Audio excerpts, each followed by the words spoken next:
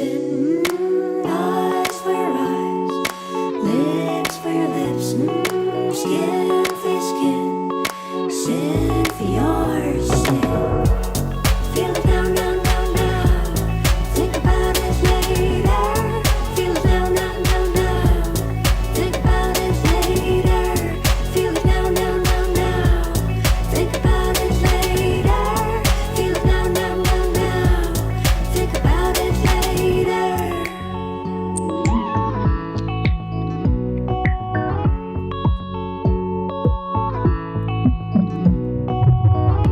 The damage is done, but I don't care.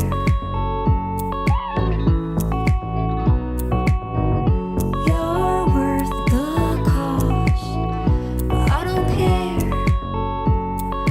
All I ever wanna be is eyes for eyes, lips for lips, skin for skin, sin for sin, eyes for eyes, lips for lips, skin for skin, sin for your sin.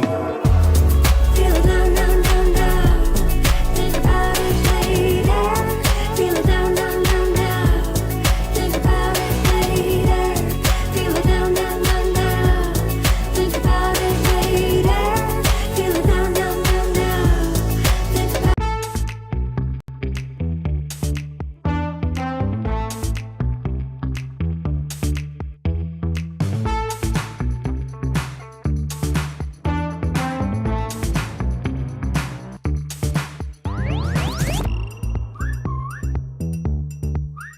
The Grunfeld is a very good opening for those of you who are striving to get a double edge. In this video we're going to look at the latest developments in the 6 bishop g5 knight off. I'm gonna start with sort of my first official Stonewall game. The idea is not to fight against any opponent move, prevent everything, defend and so on. No, it's just to move.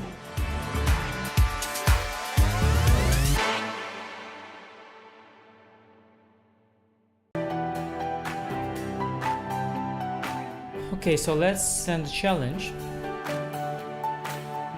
Ah, here is challenging. Nice graphics, easy to see. Oh, what are you thinking about? You're looking how it can be the most painful? Exactly. Okay, fine. So that I give him up a phone. He wants to be even rude.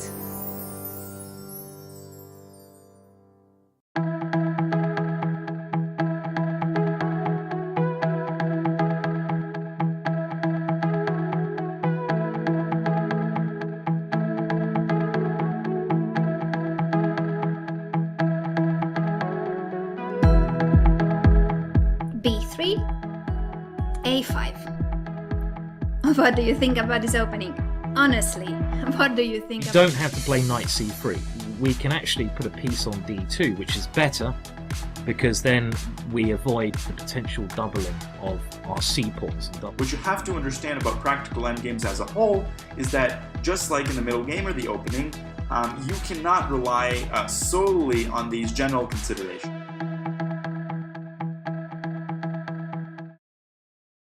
It's time to take control of your journey towards chess mastery. Magnus Carlsen introduces Chessable, the definitive solution for studying chess. Move Trainer uses the science of spaced repetition to identify your strengths and eliminate your weaknesses. There's no need to set up a board, remember which page you're on, or keep track of all the moves you miss. Get started now and join our growing community of over 100,000 chess enthusiasts. Chessable. Take control of your journey towards chess mastery.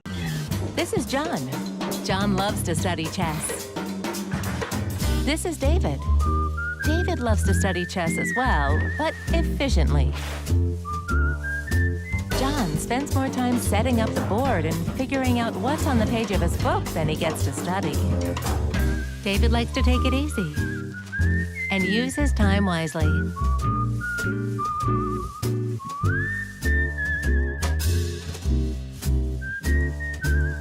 David has finished his exercise for today.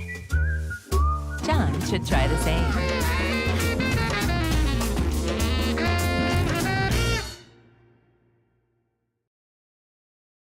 Welcome everybody! My name is Jan-Krzysztof, former world chess champion. Are starting a new course here for Chessable. A very special Chessable course. Master your chess with Judit Polgar. You know what? I learned a lot.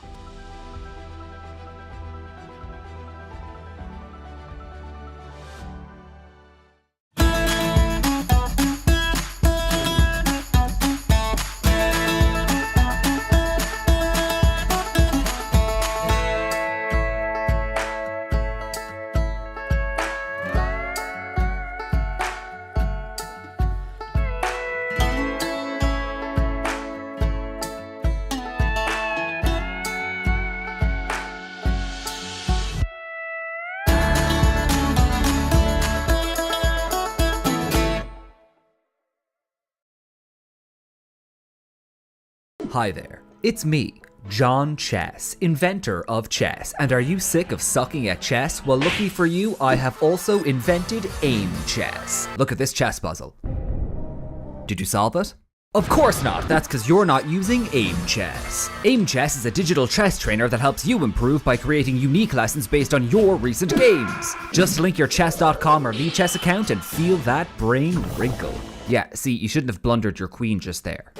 Now I know! Thanks, AIM Chess! Now all that's left to figure out is how that funny horse moves. They even got acquired by that one chess player other than Hikaru, so you know it's good. Hi, it's me, that guy I just mentioned, and I am the best chess man in the world. But thanks to AIM Chess, I also have a girlfriend now as well. This could be you! Personalized training, game reports and analysis disease, study plans, thick, luscious hair, intuition builder, all this and more available on AIM Chess. Hello? Courtney, did you know that AIM Chess users improve their ratings 43% faster than average? What? So what are you waiting for? Join AIM Chess today. Links will be somewhere, probably. I don't know, I just made the video. AIM Chess. Sign up now and get 50k silver and 2 free months off your VPN. Now that's what I call a Queen's Gambit. That's so fucking dumb. AIM Chess, for when you aim to chess. That's their slogan, it's what they say. Ready, aim, chess. That's another. Look, just sign up for AIM Chess, okay? Just, come on, literally, why not? Alright, just stop being a dick for like 5 seconds and just go, alright? Jesus Christ. Chessable, the definitive solution for studying chess.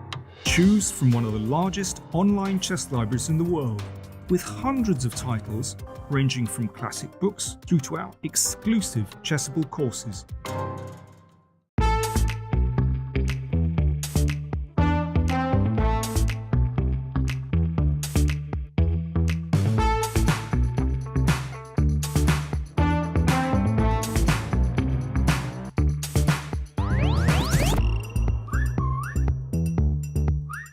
The Grunfeld is a very good opening for those of you who are striving to get a double edge. In this video, we're going to look at the latest developments in the 6 bishop g5 Nairov. I'm gonna start with sort of my first official Stonewall game. The idea is not to fight against any opponent move, prevent everything, just to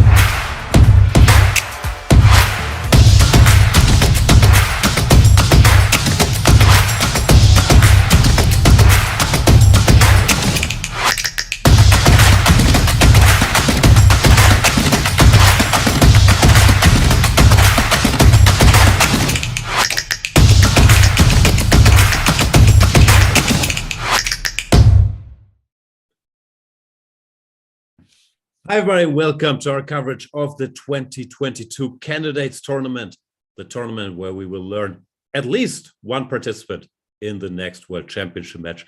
I can't wait. I'm Jan Gustafsson, and I am so honored to be joined by the legend. Judit Polgar is here to talk us through all the action. Judit, how are you doing? Hi, Jan. I'm very happy to be here with you, and we are going to be analyzing, commentating all this excitement coming up in the next 2 weeks. I'm very happy, and I want to welcome all our viewers. Yeah, what a tournament it's gonna be. I don't even know where to start. We have the vice world champion. We have the world number 2, Ding Liren, former challenger Fabiano Caruana, the rising star Ali Reza Firouzja. We have Richard Rapport, one of the most exciting players style-wise, and then Hikaru Nakamura, after his triumphant return to classical chess, is in the field. And then the World Cup winners, Jan-Krzysztof Duda and Timur Rajabov. Judith, what's the storyline you want to start with? There's so much to talk about. Whew. Well, first of all, for me, it seems that we are having even a more interesting candidates than we had the last one. The last one was very exciting, but not only because of the happenings, what was going on the chessboard, right? But it took like more than a year to finish the tournament. So we most likely don't have to deal with something like this this time in this candidate. So we are really going to see in one piece the tournament. But first of all, for me, it's very interesting that we have 3 players who are newcomers, right, for the candidates' atmosphere. Of course, for me, it's very nice to see Richard, who was my teammate, and also I was the captain of him, and I know him personally pretty well. He's a very special character. I like very much seeing Duda because I'm kind of a big fan of him, I must say. And who is the third? We have Ali Reza, of course, the big prodigy, and the youngster who is the first person, I think, who crossed the 2800, and he's number 2. So obviously everybody is so excited to see him, what he's going to be giving in this tournament, including, I think, the biggest fan of the tournament, and Magnus Carlsen, who is following, I'm pretty sure. Yeah, he of course has an open invitation to join us at any time. We don't know. He might show up. He might not. We will find out. Magnus gave his thoughts yesterday in a blog post about the favorites. I would guess they were in line with what most people also were predicting, that Ding and Fabi were, to his mind, the clear favorites. I was not surprised, but I thought it was interesting. He didn't put Ali Reza in exactly the same tier. Do you have a ranking? Like, do you think there are 3 clear favorites, 2, 1? Ooh.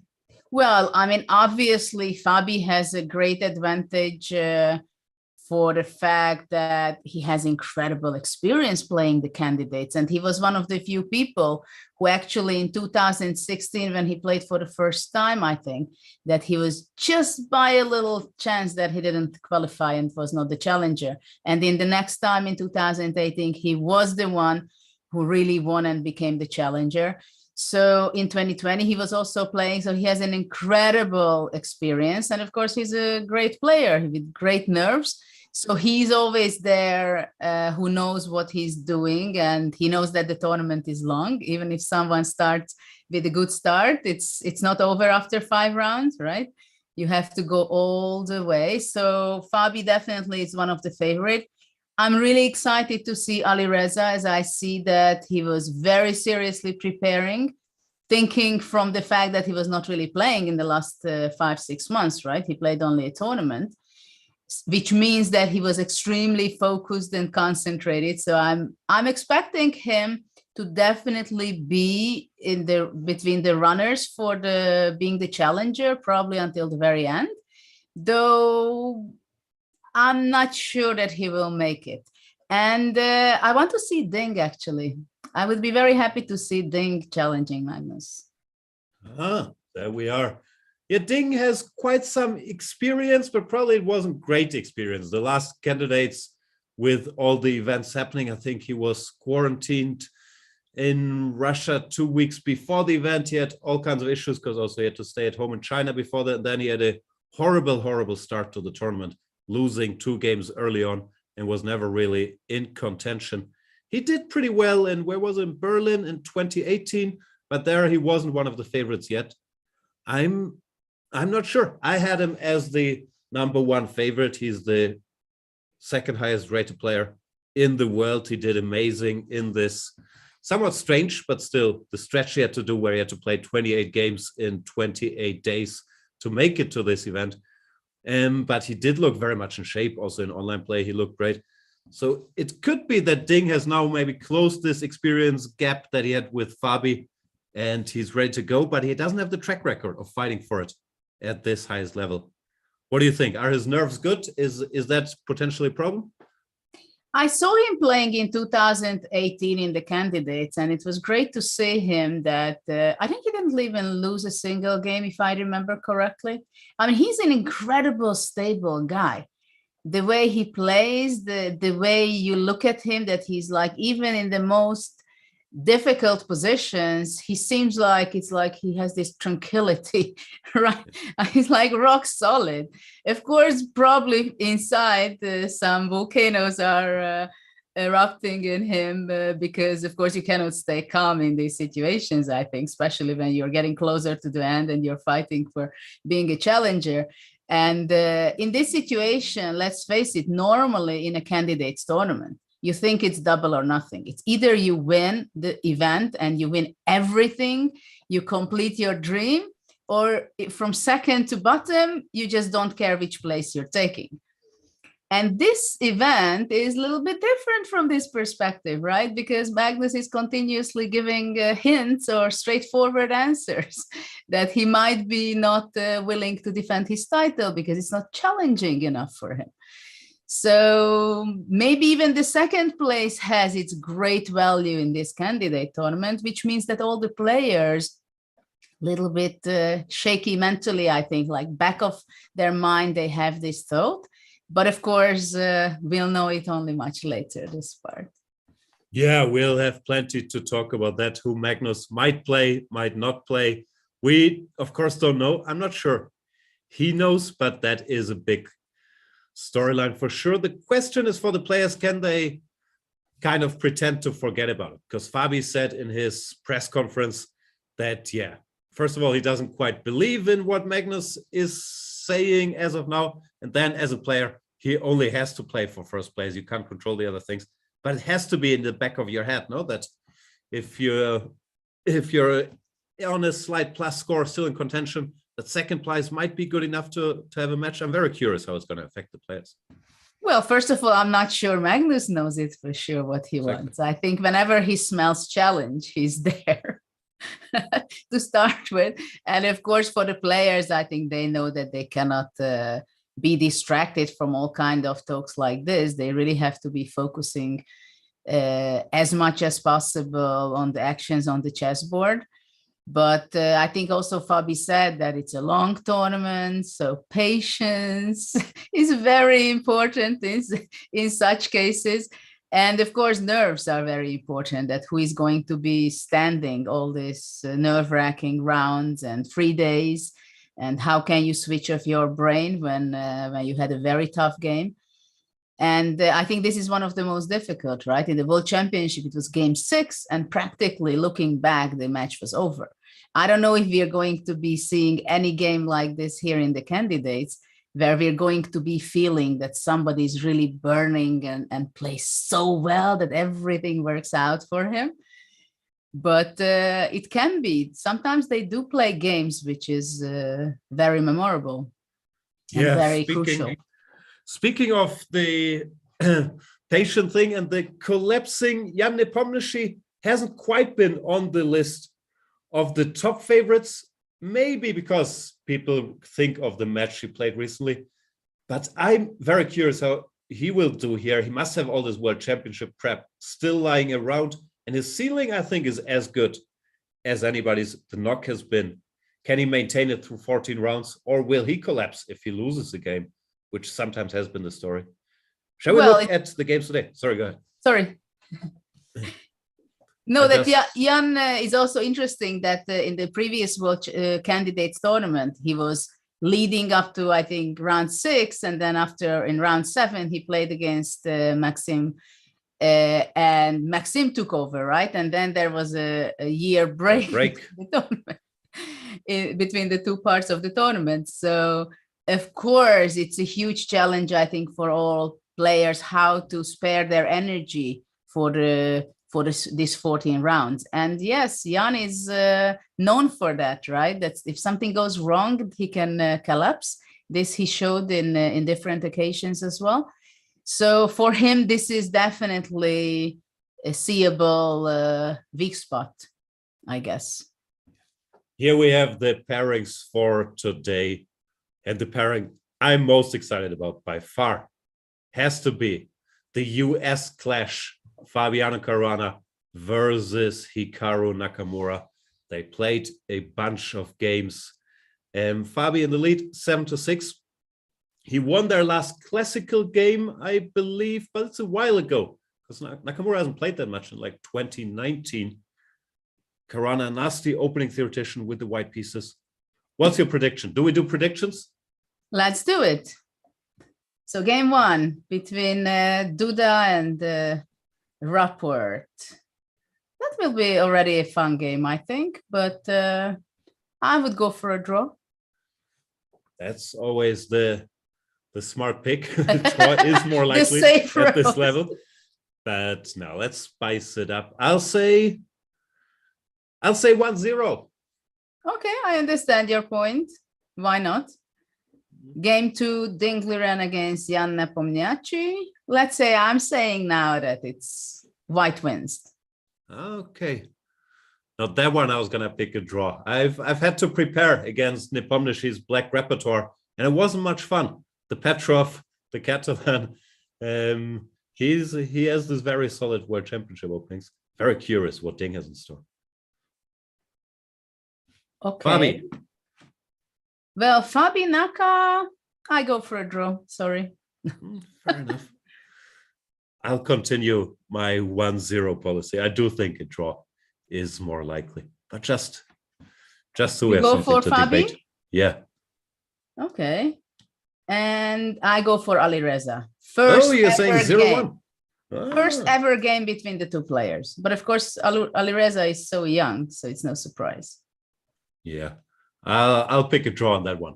Rajabov with the white pieces had a rough event in Norway chess. We'll be looking to bounce back in this one. Then we see the players all dressed up. Richie with a light suit. Alireza in black. And the jackets are off already in Caruana Nakamura. Yeah, it's interesting that there is 2 players from the US out of the 8 players. This is quite amazing, I must say. And of course, many people are surprised, including himself, I think, Nakamura, that he's actually playing and participating and being the challenger for this event, to fighting out this tournament. That would be actually an incredible fun match, don't you think so, between Magnus and Nakamura? Oh, I can't wait. Though I would be very returning after a brief break to stop Sauron. I would be very much afraid commentating the opening part of the games. No, that'd be great fun. But you're surprised there's only 2 Americans in the field, yeah? Like could easily be 4. Wesley, Aronian, bunch of US players out there now. Yes, that's absolutely true. But still, it's not, I don't know when was it last time, to be honest, that the US is really so very strong. Yeah, if you look at the chess Olympiad, the US team is such a gigantic favorite with their lineup, and Nakamura isn't even playing there. But they have Caruana, So, Aronian, Dominguez, Shankland. It's the chess powerhouse nowadays. China not playing the Olympiad, surprisingly. I'm not sure what's up there. But yeah, Ding probably will have a break after this one. Oh, really? He's not planned to play in the Olympiad, you know? No, China is not supposed to go. That's what the rumors are saying. There we see Ding Liren also dressed up. You can see everybody's like moving around there. Everybody's nervous a bit before the start of the first round. Don't you feel that? Yeah. Even Ding, you said he's unshakable. But he must be nervous to be back at this stage, no? Well, it must be extremely strange period of his life. And first of all, he has not necessarily very nice memories from the last candidates tournament because of the COVID, because of all the tests, because of so many things during the pandemics. And then he's not supposed to be part of this candidates tournament because Karyakin is supposed to be playing here. But because of some statements he did, he got a ban for 6 months. And then there was an opportunity to have Ding in the tournament, which I think everybody is very happy to see him as part of the tournament, as he's number 3 maybe right now in the world. But as Magnus also pointed out, he's back to 2. Or he's number 2 now again. Yeah. It looks like we have liftoff. There we have FIDE president Arkady Dvorkovich making the symbolic first move. It's always a strange thing to me in chess. This must have happened to you a lot, that there is a celebrity, or in this case, the FIDE president. They make a move for you, then you take the move back and you make it again. It's very confusing. It's very confusing, but I think, I'm not sure I was taking back too often. But I see sometimes like these games are played, right? That somebody makes a move and then they take it back and then they play it again, especially in the World Championship match where every day someone else is making the first move of the player. And what do you think? I think it's going to be staying this e4, but something is going on in the playing hall because... No, he takes it back. And the pawn goes back to e2. Little psychological things also. I'm not sure, because I think it might also just be a rule thing, because your pawn has to start the clock and then you have to make a move and the clock has to register the move and start counting it. No, so I'm not sure if you could even leave the pawn there with these new clocks. But there they go. We have liftoff. And is it 1e4 again? Yeah. So which game should we be starting? Oh, let's stick with this one. I cannot wait to see what Fabi has in store, and also how Nakamura wants to react to 1e4. Will he play the Berlin? Does he have something new up his sleeve? The Berlin is his main opening, has been for many years. And it's pretty solid, I've been told, so probably no reason to change. So, knight f6 or something else? Nah, my money's on knight f6. Hikaru has not really switched much from his repertoire recently. Well, being a top 1 streamer, it does mean that he's not working maybe so much on his opening preparation with new ideas. I mean, new ideas in his specific systems, but not completely new systems to working out. And actually, it's working very well, right? I mean, these systems, if you get a little different idea, a little new idea, then you can play this forever. Yeah, I always thought that maybe if he has a weakness, because he's obviously an amazing player, it was his black repertoire, but I don't think it's the lines, obviously. The Berlin is an excellent opening and what many top players play. Nowadays, also engines are so strong that you don't really need to change all the time. With black, you can defend any of the big openings. Let's see what Fabi wants. He goes for pawn to d3. So he's not accepting the Berlin endgame. Bishop out to c5. Bishop takes. So we get the structure where white voluntarily gives up his bishop on c6. And black gets the doubled pawns after d takes c6. Knight bd2, one of the main moves here. Nakamura quickly plays bishop to e6. I'm not sure if I'm surprised, but I was expecting... I don't even know, because it's always easy to say and hard to say exactly what, but I was expecting something more direct from Corona. This is more of a quote-unquote positional approach, no? Where you... Well, it's round 1, right? Maybe if it would be round 6 already, he would be more straightforward and a little more aggressive. You think he's holding back against Hikaru? Well, I'm not saying holding back, but I think generally the player, especially with Fabi, knowing that how long the tournament can be and how much energy you need, especially towards the end, he doesn't mind to, he doesn't have it's not a prestige game for him that he has to win. Obviously, he cannot lose, but that's a general idea, I think, that 1 draw, 2 draws, I mean, you're still moving ahead. And here comes maybe the first small surprise. So knight bd2, bishop e6 is one of the main moves. Short castle, bishop to d6.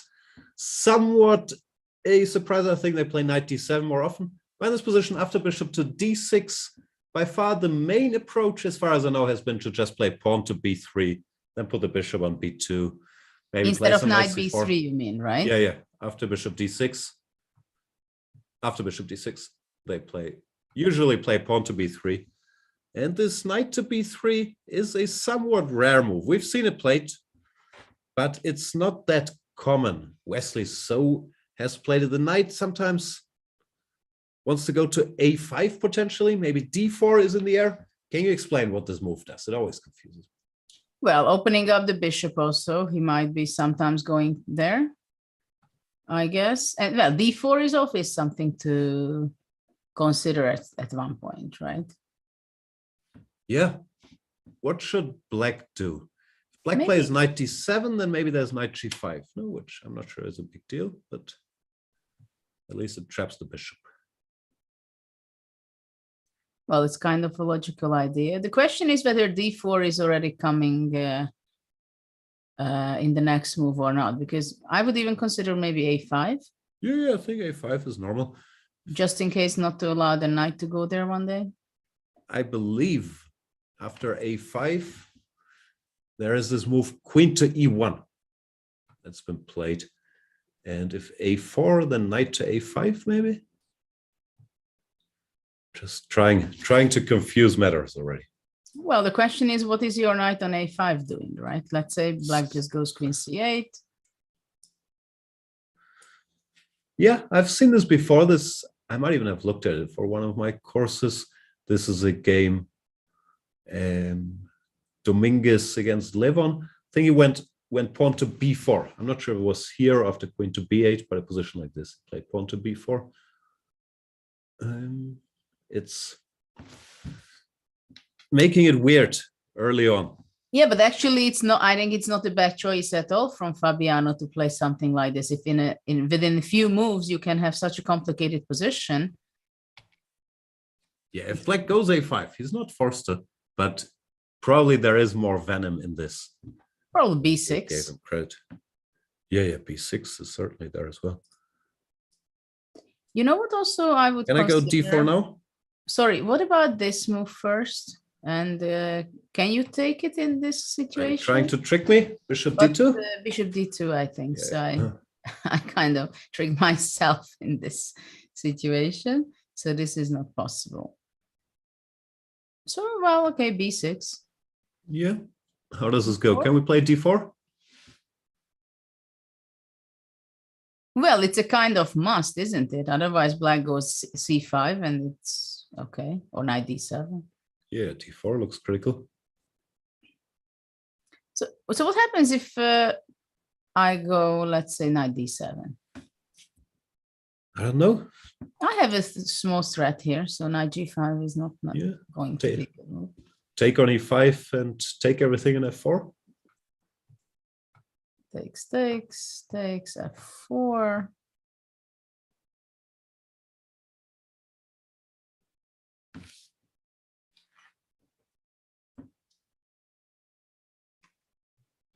Complicated position. Well, yeah, it's kind of. What about bishop d4? Would you be taking or just go away? Not sure. Looks like I have to go away next move anyway, so I can also do it directly. No.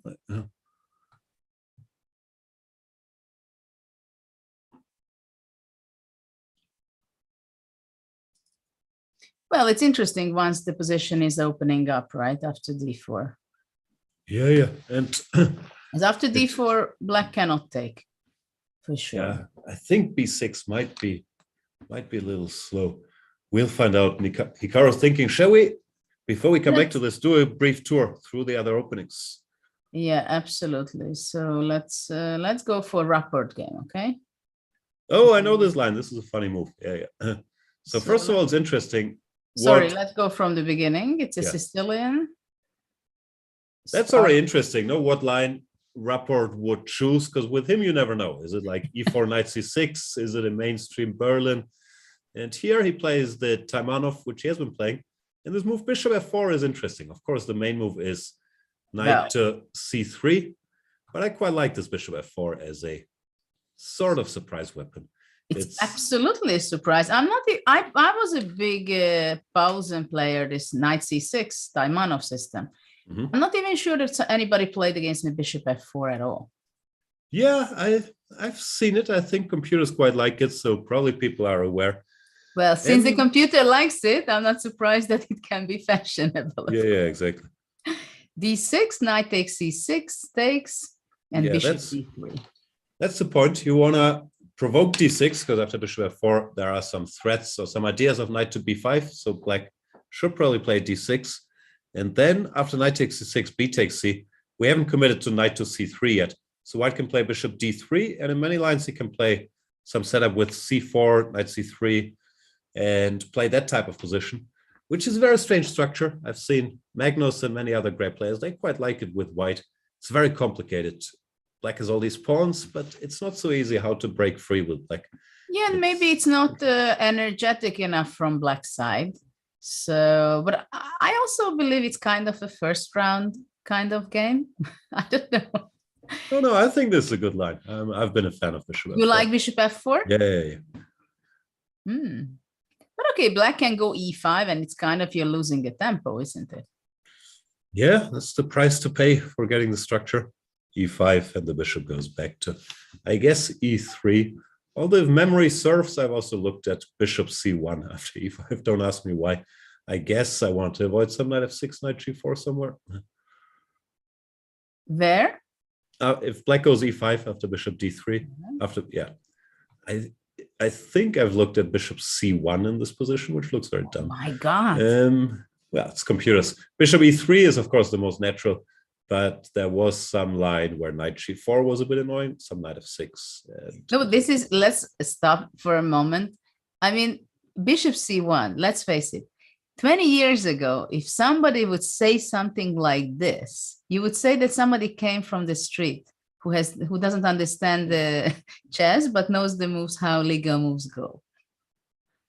Right? Fair enough. But there was a price to pay to get the structure with d6, knight takes c6, and the bishop has done his job on f4. So now, yes, but it's not so bad b2. at all for black. No. I'm not saying it's winning for white, but it's a tricky little line. I'm a fan.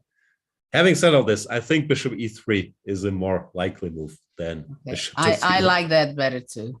No. Now there's a debate once again if black should go knight f6 or bishop e7 followed by bishop to g5, which is also an interesting idea.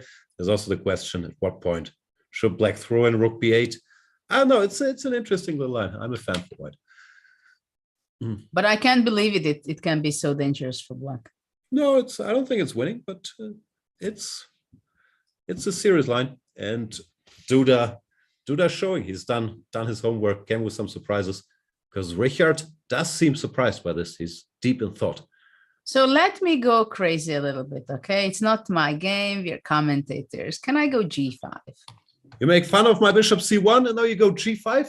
Well, nowadays g5 is also very fashionable. If you see the games, pawn move, g4, h4, if you don't play it, it seems like you're an old style player. All right, bishop e3. Go bishop g7. c3. So my question is whether, is it a great weakness or can I go h5? My question is, what are your pawns doing there? This modern chess, all these pawn pushes, it's too much for me. I don't know. I would think the black king is a little open, but who knows? I'd also be Not scared. yet, maybe in the long run. Yeah. Well, of course, g5 is a move, but Richie can play too. Whether it's good or not. We'll find out. All right, what else For do we have example, here? if I could bring my knight to g6, then it would be not bad. So Yeah. that's why I would also You need maybe another tempo for h6. maybe think to go h6 and let's say you castle, and to play knight e7 and knight g6. That looks better already. We'll find out. But okay, so let's go to some other game. Let's see Ding and Jan. Wow. Let's see from the beginning what was going on. C4, some English. Yeah, also interesting stuff happening here already. First of all, Ding's choice of one c4, which, yeah, we haven't seen from Magnus in the match. So Nepomniachtchi hasn't shown his hand there yet as for what line he wants to go for, which I guess Makes it a little riskier, but also maybe just Ding felt is more promising. Then after e5, which you expect, it's the most principal move. Ding goes g3, not knight to c3, avoiding all kinds of bishop to b4 lines. Like after knight c3, black can play directly bishop b4 or knight f6, followed by bishop. And then after g3, let's say bishop b4. While if you go g3, these lines no longer exist. But these lines with c6 gain in strength, and it's the reason why many players don't like this with white. I'm curious what Ding has up his sleeve here. Knight f3, because you have to stop d5, so you gotta play either d4 or knight to f3 to attack the pawn. Pawn to e4, knight to d4. This is more or less main line. Takes, queen takes, attacking the knight. Still main line.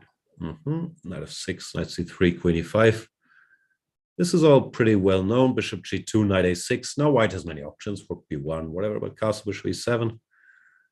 This is the position where Anish played knight to e1. Very confusing move recently, and then he got an advantage, but I'm not sure. Knight e1 is exactly killing the line.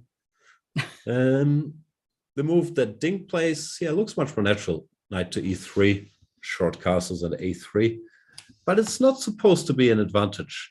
So I'm a little curious what he wants. I have to admit, I'm not a big Very interesting position. I never played even anything similar to this. What did you do after c4? You're more of a King's Indian or one c5 or what? Well, one c5 and knight f6, right? These were the two. Which King's Indian, Nimzo Indian, Queen's Indian. But one c5 for a long time I played that. C5, E5 systems also. Yeah, if you play the Queen's Indian, Nimzo Indian, you need to have some system so they can't trick you with one c4 out of your openings. But yeah, it's a choice between c5 and e5. I think, yeah, it's pretty split up among top players. But it's interesting to tell you the truth that since I retired from competitive chess, it's already 7 years. Wow. And well, even before I was not the biggest opening expert of chess players, but at least I was following it pretty much. But now I see some openings and positions, which is extremely interesting. Like this one is I can see that there are so much research and ideas in this position for both sides. But it just became a different style of game. In many positions and ideas, I feel that engines are influencing so much the direction what the players are choosing. And of course, move 12, 13, 14, they are on their own, right? But they get somehow very spicy position, a lot of ideas, a lot of opportunities. Yeah, I think it's changed a lot with even in the last 2-3 years with the engines becoming so much stronger and with the emergence of Leela and AlphaZero, who really changed the game again, and then Stockfish incorporating it. The problem with white is if you're looking for an opening advantage, first of all, there isn't any anywhere. And also everybody plays the quote unquote good lines, right? Everybody, well, not Richie, but everybody plays the Berlin, they play the Petrov, they play the semi-Tarash. So if you just play 1d4 main lines, it's very hard to do anything. That's why I think people look for these slightly stranger positions within 1c4 that at least look a little weird. The computer will still say 0-0, but at least maybe you can surprise your opponent, or he doesn't understand the structure. The game doesn't get simplified. Ding has been good at choosing these. I don't think I've seen this position before. Let me look up if knight e3 has been played. I would guess it has been. Bishop e7, knight e3. Yeah, and right now... Oh, yeah. Knight e3, h5. There's a game between Giri and Grishuk. But Nepomniachtchi just castles. h5 after knight e3. Yeah, that's what Grishuk well, nowadays it's very normal to play these moves. Nepomniachtchi castled and Ding played a3, which, yeah, has not been played yet. I guess he's just preparing b4. But interesting, Nepomniachtchi castled so quickly when Grishuk had played h5. I'm assuming he's in his preparation, but sometimes he does this thing where he makes a natural move very quickly, and then he starts thinking, and maybe he forgot, or maybe he's too excited and blitzes out a move. Like sometimes he has that tendency. And I think I was doing commentary in this game, the Giri Grishuk, that h5 was the right choice there.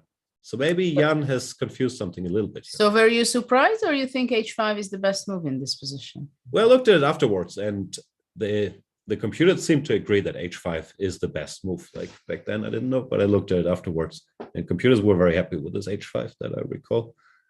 Well, if I would choose between the two, of course, I would go h5. There you go. So maybe, just maybe, I really don't know. Maybe Jan is also just trying to recall it. How bad can short castles be? But maybe Ding tricked him a little bit already, because now we need a solution, no, for this b4 and bishop b2 is coming. How does Black arrange his pieces?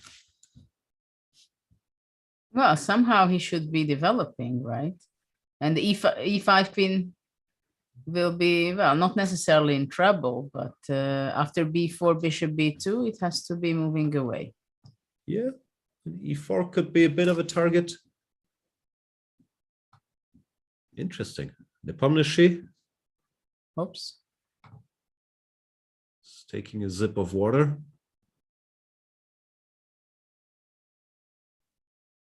It's interesting. What if, let's say, knight c7? Yeah, b4. b4. a5, I cannot go because of knight c4, right? Oh, also, I thought just bishop b2, but maybe knight c4 just picks up the pawn. Yeah. Though I'm not sure. Did you want to go? No, I thought after a5, just bishop b2, maybe. Can you take on b4? Looks very risky. No, a5, I think it's not possible. So let's say I go bishop e6, you go bishop... yeah, bishop b2. Still no threat, right? Or knight d5 is a threat already. I don't know. I just want queen c2 and take the pawn. Actually, Black has to be paying attention on the e4 pawn. He went rook e8. Rook e8, okay. So let's trying see to pay what's his attention to the plan. pawn. Still b4, yeah.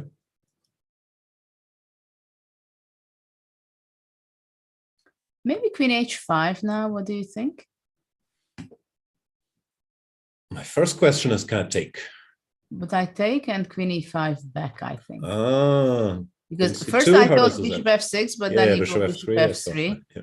and then you move away with your rook, I guess. Though even this is not simple, because queen g6 is possible, and then rook e6, bishop e6. Yeah, no, this doesn't look that great for white.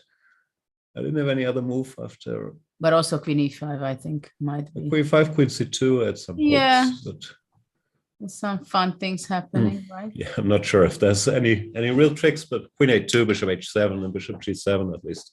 It gets messy. Well, maybe Black will take and do something. Yeah, well, that should be better for white, I thought. Ah, yeah, f7 but is this hanging. is Yes, so winning. this works. Yeah. Okay, so then bishop f6 might be better.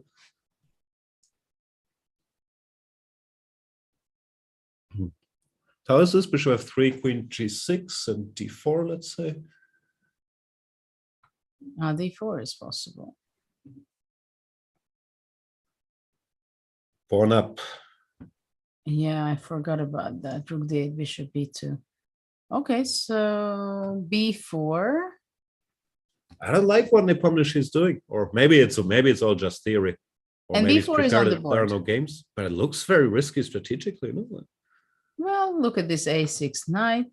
Exactly. Kind of out of business. The white moves are very easy. Bishop b2, queen c2, and then there are potential breaks later if we need them. Interesting stuff. So what if it just goes bishop f8, Yeah. bishop b2, and now queen h5? So at least the pawn on e4 is Okay, defended, and next move I go bishop h3 or something. Queen c2, you go bishop h3, and then there's nothing special.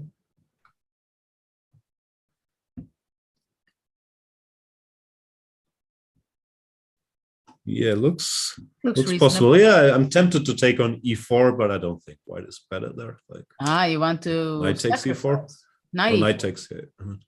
Knight takes, knight takes. Yeah, bishop takes. Takes, bishop takes. E2 is hanging also. I Yeah, believe. bishop f3, I thought, but I don't think there's an edge here. Like even queen g6 or something. Why would white be better? It shouldn't be better for white, I No, guess. I agree. Yeah. But it's also Maybe white is not worse, the two bishops and the pawn, Yeah. but it's hard to believe white is better. But white is not going to be better. So Okay. bishop f8. Maybe queen c2. Then if queen h5, The e4 is hanging. e2 is as well. But Takes. there's nothing here. e2, bishop h7. Yeah, no, this seems to work for white.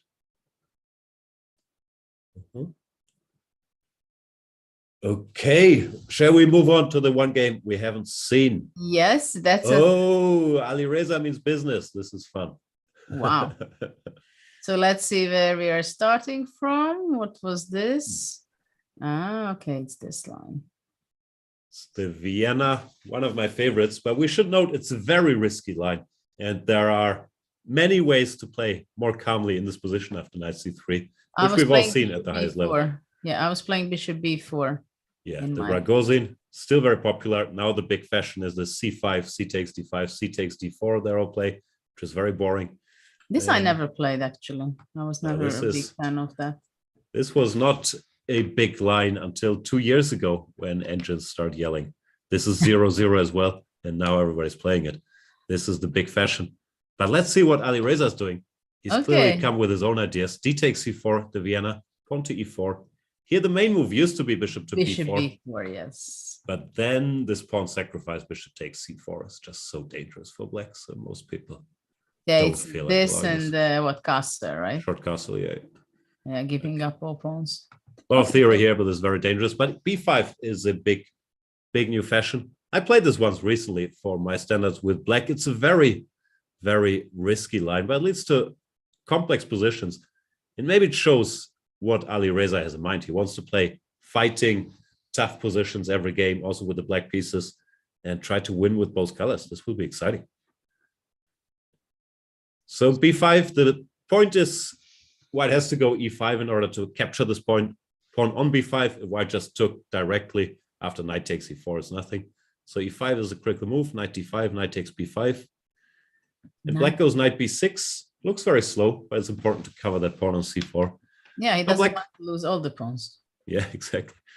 Now black has a weird structure, has these double pawns, but the black pieces all have sort of good squares. Like the bishop goes to b7, the knight goes to c6, the other bishop goes to e7. Then we decide what to do with the king. Sometimes it's queen d7, long castle. Sometimes it's short castle. Sometimes you leave it in the middle. The rook goes to b8. So it's not so difficult to play with black, and you sort of know what to do with your pieces. But there And are a you have lot a of d5 square. lines. Yeah. Exactly. That's an important. Well, that's the heart, right? The d5 square and the long diagonal for the bishop. If you check this line, it's interesting because most games, of course, especially at grandmaster level and in draws, but in this line, it's almost all decisive results.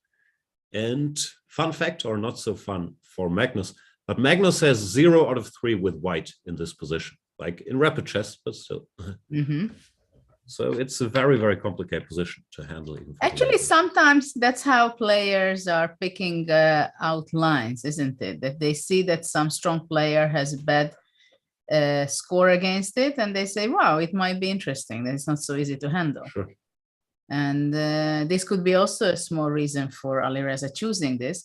And if you look at the time, he has a huge time advantage. He was really playing extremely fast, while Rajabov is spending already 23 minutes.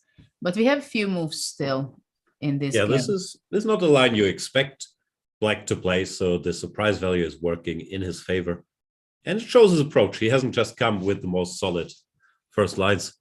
He doesn't have this, that first round, maybe it's a draw, let's warm up. I sat at home in Chartres for 5 months studying chess. You think I want to warm up? I want to crush. I'm warmed up. I'm ready for the Fight. Bishop e2 is a sign that Rajava might not have expected this today. It's a fine move, but the more critical move here is pawn to a3 in some order. And what's the idea behind the a3? Only stopping knight b4 or bishop b4? Yeah, you want to go queen c2 and stop knight b4 in reply. I always mix up the move order, but let's say bishop e7, knight c3, bishop b7, queen c2. So are you planning to castle long, it means? I don't know. I'm planning to play h4. If you castle short, white goes h4, and it's Music already to very my bad. ear. Yeah, but it's also very, very dangerous. Like, I mean, the theory continues here forever, queen d7 or whatever. But it's, I think this is supposed to be a somewhat more critical try. That's one of them. And the other is, for example, not playing bishop to e3, but instead playing bishop to e2 directly. I mean, on move, what is it? 8, yeah. If white doesn't play bishop e3. The other main line is bishop e2. Let's say bishop e7, castles, knight c6. And here, there's a maneuver you will like as well. What should white do here to attack?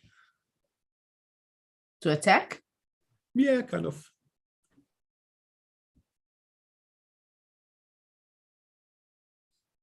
Is there an attack for white? Maybe attack is a big word. The main move here is the move queen to d2, intending queen f4 and queen g4 if the black king shows his face there. It's also very dangerous. Like very nice idea. Rook d1, queen f4. Like anyway, I spent too much time looking at this. And if you spend a lot of time, you get very, very scared with black. But I think Ali Reza, he's not a chicken, right? He doesn't mind that it's dangerous. He wants to put pressure with both colors, and then you have to take some risk with black. Well, I remember when talking about how dangerous position can be. I remember I played in Dos Hermanas many decades ago, a few decades ago, and Anand played a very sharp line with black, extremely sharp. It looked like so dangerous that I can't imagine. Then I told him that, wow, how can you play this system? It's so dangerous, it looks so sharp. He says, well, if you look at it enough time, then it's no big deal. You're okay with it. So probably this is what Firuza has with all his young optimism as an attitude, right? Yeah. No, and also, I think Vishy's point is right, that if you spend a lot of time looking at this, and maybe he knows all the subtleties, he knows the dangerous positions you can survive, and he probably knows more than his opponent, then he feels it's a good gamble. Yeah. So bishop e3, knight c6. Yeah, bishop e2. This is all very possible, of course, as well. Castles, knight c3. And rook b8. So black is not putting his bishop to the diagonal yet, because somehow the priority is different yet. Yeah, I guess in some lines, maybe the bishop can go to a6, or queen d7, rook d8 is a priority, or knight b4. You don't want to commit just yet. You could think of now, right? For now, this is the plan. That's why Rajabov played a3, I guess. Yeah, it goes a3 to stop all this. But yeah, this is not immediately the most critical approach. Knight a5. I think Ali Reza has done okay. Also, white is already castled kingside, so there's no more of these queen c2, h4 plans. And yeah, black just wants to play bishop b7. What's not to like? It looks like it's not very dangerous for black. Not at all. The way white was reacting in this system now. No, it came as a surprise, and he's trying to play in a solid manner. But it's a very tricky position to just play solidly, because you can end up being worse if you don't well, put pressure. Look at these squares. There are things. Yeah, exactly. I mean, it can easily be worse for white, I believe. Yeah. Nice opening choice by Firuza, I must say. Yeah, good stuff. Looking the position after move 11, I think he must be extremely happy. Showing he means business. He's also played very quickly. I guess Rajava maybe also tried to take him out of book a bit by making some... So what is, let's say, after knight d2? Is black going bishop b7 already, or? Yeah, why not?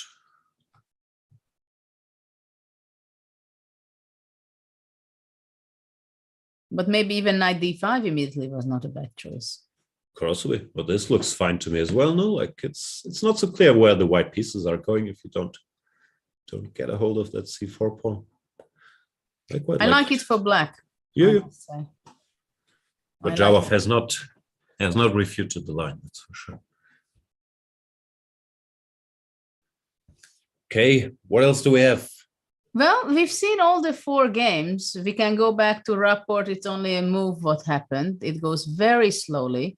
It seems that it was a huge surprise for Rapport, this bishop c4 system, and that he has to play this structure, because he did not play e5 nor g5, but he went to the very solid knight e7, c4, which was expected, right, in this system. Yeah, and then next move probably is going to be knight c3. So Richard is thinking, which usually is not the case. He's a player who plays very fast most of the time. So surely he's not so confident right now, or doesn't feel so comfortable in this position, I think. It's also, it's such a tough structure to decide where to put the pieces. There's 97. I also looked at, and now black has a choice if he wants to play with c5 and knight to c6, or put the knight on g6. And it's very difficult to figure out what goes where.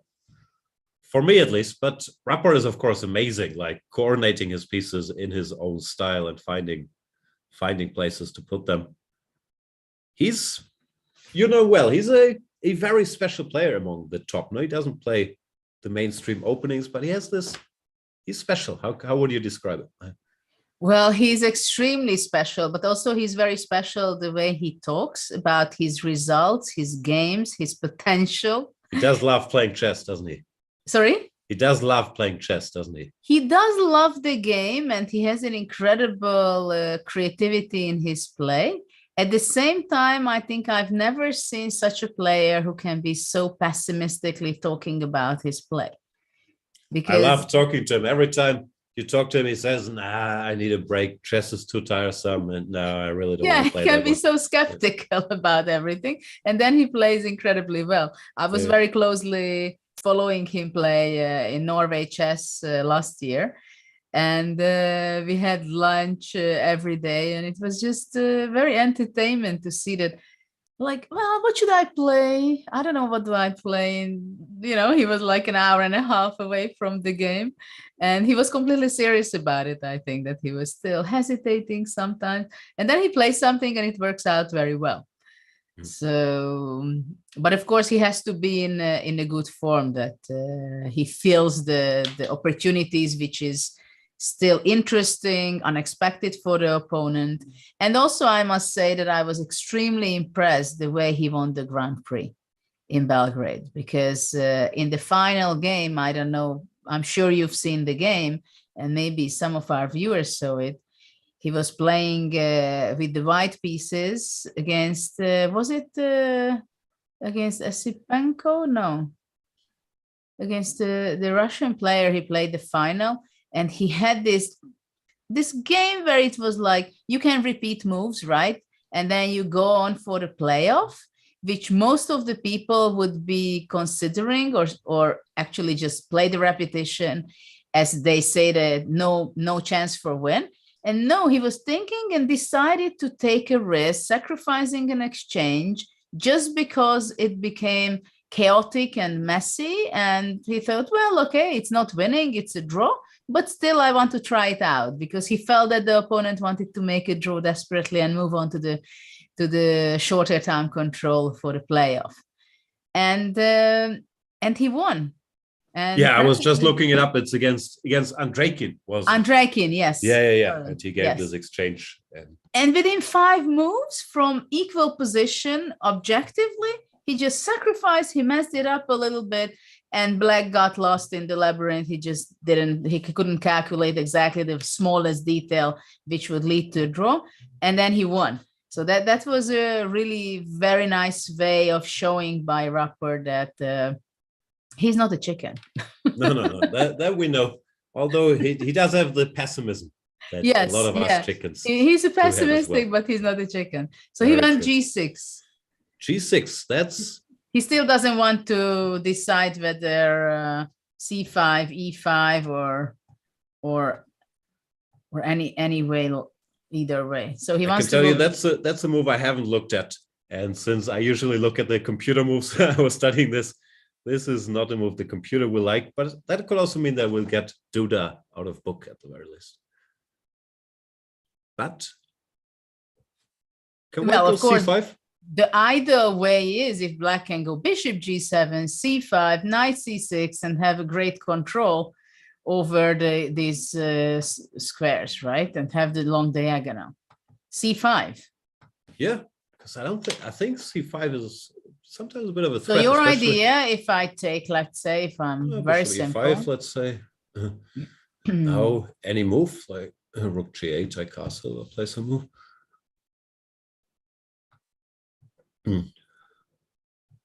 Yeah, this looks very pretty much unpleasant, that you have a great compensation. It's great. Knight a3, knight c4, like. Oof.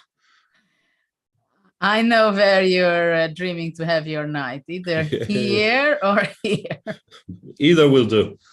Not being picky. But after c5, what about playing e5? Yeah, that's also what I was wondering. No, but sorry. let's say, No, what about playing check? it looks very risky too. Knight d2. I'm not sure which move, but they all look tempting already. Okay. Rook c1.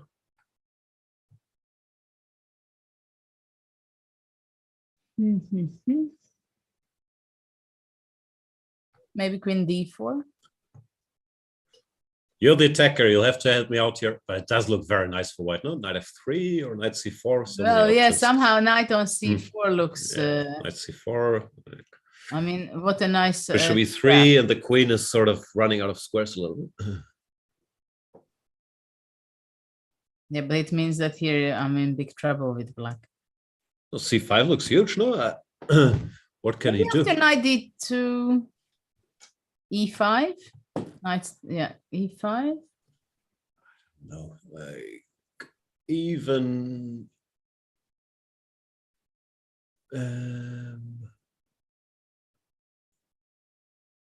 I don't know. I was gonna be very brave and castle, but I can't make it work. Like, but there must be many good options. No, like bishop g3, bishop g5, Well, cd6. well, if you take, I take this. You take Yeah, takes. yeah. This doesn't feel like enough for this. It nice doesn't position feel we like have. so awful. No, I agree. So how do we refute Bishop e3, this? you can go. Yeah, then I thought d5, and I couldn't see anything direct, but maybe it's still better for white, just castle. But I'm not sure it should be so bad. Bishop No, I g7. agree. I mean, these pawns in the center, they look nice. Yeah, this. At least black gets out of the opening. Yeah, but definitely c5 is crucial right now. Yeah. But okay, I can I'd go still also. be- What about e5 straight away? But then you go, yeah. Yeah, probably e5, I go immediately. Let me try bishop g5. Bishop g5, and then I go. Now you grab my pawn. Yeah, I was afraid so. Knight d2 again. Yeah, takes. Now we need some follow-up. I guess rook Knight c1. c4. It's tempting, yeah. Where rook c1, I go, queen goes, let's say. Castle. You just give up your pawn and then castle. It's not my pawn. It's Jan-Krzysztof's. That's why you give it up, right? Exactly. I'm much braver with his pawns. Well, okay, bishop. Well, yeah. Yeah, of course, white has. It's very dangerous, no? Knight c4, a3. Bishop f6 is there. But it's not obvious that white is clearly better. White has compensation, but I'm not sure it's more than that. We'll find out. Jan-Krzysztof thinking about it. Okay, let's see the other games. What do you think? There's also, I read in our chat that in Nepomniachtchi Ding, there was a pawn sacrifice. There? With Ding? In the Nepomniachtchi game, I haven't seen the position. Because knight g4 happened after bishop b2. Oh, no, he didn't go bishop f8, but he went knight. I went knight g4 directly. Okay. Yeah, so what's the idea? Let's say Bishop after e4. bishop e4, I guess he would be taking,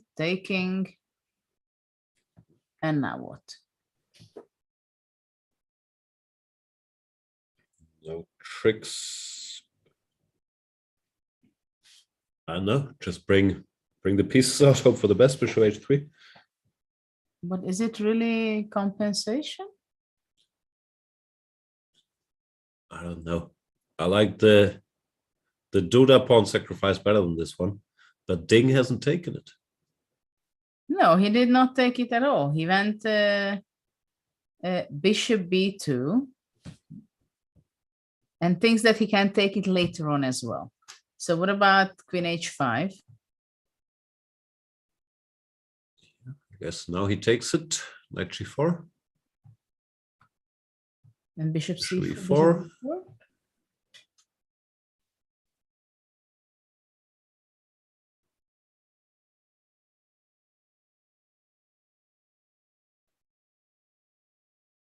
Bishop f6. It's a little messy. Yeah. And White all could these- chicken out with bishop f3, but I would doubt white is better than just take. Well, they're d8. probably Yeah, it's black fine for should black. have enough compensation, Yeah, I agree. right? Yeah, nothing special. Yeah, because the white F4. queen is also somehow tied to this pawn. Yeah, And the yeah, other no. one. Well, I That's not understand f4, queen f5. Yeah, it looks fine for black, I agree. Should be okay, no? Yep. Should be okay. So So what's his point, Mr. Ding? queen h5. He has to take, right? h4, that doesn't make a lot of sense. No, that looks scary. Yeah. So It can't be takes. true.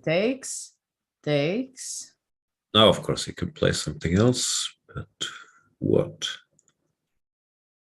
Maybe some queen c2 as a move here.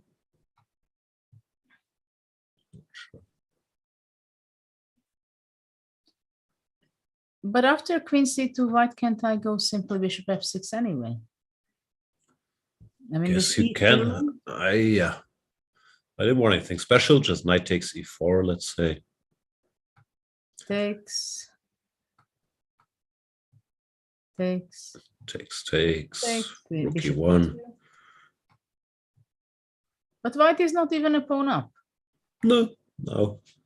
The argument is the knight on the rim is dim, but not sure how dim.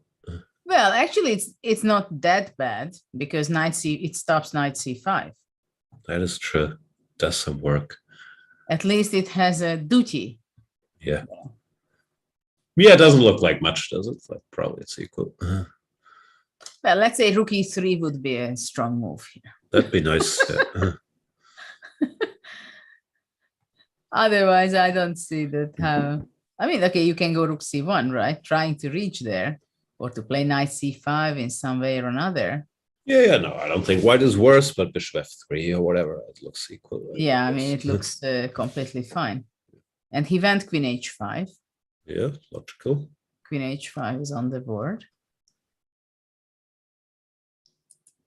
Interesting pawn sacrifice. Though it's not clear to me that bishop e4, why was it so clear? And by now also Napo spent half an hour. So he's also probably out of book. Though it's hard to believe. It's hard to figure out with him, but it does feel that way.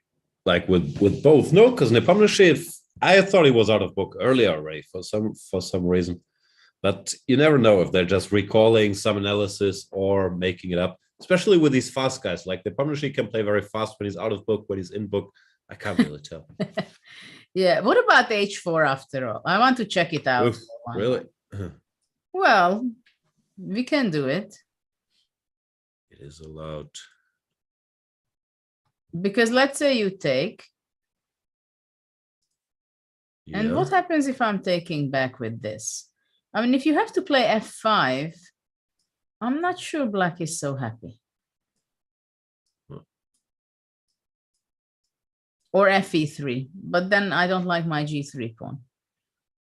Yeah, no, it's such a weird structure. That's why I just look confused. I really can't tell. Though probably what goes where.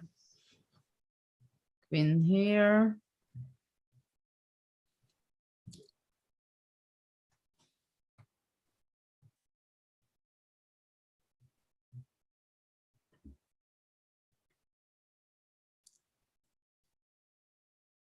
Yeah, bishop f5 I like. Do we have to go queen c2? Well, rook b1, also possible. Somehow I wanted to defend my bishop on b2. Oh, I have a trick. What trick? Bishop takes e4. Ah, simple as that. So the back rank trick. I hope. Yeah, bishop h3, I can go back, yeah? Yeah, but you just come back, right? Yeah, yeah. Or bishop f3 also possible. Yeah. So h4. Maybe that's his idea. It's a scary move to make, but I guess there's no checkmates we can always take. It's not that I like it, but No, you're probably right. I have to try it. Strange. I don't know if you can take it though. Yeah, that's what I was worried about, but there aren't that many attackers. Some chicken move like queen e1. But why not to take? Even take. You're not as chicken. Yeah, that shouldn't work for black, no. I don't know if well, knight g3 is in the next move, Yeah. is there, right? If rook e6 or something. Yeah. Okay, so let's say queen h5, h4.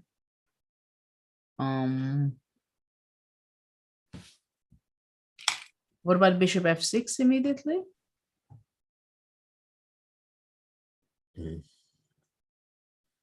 Thinking about doing my old trick again, bishop e4.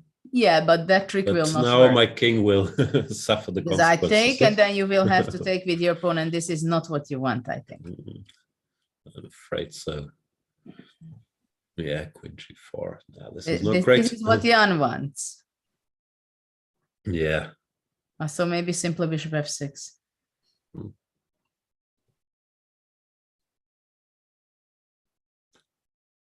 We also see the players. Jan is in this focus. Deep thought, yeah. This doesn't look like. Without jacket. We know this pose from the World Championship match also very well. I didn't watch it because I was. You were busy, right?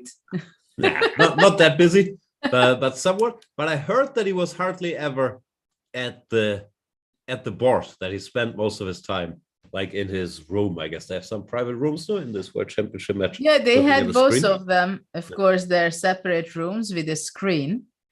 So he said that, well, during the pandemics, playing online tournaments all the time, he was very comfortable looking on the screen, the position, which was not so nice probably for the spectators to see the players, mainly Jan showing up, making his moves and then disappearing to his room again.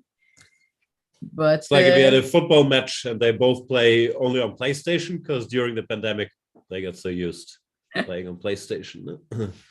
So actually, how is it for you when you're during the World Championship, when you're preparing and helping out Magnus? Can you reveal some secrets? We're quite open about it. Like I should do a plug because we have these Chess24 1-year subscriptions and also a 3-year subscription. The special offers up there with the code Candidates 2022. And the reason I thought of that is because we did right after the match a video series with Peter Heine and Laurent who were my colleagues, or two of my colleagues on Team Magnus, together with Daniel Dubov and Jorn van Voorhees, where we went through all the preparation and the openings and the thoughts, and then we covered every game, how it was for us on site. In general, of course, if he wins, it's even nicer. But I have to say, it was nice, which I'm not sure it's supposed to be. But we were staying in Thailand. The weather was fantastic, and the good thing is we had this time difference. The game started at, I think, 14:30 or 5 p.m. local time, so quite late. And that meant for us, we could work from, let's say, 9 in the morning after breakfast. Then we had our deadline at 14:30 local time. So you can work during the day. Well, usually as a second, you're supposed to work at nights.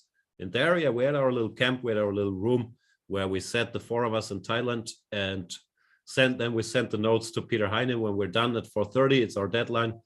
Peter Heine clears them up and sends them to Magnus. Then, of course, we're available if Magnus has any questions. But usually he doesn't have questions. Usually you don't hear back. And yeah, then you go for dinner, you go watch the game. But it's always tricky because, of course, you want to watch the game, but you also want to be a professional and either get some sleep or start working on the openings for the next day. So yes, it's always, you want to see the game, but it's not the right thing to do. So it depends. I would usually watch the opening and then either go to sleep or start working on whatever my current tasks were. Actually, I peeked into your, it's about 10-hour material, I think, when you discussed in a living room. How was it and this preparation?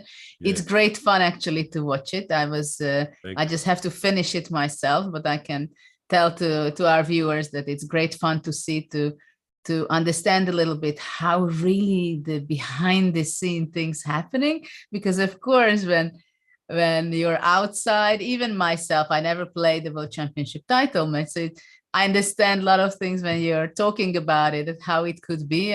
But of course, it looks very different from outside. And but maybe I would ask one more question from you. How was the tension after game 5? Because until game 5, it seemed like Jan is completely pretty well prepared. He's balanced. He has his self-confidence. None of the players, actually, Jan had this nice game with Black. And yeah, game 5 was the one where Magnus suffered. There was some Spanish where he was under pressure for most of the way, and then he made a draw barely. We weren't very happy there. I think there was something he mixed up in the opening, or some 97 move he wasn't supposed to play. And of course, then as a second, you're always, first of all, you hope things go well. And you also think, because we're at dinner and we see, okay, he's thinking he's playing this 97, and you go check the files. Oh, what's in the file? Oh no, he's not supposed to do that. And did we make it clear, and so on? So there's always some panic mode in the opening, especially if you're a pessimist like me. Other guys always say, it's Magnus, he'll be fine, don't worry about it. And usually that's what happens. But yeah, that was rough. Also, game 2 was very rough. Then there was this epic game 6, which was this 9-hour battle, which he won. I have to admit, I didn't watch all of it. I was watching the time trouble, where like you could see the engine bar going up and down, like white is winning, black is winning, now it's equal. Oh, white is winning again, now he missed it. And then it was like, I don't know, our time, 2 a.m. or something. And I thought, okay, I can't take any more of this. I'll go to sleep after the time trouble. But that was the biggest roller coaster. And after he had won that one, of course, we were in good spirits. First of all, because of course, once Magnus in the lead, you think he will have a great chance to win the match. And also for seconds, it makes it much easier. Because the biggest problem at this level, and I think also for the players and the candidates, is to find anything for white, anything you can play, any ideas. Because your computers are so good, it's easier to defend with black. And once he has a +1 lead, then there's not so much pressure anymore to do anything special with white. Because as long as he's doing okay with black, then it's more up to Nepomniachtchi to create something. So it made our job a lot easier, and obviously his as well. Yeah. Well, that was understandable, right? That between game 5 and 6, there was not only 24 hours or 30 hours passed, but there's a huge between difference. 6 and 7, yeah, 6 was, maybe both actually. I can't remember when the rest of were.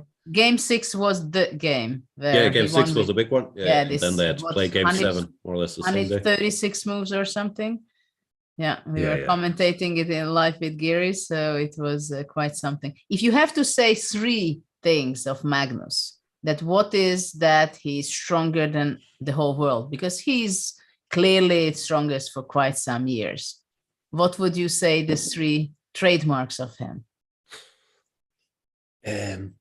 Well, the cop-out answer would be that he's better, a little better at everything. But I think the things that stand out and also that maybe change a little in chess is physical fitness. I think he prioritized that even more than other top players and world champions in the past, of course.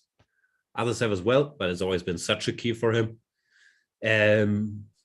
Yeah, I'm not sure what the word for it is, like competitiveness or will to win. He's so competitive and he always wants to win and prove himself again and again. And he has this drive, like we can debate later if it applies to playing more world championship matches. But if he plays, you always know, even in online events, anything he plays, you always know he comes to win. And then chess-wise, I think he's so complete, it's even hard for me to pick one.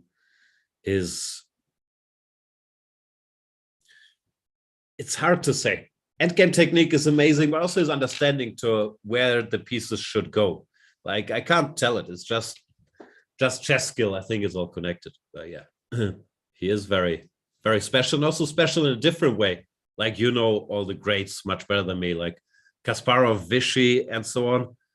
But it feels they have a different form of greatness, each their own. No, Vichy is so fast. It's, for me at least, completely impossible to keep track with the things he's saying. Kasparov was amazing at everything, but also crushing everybody in openings. And yeah, Magnus, he's a different guy somehow. Well, definitely he is. Let's go back. What do you think about going to Nakamura game? Going back, we haven't seen. Yeah, we haven't been there for a while. The clash between the US players, and they are playing actually in position. round 1 against each other, because this is the rule that from the same country the players has to play in the first round, just to make sure that they are not influencing the standings. And there is no opportunity for any misunderstanding that maybe one is helping the other. It's round 1, so it's sharp, and they go all the way. So after Queen E7 was played, not A5, this is where we stopped. So he allowed the knight to come to A5. He allowed knight A5, and Fabi played knight A5, rook B8, protecting the pawn on B7, and he went bishop G5. H6 G5, yeah. Whoa. Well, it's a provocation, bishop G5, right? A little bit. Always, yeah. Pushing the bishop back.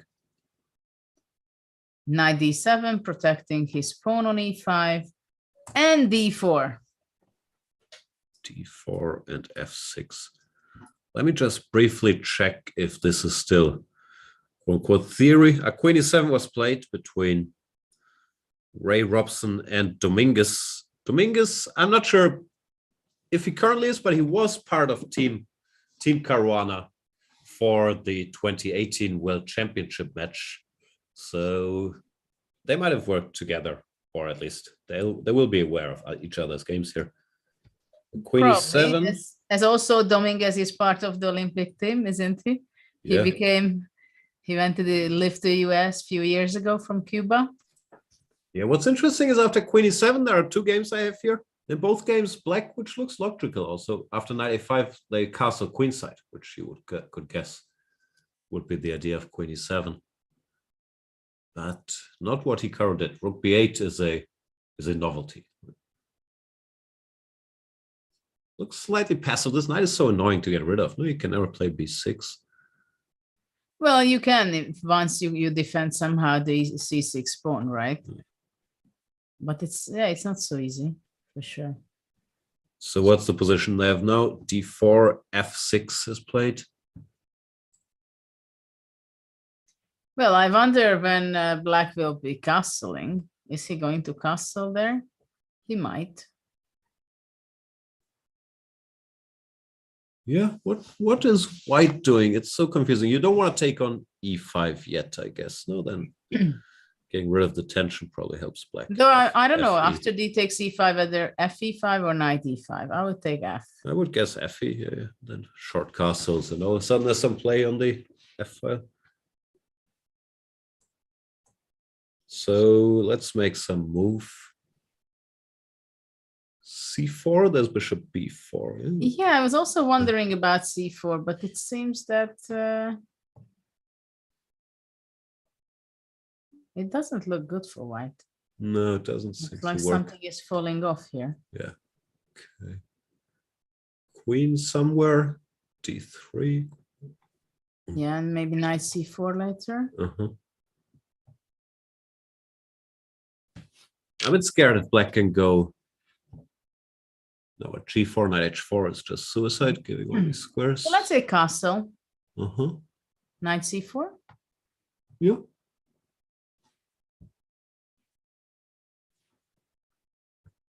Yeah, but let's say I go queen f7.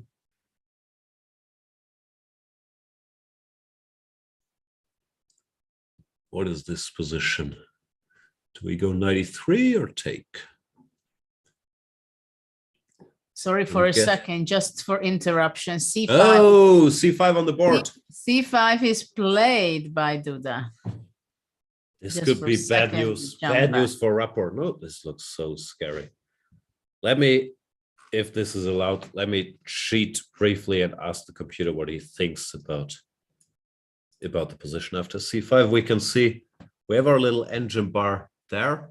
Yeah, it gives white an advantage. No?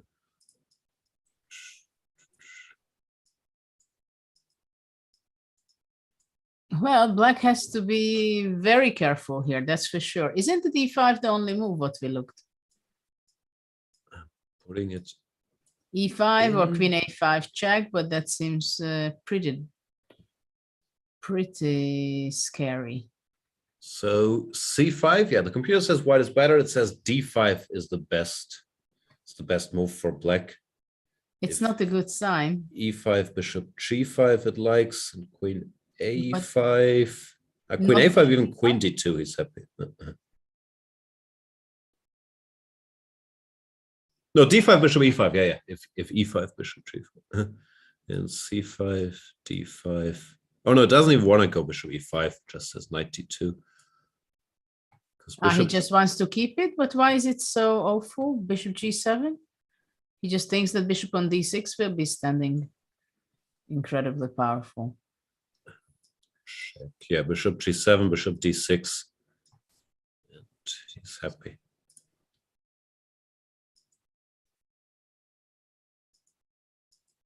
So does he consider d5 as the best move?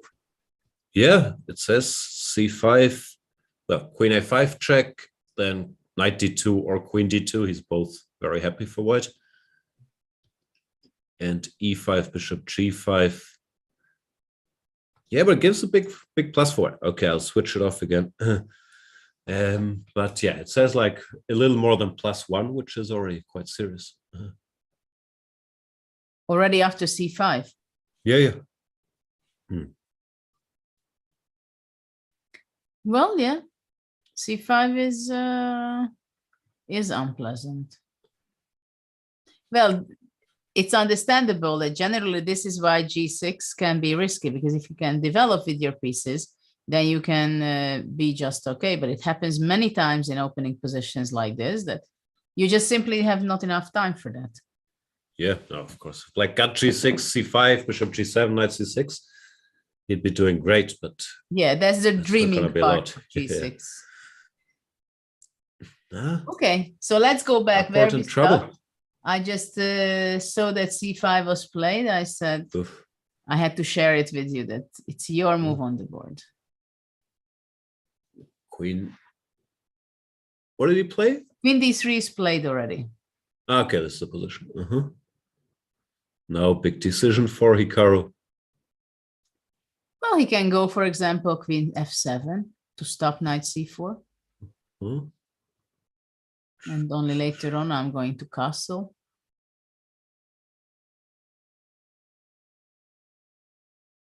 c4, there's still. But okay, let's say there is another question I have. What if I just go?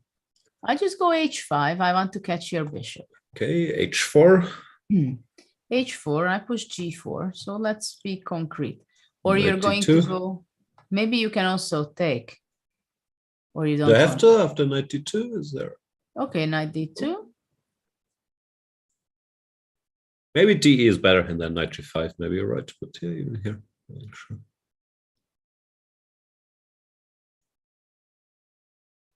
No, because let's say e takes d4 now. Queen takes. Queen d4, you mean? Yeah. Ah, you want that pawn over there. I don't know if that's a very important pawn. I'm just trying not to get checkmated after bishop g3, fg. At least the king is safe on h. No, I just wanted to go knight e5. And I was yeah, wondering then how I it is, take but it, I yeah. think there you're going to grab the Yeah. pawn.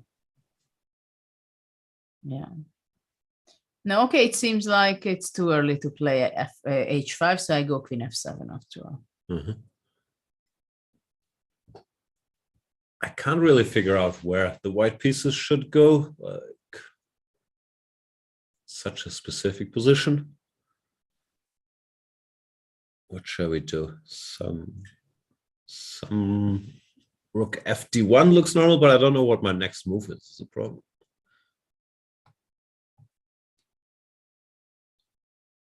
And this is also a big question, whether is the rook better moving away to d1 or maybe the a? Yeah, I also wasn't sure, like, because this rook could be needed So, somewhere else as well. I guess rook a d1, for example, would be a blunder because of bishop b4, isn't it? Ah, okay, yeah, we shouldn't allow bishop c4. So it takes bishop c4 is in there. Yep. Which means that actually bishop b4 is a threat. Yeah, okay, then rook fd1 accidentally parries the threat, at least. Yeah.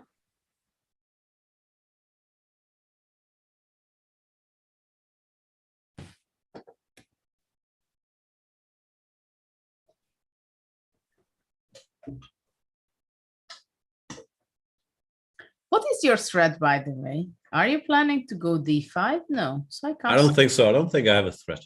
Okay, so I just After- castle. Maybe h3, so to finally have one.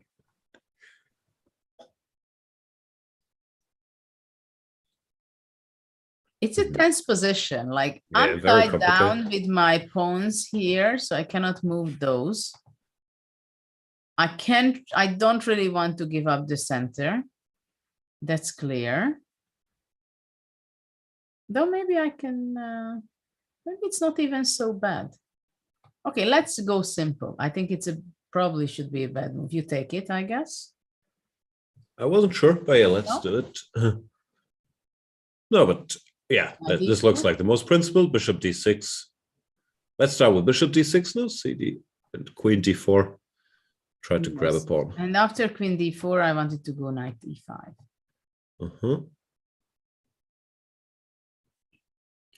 Okay. My pawn grabbing would be too greedy even for me. Knight e5, fe, queen a7, rook a8 or something. That's not going to end well. Let's see though. Here, Well, maybe queen d6. No, I'll get checkmate. Queen d6. You're joking. I'm pushing my Don't luck take there. me seriously. This is not going to end well for me. No. But maybe I just taken after that bishop h3. Yeah. Okay. No, this doesn't work. No, but you bishop can- h3, I have queen g6 then. Sorry? If you take first, I have queen g6. But yeah, just bishop h3. No, but even after that, I'm not sure.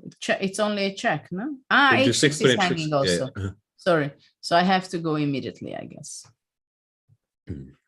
Yeah. No, it's hard to believe this is. But maybe you can Gonna take work. on h7, right?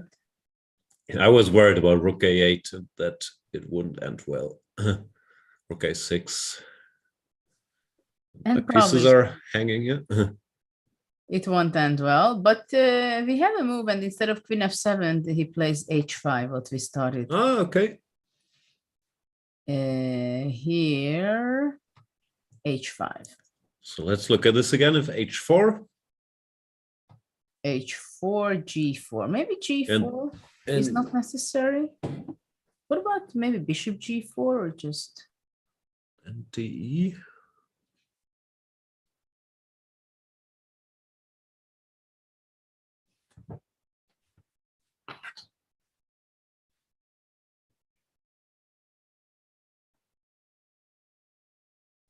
my question is if can black hold the tension?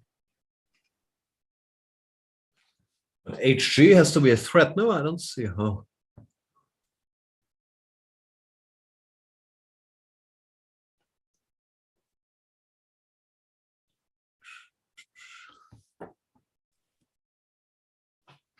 It's interesting that on Fabi's face, you practically never can realize any sign for anything, no? No, he always looks calm, like he's just calculating. No, he's very hard to read. Yeah, he just sits there, changing his position with his hand, calculates, serious about it, extremely calm. Hikaru, on the other hand, you can normally try to read into, because he does a lot of stuff, but it doesn't always tell you about the position, no? Because he might be shaking his head. It looks like he's dead lost, and then 2 moves later, he's winning. Yeah. So you never know what he's shaking his head about. Yeah. As for the other players, yeah, let's have a brief look before we continue here at the Alireza game. We have a lot of happenings in the Alireza game, actually. Because what happened after knight a5 where we stopped. So what happened until now, black had a good opening. And it seemed like black is doing really well and happy. So queen c2. Actually, I'm not sure. I mean, stands okay, but what is the plan of white? It's not clear. Knight d5 already was played, occupying the d5 square. I can't believe that black is not better already in this position. Don't you think so? Hard to judge. Like black reached everything that he could dream of, but white is very solid. So I'm not sure if it's already better, but he certainly got the pieces out, and he went to a6 directly. Yeah, that's why he didn't go. Yeah, this is what you claimed, that having the rook on b8, probably the bishop will be moving to h6, right? To support the pawn. Bishop d2. So the idea is to jump away with the knight somewhere, e4 or d5. Knight b3. Why provoke that? And now knight e4. Yeah. Okay, so finally there is a threat, right? Knight g5 wants to happen. Knight takes d2. Rook takes d2. And now some simplification story is going on. What's going on? c4 is hanging, and he's. This is what happened. But maybe he wants to go rook b2. Whoa. What else? No. Yeah. I can't really. I mean, otherwise, isn't it a pawn down? Yeah, I don't get it. Maybe things did go wrong before that already, and he couldn't see a way to defend it. But let's have a look at this first. No, of course, rook b2. Of course, rook b2. Queen takes bishop c4. Okay, rook somewhere. I guess rook d1 looks normal. Yeah.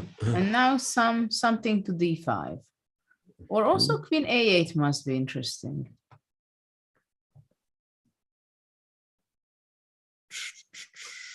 Is it enough? Let's counterattack. Queen c2.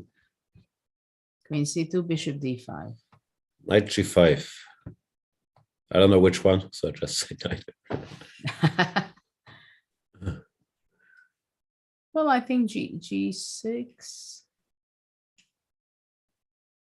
Queen c7, maybe. No, I'm not sure. I just. Bishop e4. Okay, takes, g6. Now I have to be F3. careful. So f3, I guess. Yeah.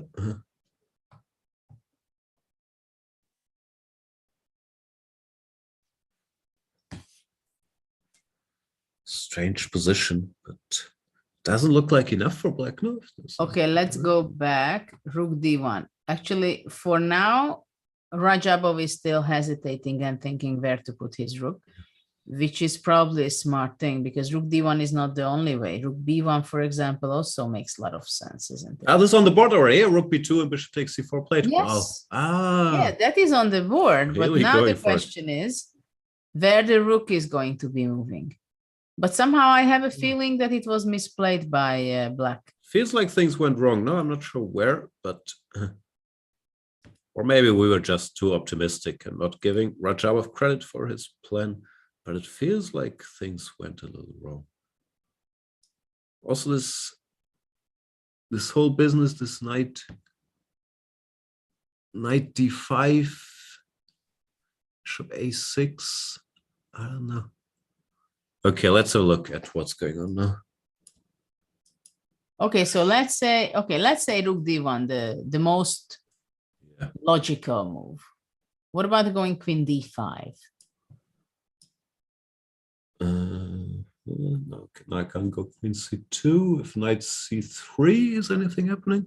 Queen c2, there's bishop b3. Yeah. So you can go b1 maybe. But then it's a bit passive. e2 is yeah. Knight c3.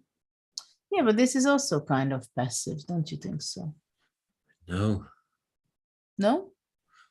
I do agree, but I mean, I don't know, knight h3 is kind of possible too. King h1. And then queen a8. But maybe okay. Or directly. I go back. Yeah. Or queen a5 might be also a sensible move. Yeah, knight c3 is an ugly move. But it's not so easy. We have a better one.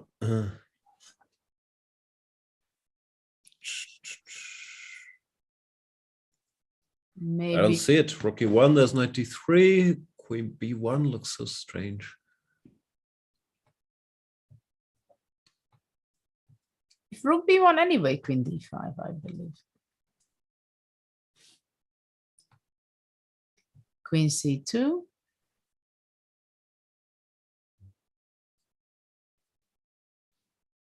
Yeah, but now there's no bishop b3. No, this is a better version at least. Yeah, from this point of view, definitely.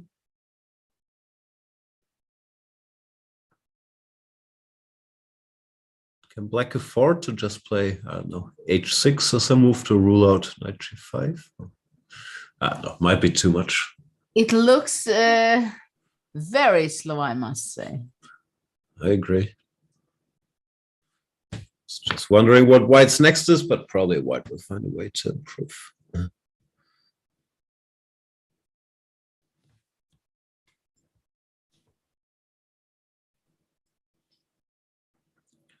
No, Ali Reza, we gave him a lot of praise for the opening, but now he's an exchange down. I'm not sure he doesn't have enough compensation. Could be. I mean, what happens if after rook b1, let's say I don't go queen d5, I just go bishop d5, queen c2, yeah, queen a8. Did we have this with something similar? No, knight fg5. I know, but it wasn't this position. Anyway, knight fg5 going for checkmate. I thought the other one, but I'm not sure which one's better. You always trick me with this knight g5, and you I never know which one. But okay, don't worry. I go g6. G6. Now with f3, there's h6. How does this go? Yeah, f3, h6, I don't like. Queen c7, bishop g5, or bishop e4 doesn't work. No, this doesn't look nice for white. No, somehow I'm not at all. Yeah. So I just go queen a8. If you go, let's say rook e1, you have to come back, and then just go rook b8, let's say. Yeah, no, black is very active. I'm just claiming I have activity. You cannot make moves with your knights. You're tied up. It's a fair claim. Okay, you can go g3.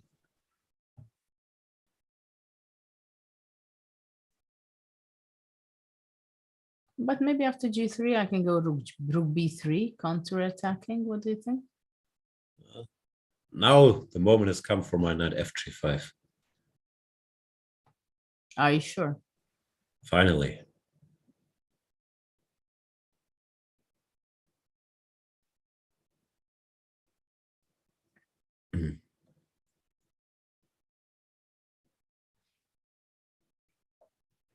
Maybe. Weird position, but I agree. It feels nice for black. No, or it feels like enough compensation. Here, no. Yeah, it's. I think maybe I got over optimistic. But how did we do this? It was bishop d5, queen It was rook b1 c2, and I went bishop d5. queen a8, rook e1. Well, maybe after rook e1, after all, just h6. Very solid play. Stopping all the nonsense. Well, you can. I can always... never judge. I probably have to play g3. It's such an ugly G3. move, weakening diagonal, but at least the knight has to go somewhere. Check. G2. Take. What is such a position? I don't know. Very hard to evaluate, but feels to me like black is okay, actually. Yeah, I'm not sure I would be extremely happy with white. No, I agree. F3 probably the only move or something like that. Yeah. I'm a greedy guy. I would just take on a3 at some point to get rid of that. Yes, but now you can. You have g5 pawn, which is hanging also. Bishop a3, knight g5 doesn't work. Yeah? Okay, sorry. G4 directly, you take, yeah? That's a temptation. That's a temptation to go something like that and just go rook b8. Rook b8, yeah. Oh, white going to go king h3 or something.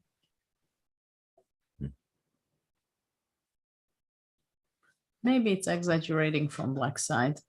I don't know. It looks nice. Probably computer says +2. What are you doing? Can you count? But it feels very tricky. When was the turning point for the chess community, you think, of the elite? When the player's mind completely switched to the what the engine says. Yeah, it's interesting that in the very old days we used to say like plus equal or unclear, and now no one says that. No, now you say this is like 0.40 or it's +2, something like that. The evaluation has completely changed. But you know, it was interesting because I think I played in Vacanze 2005, maybe. I played against Rajabov. He played the Yenish Gambit, and after the game he said, we were talking, discussing, and then once he says, yeah, this is 0.3. Even then, yeah, he was ahead of his time. Yeah. And I never had a discussion like this before, that I'm talking with another great grandmaster, and then he's saying, it's not my plus minus, it's not like better. Well, it's 0 point something. Yeah, well, nowadays it's just how people talk. I just had this training session with a German team for the Olympiad. And that's all they say. No, this line is 0.0, or no, this is 0.40. Like you can't go there. So it's which is the borderline actually? Which is the point where you say you cannot play? Yeah. Where you can't play it anymore. Which is the point? It's like over 0.5 or no. It's over 0.00. You just keep looking until it's 0.00. Okay, I understand. And what do you think? How much do you have to know yourself to understand what kind of evaluation of this kind fits your style and your understanding? I think that's the tricky part, and also the danger if you get too addicted to the engine and you just play these 0-0 positions that humans just can't handle, and you get some different move and you just lose.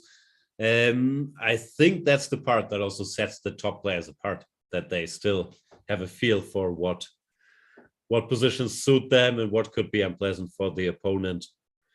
I don't know, like the lines get blurrier the better the computers get, and maybe it also helps you the other way around to be addicted to the computer, because it makes you play more different positions that are 0-0-0.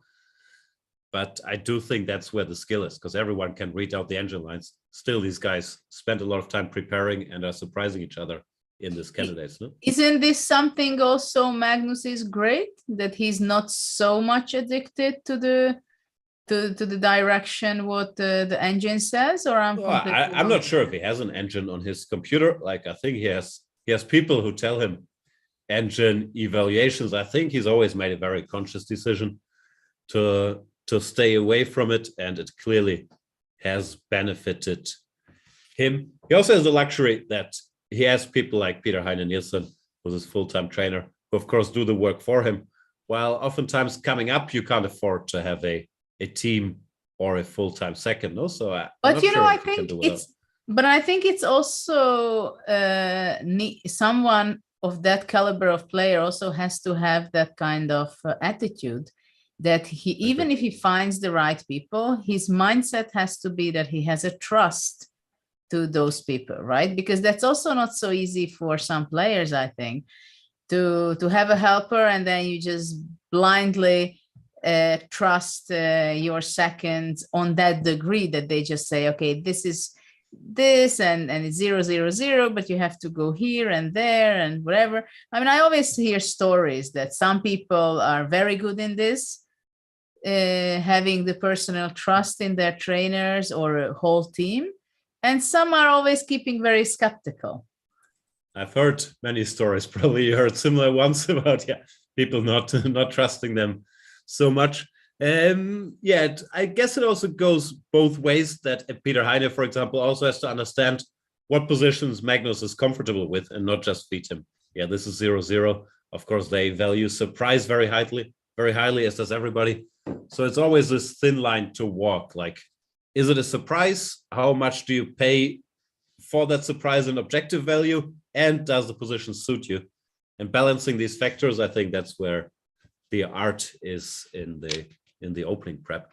I find it very interesting, but from personal experience, it also greatly hurt my chess. Like, I got good at openings because I got addicted to checking everything with a computer, but you lose so much in playing strength that to balance that for players, because often you sit there as a theoretician and think, ugh, if I could switch on the computer now, it would say I'm +1 and what moves I should play, but it doesn't really help you over the board, right? So it's a very tricky balance, and I think many people struggle with it.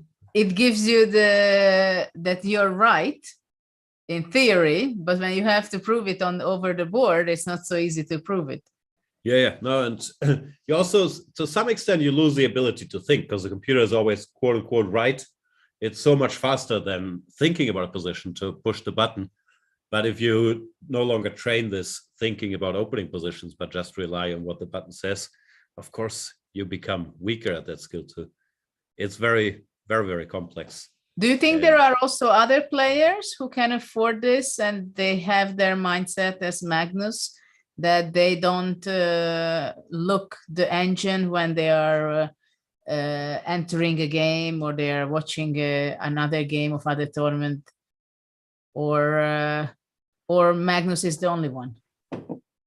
I don't know that much about how the other players work exactly, but I think it's quite common to have the player sitting at a board looking at a position, and then you have a second somewhere with a computer like yelling moves once in a while to make sure that they have to do the thinking.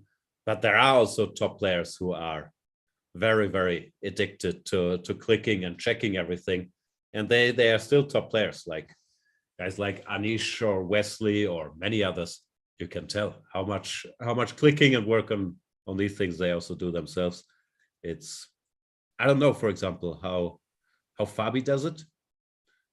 We have a surprising, unexpected move, which we did not consider. Hang on, there's a knight fork. Yes, but he wants to go after knight d3, queen c3, and simply taking on c4, having kind of trapping the knight on c1, I guess.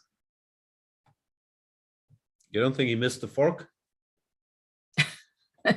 After spending 15 minutes or so, 16 minutes on his move. No, but let's wait a second. Oh, queen c3. I think here black should be losing the piece. That's clear. But Okay. You Queen agree with e7, that? you go for some knight Well, c5 I don't know, or knight something, c5. Yeah. let's see. Yeah, okay, no, this looks bad.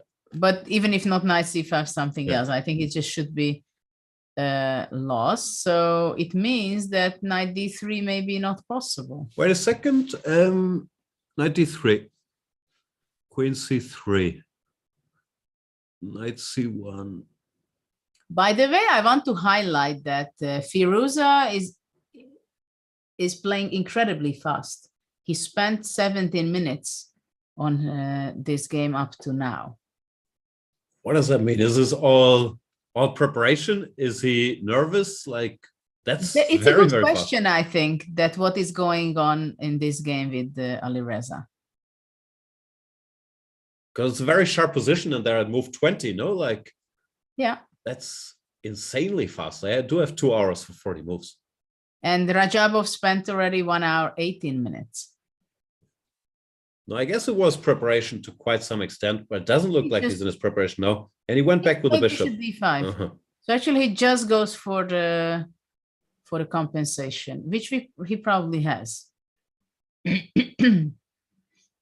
c1 and the bishop goes back. Interesting. But then is c1 a better square for the rook or unclear? Yeah, like has pros and cons. If a3 ever hangs, we'll win a tempo. I don't know why it stands better, because if now queen c2, then bishop a3. Yeah, that's what I mean. Then we take with tempo. Unless bishop something maybe here, but then bishop e4, I guess. Yeah, that's clean.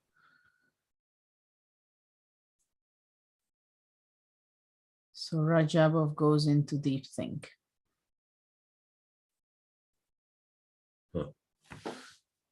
Looks unpleasant. No, I don't see a move. If queen c2, bishop a3 has to be fine.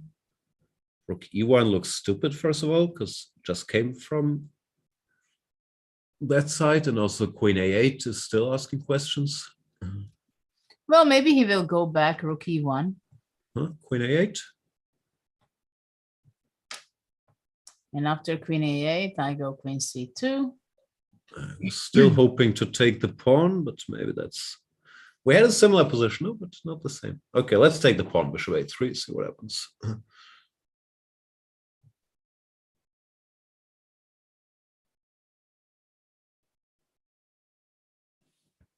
And after knight g5, you just go what? I wanted knight g6. Oh. But I'm not sure you'll approve of me retreating all the pieces for grabbing a pawn. Well, I can go h4, let's say. Oh, bishop b4.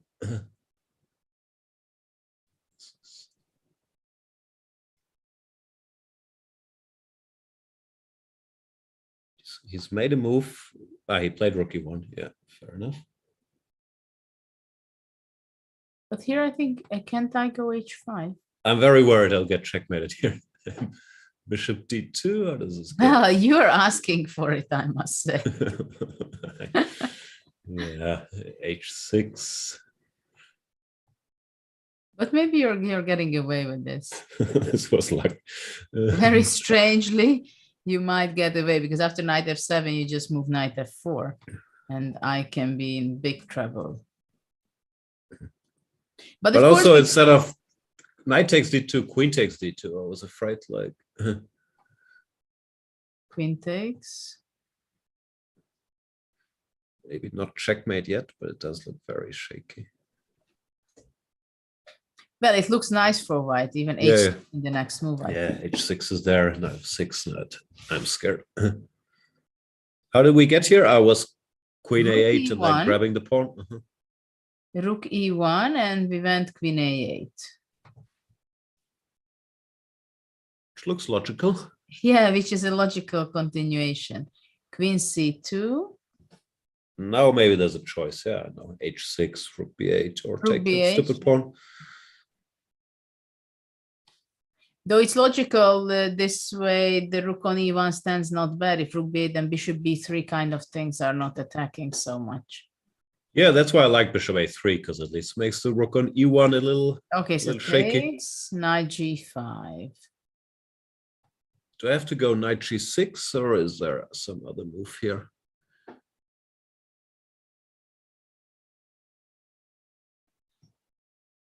I'm afraid there is not much of a choice for black. Yeah, g6 feels too wrong, doesn't it? Well, knight f6 is the threat. Yep.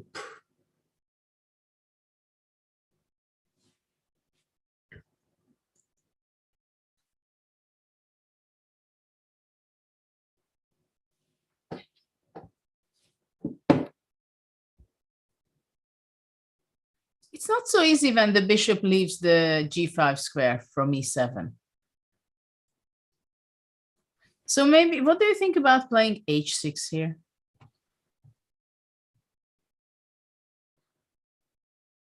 Yeah. Makes a lot of sense. I was worried.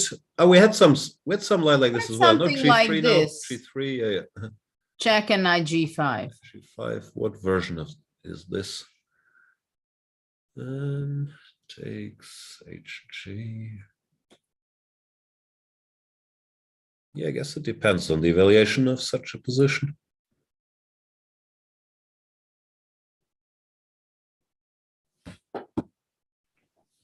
My hunch would be it's better for white, but tricky to play. Yeah, it's not so easy. But I don't see anything much different for black. If we go back to the position which is on the board right now, after rook e1, queen a8, of course, is the most natural way of continuing. I don't know if, let's say, what happens if queen d7. If just keeping the tension. Queen c2.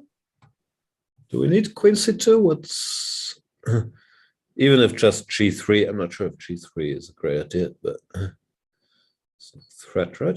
King g2. And you want king g2 or king f1? King g2, yeah.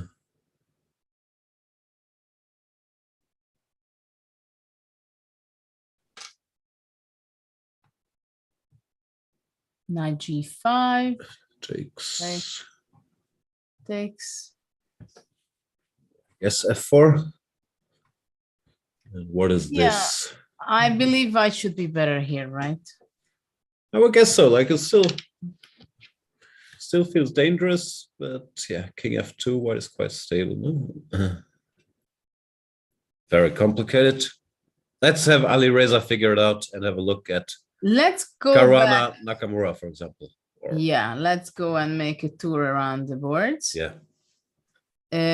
What has happened that here after h5, I did not play h4, which we considered, but already immediately took on e5, knight takes e5, takes, and knight c4. Okay. So now white has two knights against the two bishops. His point is that e5 can't be defended unless black gives the bishop up. But does it have to be defended? Well, black can go bishop f7, let's say, Yeah, fair still enough. holding on. True. Simple-minded me, I would go knight d6, cd, queen e3, going for the double attack.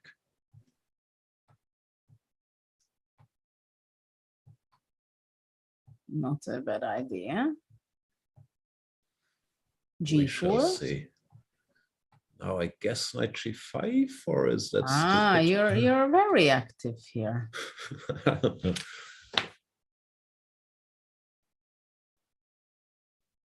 And let's say if I just leave it. Yeah, what is this position? f4.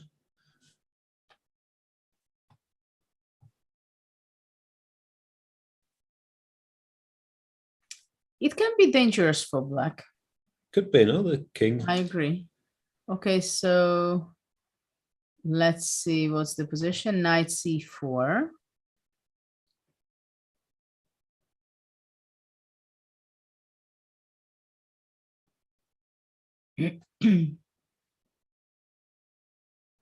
What about, can I go bishop g4?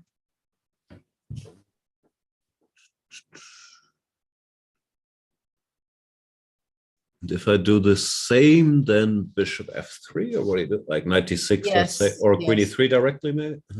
Yeah, my plan was to go and capturing. I know, but then I should start with queen e3 at least, yeah, so the knight stays alive for now. Queen e3 now.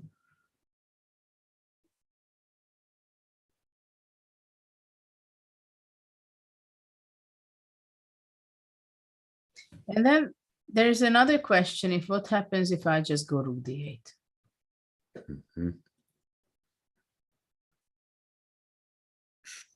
Or you again want to take it and queen e3? That's my only idea.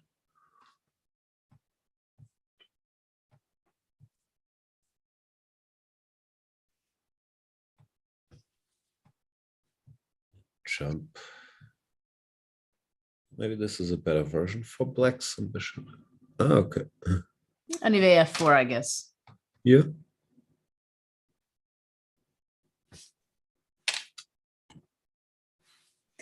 It seems like it's not so easy for black, this position after knight c4. No, maybe there is some way to hold move by move, but it feels like, yeah, once the position opens with the stupid king on e8, it could get very dangerous.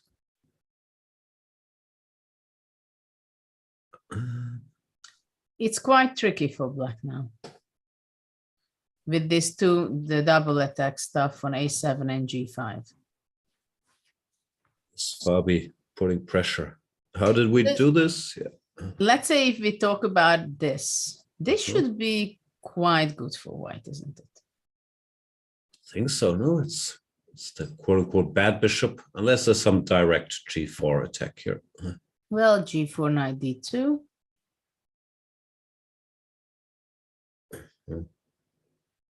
I don't know. What about going here or going h4 and try to go g3? Yeah, this could be.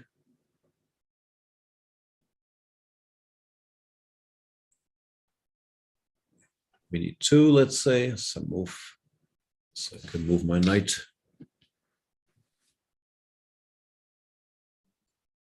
You go with the rook? Oh no, I said queen e2, but yeah, maybe g3 is g3 in any case. Yeah. Takes. And h3. Yeah. Shouldn't take because of bishop c5. Hikaru's made a move. He's played rook d8. So rook d8 is on the board. Oh. Well, I think white has to take on d6. No? What else could be there? Queen c3.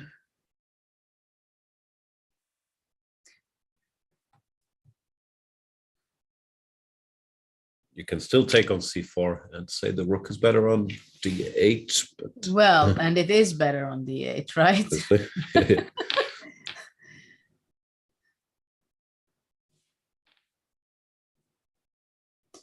Because actually, I think black won a very important tempo.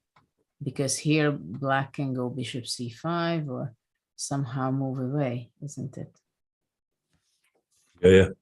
And even h4, this knight will Or be hanging h4 at some and point. g3 is more powerful. Yeah. I'm curious how Very fast. strange position. If white could stabilize, bring the knight to f5 slowly, he would just win, but it won't be so easy. Well, that's the dream for white, right? Yeah. After such a move to regroup his knight to f5, even then he's not winning, but of course it's a dream location for the knight. Would be a good start for sure. Yeah. Okay, let's see what's going on with Ding. What do you think? What has happened here? Let's go back. Bishop h4 was played. Bishop f6. Queen c2. Knight takes e3, d takes e3, bishop f5. So this position we've seen, right? That this is an alternative position which can arise in the game. Oh, yeah, you gave this line, yeah, and we thought it was fine for black, so we moved on, but here we are. Well, it's a tricky pawn structure, right? And also the bishop is kind of tricky on g2, how it will ever come out and how it will be ever powerful on the diagonal. But he went knight a4 and bishop takes b2. This is the position. In time management, they are pretty balanced in this game. How should white recapture? I guess queen. Well, maybe both has its pluses and minuses, but queen b2 looks the more natural one, right? Great.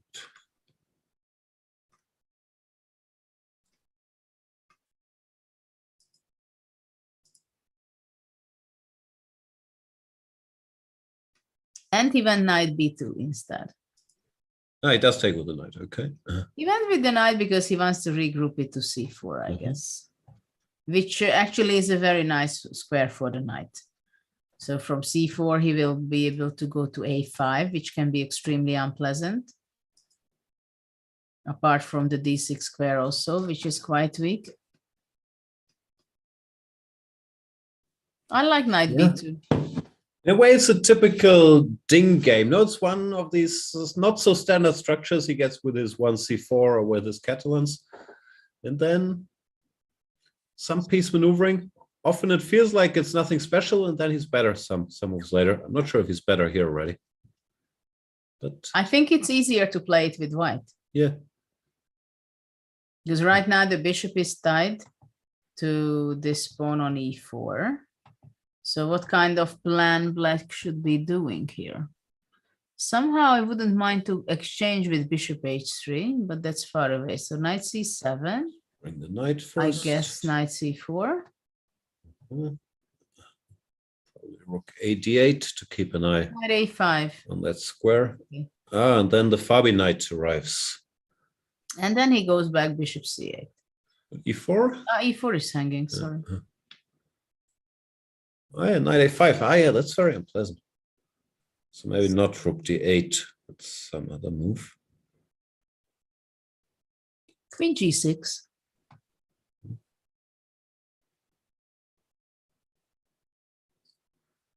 If I go rook a d1, let's say. Or I'll go knight d5. Knight d5. I block. And then I think my plan to go queen e6 and later on bishop h3. That's my plan. If I go for adventurous knight a5, what happens? Yeah, rook e7. I don't make a big deal out of it. b5.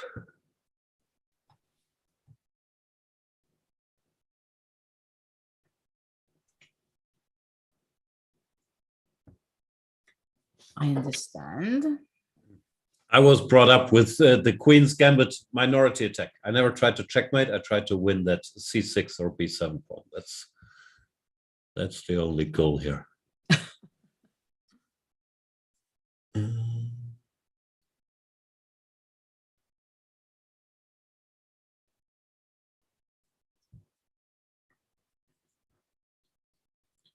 I know it feels like black still is one move short of being stable. No, it's like. Well, here I A6 think or something. you're faster, yeah. Yeah. But maybe instead of queen g6, can we go? Oh, no. That's a question. No, forget about it. I went queen g6, you go rook d1, knight d5. So maybe instead of knight d5, but if I go rook d8, then you go knight a5. Yeah. No, it still looks a bit unpleasant. I'm not sure how bad this is, like rook d1 and bishop c8, but we're going very passive all of a sudden. Knight c4 is on the board. It always looks to me like he's good at coming back to this discussion from earlier. He gets positions where the computer might say 0-0, but especially with white, it always feels like his position is a little easier to play. And then some moves later, it's not 0-0 anymore. I think he's very good at that skill. What about rook e6?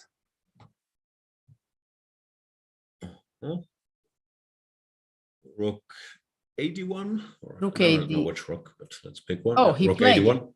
He played rook e6. Oh, a tempo. Rook d1, and then I thought to go knight d5. Okay, I want b5 as usual, but now it's not such a big deal. Knight a5 first, or maybe now there's gonna be enough counterplay. Rook h6, g5. But maybe one day g5 kind of stuff.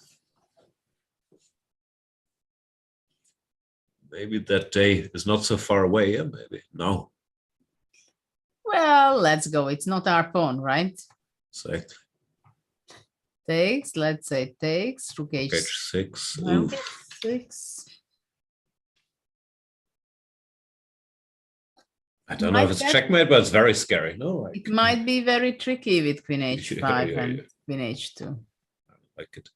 Could be that 10 moves earlier, the other rook had to go, so the king has the f1 square, but it's also slightly weakening. You mean here after rook e6, you want to go here, right? Yeah, but it also has drawbacks. No, then knight d5, knight takes e3, and these, I don't know.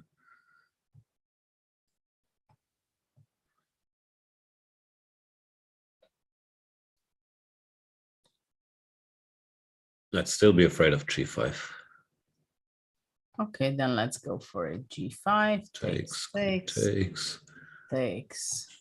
Now I was wondering if knight e3 works, but maybe there's some pin. Yes, some queen d2 or some move. Let's see one. Yeah, this is too much. This seems much, yes. So, but now rook h6 is possible. Because bishop e4 is not possible to knight e3, I guess. And if, let's say, knight c5,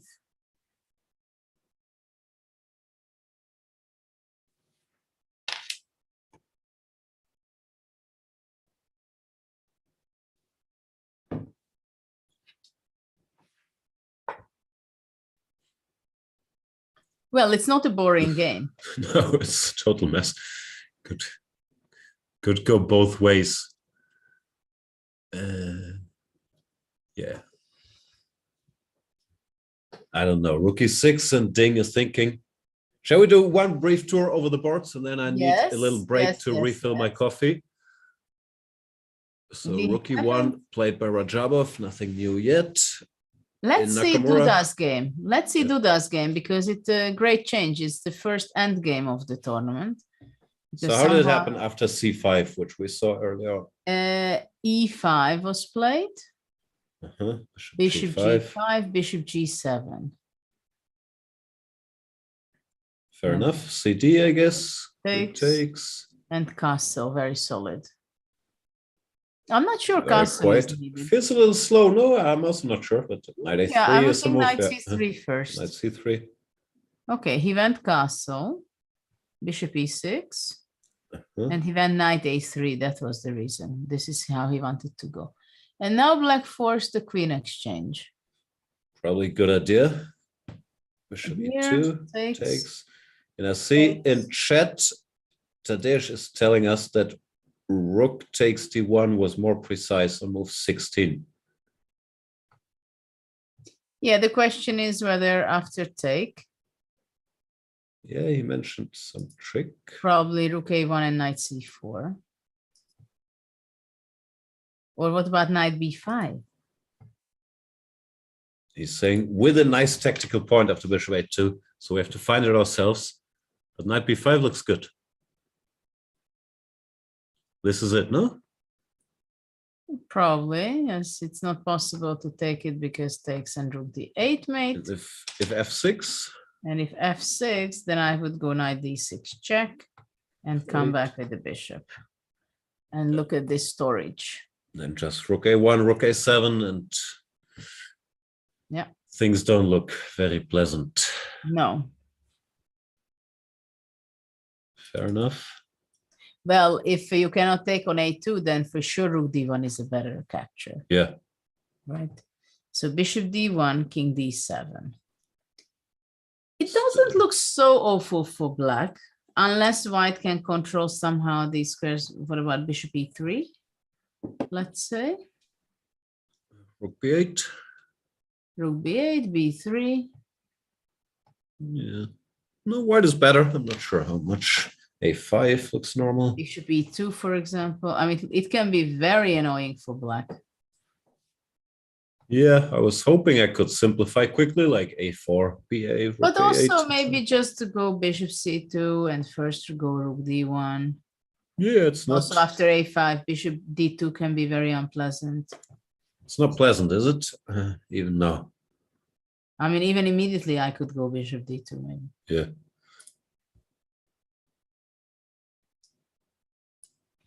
No, still looks bad. Not surprisingly, Richie got ambushed in the opening and he's fighting for survival ever since. Well, today in the first game, for sure, he did not reach what he wanted. No, this position. Also, after, what was it? After 8 moves, he was already in big trouble. Yeah, like that. Well, It's not ideal. practically C5 is move 9. Ah, move 9, yeah, okay. Yeah. So, yeah. That's rough, but we'll see how, if he manages to hold this together. Let's make a tour and wrap up a little bit, I think, for our new viewers. What do you think? Welcome. What really has happened here up to this point, right? It's 2 hours past. In the rapport game, it was the crucial moment was C5, right? Because Jan wanted to highlight that G6, you can't just do all these things and develop the way you want with G6, bishop G7. And then right now he has a little better position, the least to say, right? This is the position right now in the game, bishop D1, king D7.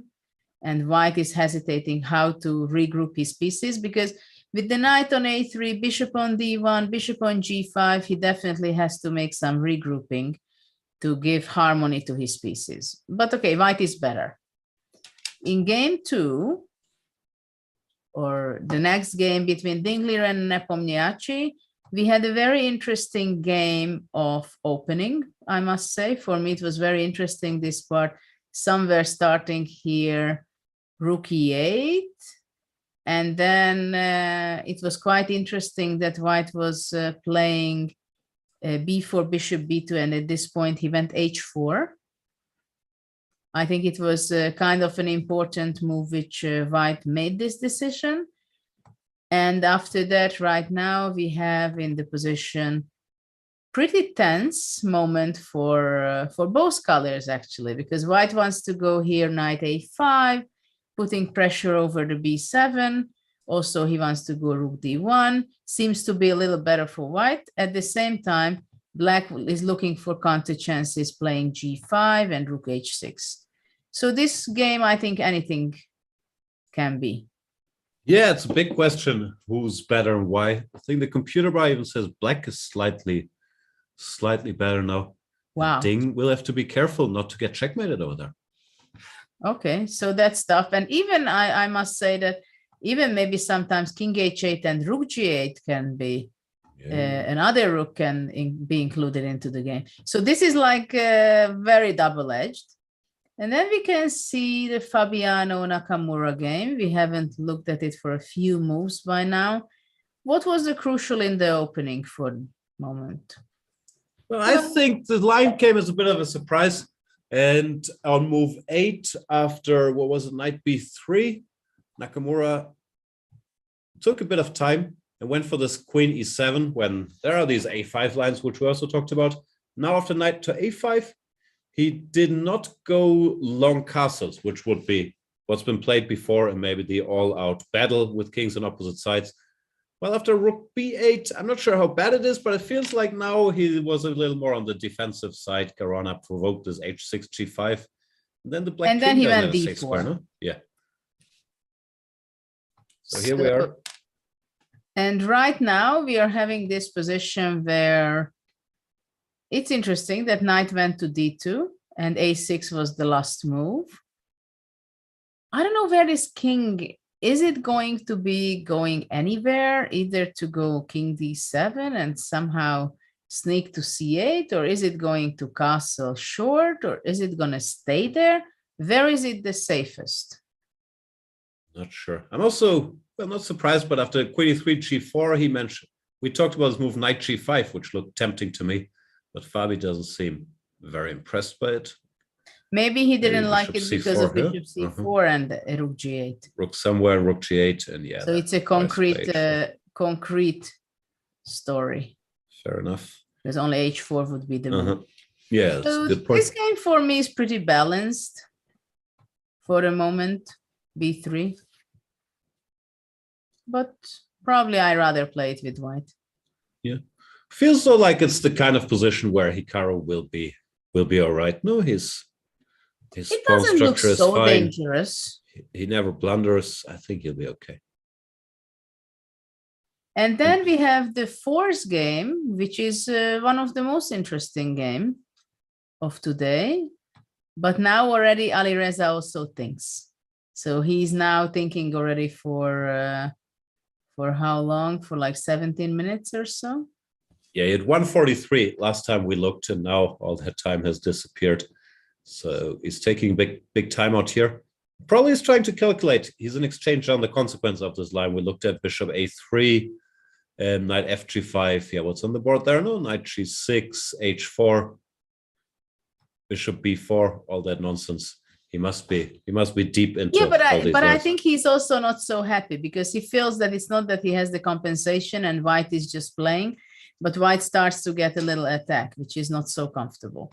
But in the beginning, if we talk about the opening shortly, in this position, I think we can say that he was very well prepared, and it was him who won the opening battle against Rajabov. That's for sure. Now it's a mess, and we can look forward to some time travel there. We haven't talked about much, but there's a time control after 40 moves. Each player has 2 hours to make 40 moves, but there's no increment. There's no extra time given per move, which has been the case in most tournaments before. So here we could see a player with like 10 seconds to make his last 10 moves, which is always fun. Here we see the time controls. It's 40-minute moves in 40 moves, 120 minutes, then 20 moves, 60 minutes. Once again, no added time. And then after move 60, they get 15 minutes plus 30 seconds per move. What do you think about the time control? I'm a fan. I've always suggested to have the increment only later. I never understood it, because if you have these 1 hour, whatever it is, 1 hour 40 for 40 moves plus 30 seconds per move, it's the exact same time. It's the exact same 2 hours to make it to move 40. Just you force the players to spend 30 seconds on every move. It's like some child protection that they can't get themselves in time trouble. Let them get in time trouble. It's much more exciting for us, for everybody. They should be allowed to use the time however they want. I'm a fan. I like it. I also like that after move 60, you get the extra time, because you don't want anybody to get flagged in some rook ending. That's not what it's about. So I'm a big fan. What about you? But it's also, I think, it's confusing. I remember when I think it was like mid-90s when we started to play with these clocks, where we started to have bonus time.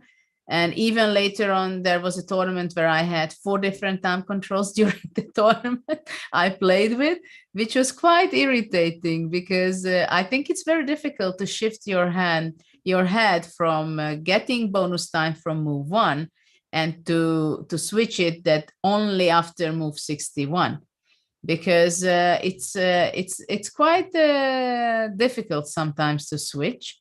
And well, of course, the bonus time, it has 2 purposes. One is that you don't win on time in such a position where you shouldn't, and the other thing is that at least the players can go to the bathroom still if they have very short on time, right? They can still do it. They have the exact same amount of time. Just time your trips better there. No, I agree with the point that, of course, ideally the time control should be the same for all the big events. It always switches around and it's confusing for the players. But now they have the right one, so just keep this one. That's my suggestion. Okay. Well, probably the players also like it, because I didn't hear complaints or anything like that. No, but the other thing is, what is extremely important in this event and some of other events also, that the players cannot offer a draw under move 40. So there has to be completion of black's 40th move, and only after that it can be offered a draw. Though they can have a draw under move 40 if they have, for example, perpetual check or a repetition of moves. But so they far, want to make a draw, they always find a way. But of course, it's nice that you at least take out these short draws where one side isn't happy with the opening, offers a draw to see what happens, and the game disappears. So this is also interesting that a long time ago, back in Linares, when Linares was considered really the Wimbledon of chess. And I remember when I played for the first time, they had already this rule that until move 40, you cannot make a draw. And it was not, you cannot make a draw. I'm not sure they allowed if you had the perpetuate check. Probably they did. And I was outraged because I was always considered a huge fighter. I said, come on, I'm not going to sign this paper. What is this? I'm a fighter. Anyway, I play until the very end. And I didn't like this rule at all, that they wanted to control this in the tournament, that you cannot offer a draw. It's illegal.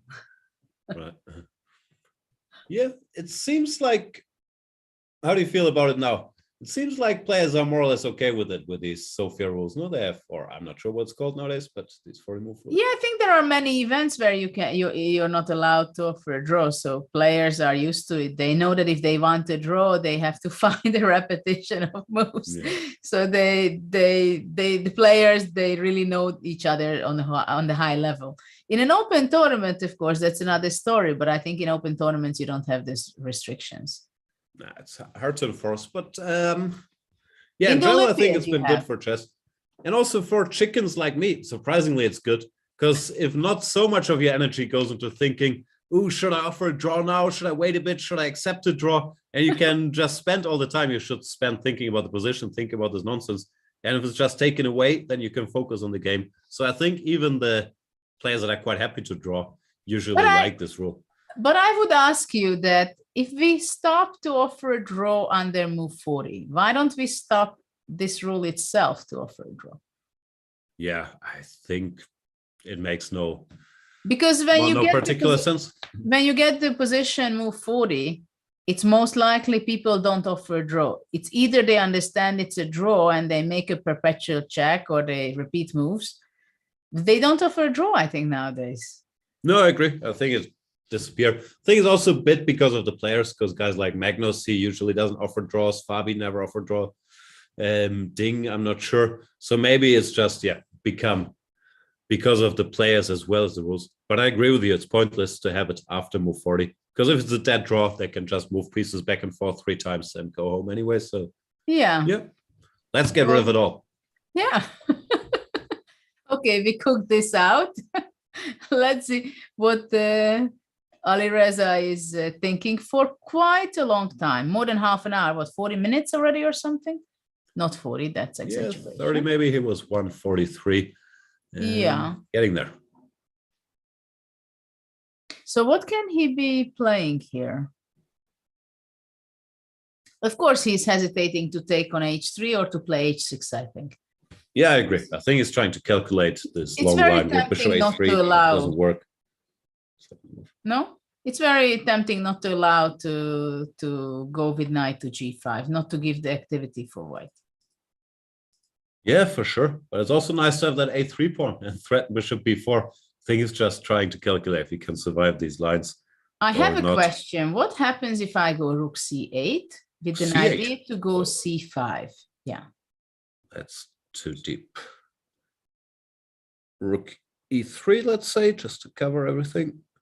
Rook e3, you want to protect the pawn on a3? I'm worried about that pawn. You don't even care about it anyway. Well, okay, you want to protect your f3 knight, right? You have to. Yeah, I wasn't sure if knight g5 was a big threat. Of course, that's the other option, knight f g5. But rook e3 just to stabilize, I kind of liked. And you're even considering to play knight c5 or knight jump somewhere? Because, okay, only after c5. c5, you take with the knight, right? Also pawn, maybe? What's the follow-up? But I just wanted to break out, that's all. But it seems that maybe it's too optimistic. Too many rooks there, yeah. Okay. So queen c2, h6 or bishop a3? What was bishop a3? Bishop a3, knight g5, right? Yeah. Knight to g6, h4 is what we looked at. By the way, maybe after bishop h3, just g3? Does that work? Like, But you go simply back. But then I go rook e3. what is this position though? Like, let's say bishop b4. I go h4 later. Bishop b4, rook d1. Okay, a5 was the move. Okay. h4, h6. Like, maybe a4 works. I just wanted h6 and then Yeah, go back. because you go bishop b3, I guess. Now takes. And e4 saying, of course, yeah, sorry. It looks fine for me.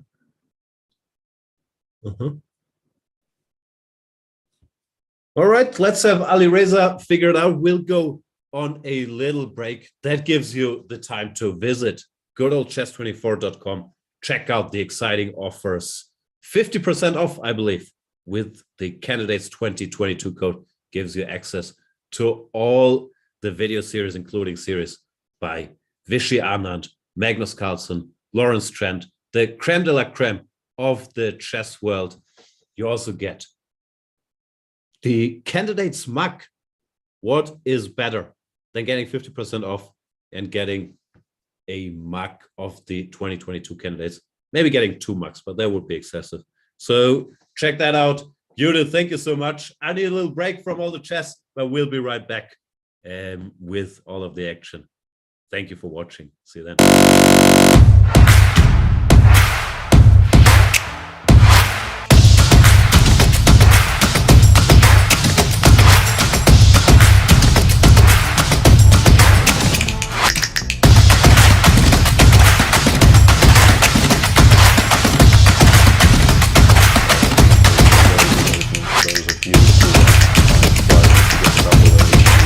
We're going to look at the latest developments in the 6 bishop g5 knight off. I'm gonna start with sort of my first official Stonewall game. The idea is not to fight against any opponent move, prevent everything, defend and so on. No, it's just to move.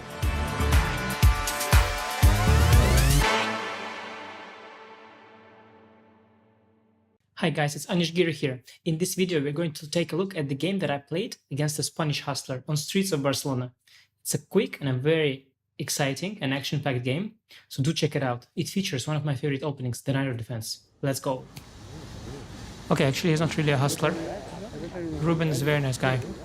Starts with e4, c5, knight f3, d6. What's your rating? 1750.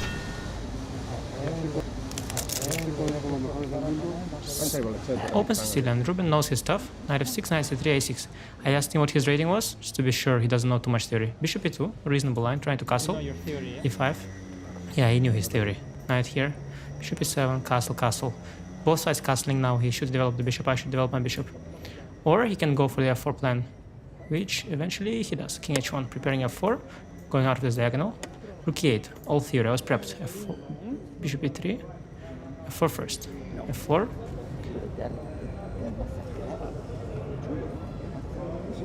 Knight c6. If f5, I'll go for knight b4 and d5 perhaps, or b5, b4.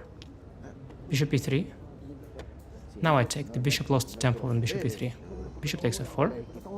h6. Preparing bishop f8. Awaiting bishop g5. Queen d2. Wants to double.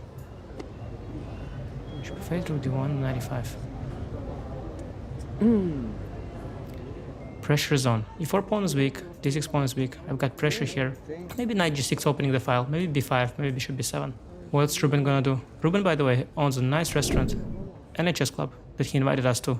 Nice guy. But likes to think. Not easy to find a plan for white here. Black is very comfortable. Maybe drop the bishop back. Maybe bring the knight into the center. Maybe a4, restricting b5.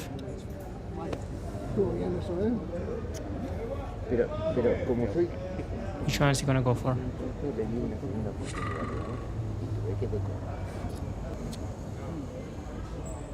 Not easy. Bishop g3. Maybe intending bishop h4. Opening the f-file for the rook. Bishop h4 is not a real threat, so I go b5. Bishop h4, I've got g5, or even bishop e7. a3, preventing b4. Now I'll get comfortable development, pressuring the e4 pawn. With the knight and the bishop now. Bishop d3, very passive, but does defend the e4 pawn.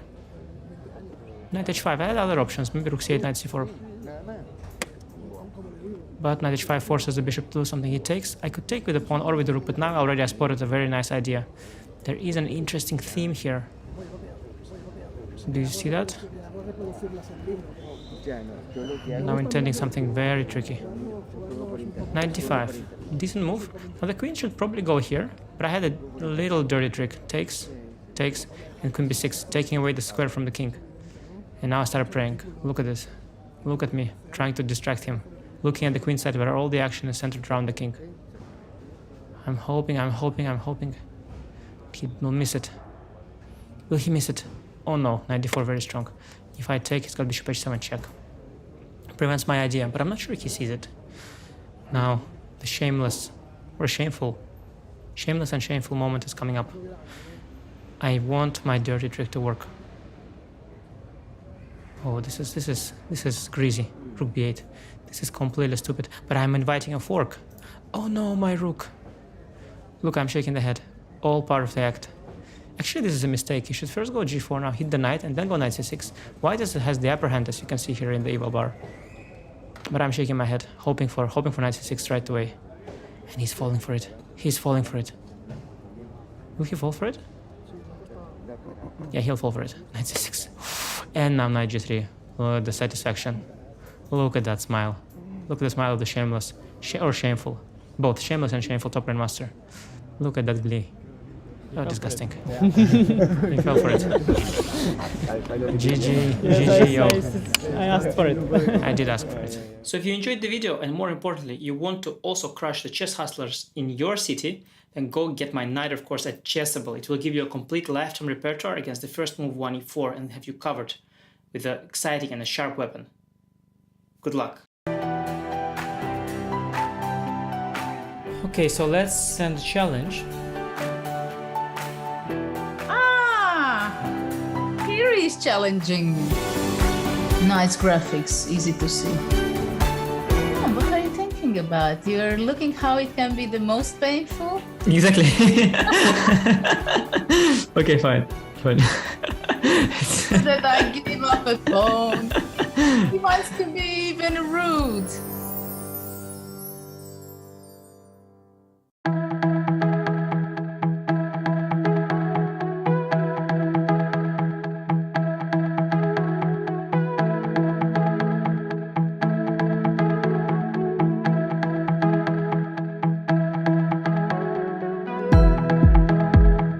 B3, A5. What do you think about this opening? Honestly, what do you think? You don't have to play knight c3.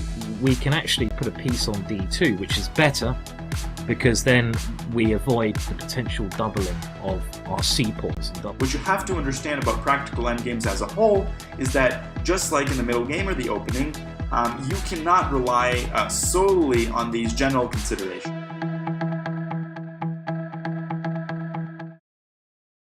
It's time to take control of your journey towards chess mastery. Magnus Carlsen introduces Chessable, the definitive solution for studying chess. Move Trainer uses the science of spaced repetition to identify your strengths and eliminate your weaknesses. There's no need to set up a board, remember which page you're on, or keep track of all the moves you miss. Get started now and join our growing community of over 100,000 chess enthusiasts. Chessable. Take control of your journey towards chess mastery.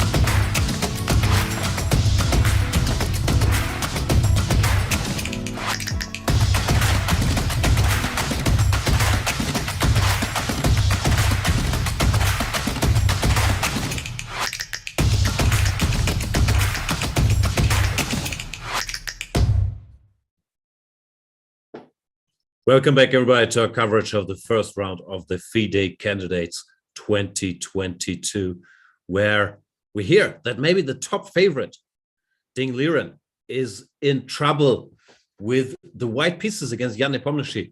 Judit, Polgar, what's going on there? Well, something very exciting going on from the very beginning, because it was an interesting opening. And we have a very funny pawn structure. You see here this e2, e3, f2, and all the way here, the pawn chain. So it's something very not favorable for white, I must say, especially that the pawn is on h4, right? So now white played rook d1. We are a few moves away from the actual position. Knight regrouped already from a6 all the way to c7, and now with d5. So it blocks the rook, which is excellent from black's perspective. Rook d4, attacking the pawn on e4, but black is just ignoring it because I guess it's not possible to capture it. He went h6. We were discussing about g5 at some point. Maybe it was possible, but it seems like Nepo just says, I have time for everything. First of all, if bishop e4, I guess black would be taking a knight f6, if I'm correct. I think this would be dangerous for white. Looks very scary. No, there are further reinforcements. Queen g6. Yeah, this doesn't look great. So he went queen d2. Actually, with queen d2, he gave up on any kind of ideas over the e4 square pawn. So this is like not a very good sign for white, I guess. And just rook e8 was played. This was the last move, and this is the position we have on the board. We also see the video of Ding, that I think he's not happy with his position, because g5 is in there, and I think eventually it will show up on the board. So what happens? No? If g5 comes, hg. Let's try some move here, knight a5. I don't know if black wants to defend simply, or he just wants to jump and go g5. Maybe it's time now. Here, there's still b5 at least to create some distraction. b5. Okay, so let's see if knight a5, let's go g5. Let's go for it. This looks incredibly dangerous. If hg, just hg, and the rook can come to h6. And I think there is no defense for white. No, queen h2, bishop h3 will come. Yeah, probably this is the simplest, and then queen h1, checkmate. Sorry. So this is something not possible from white side. But after g5, let's say takes, g takes h4, and rook is going to be showing up on g6. So it's hard to imagine that white can survive here. So what can white do after rook e8, looking for counter chances? Can go b5 directly, but there's still g5, no? I think anyway, it's g5. It's always g5, yeah.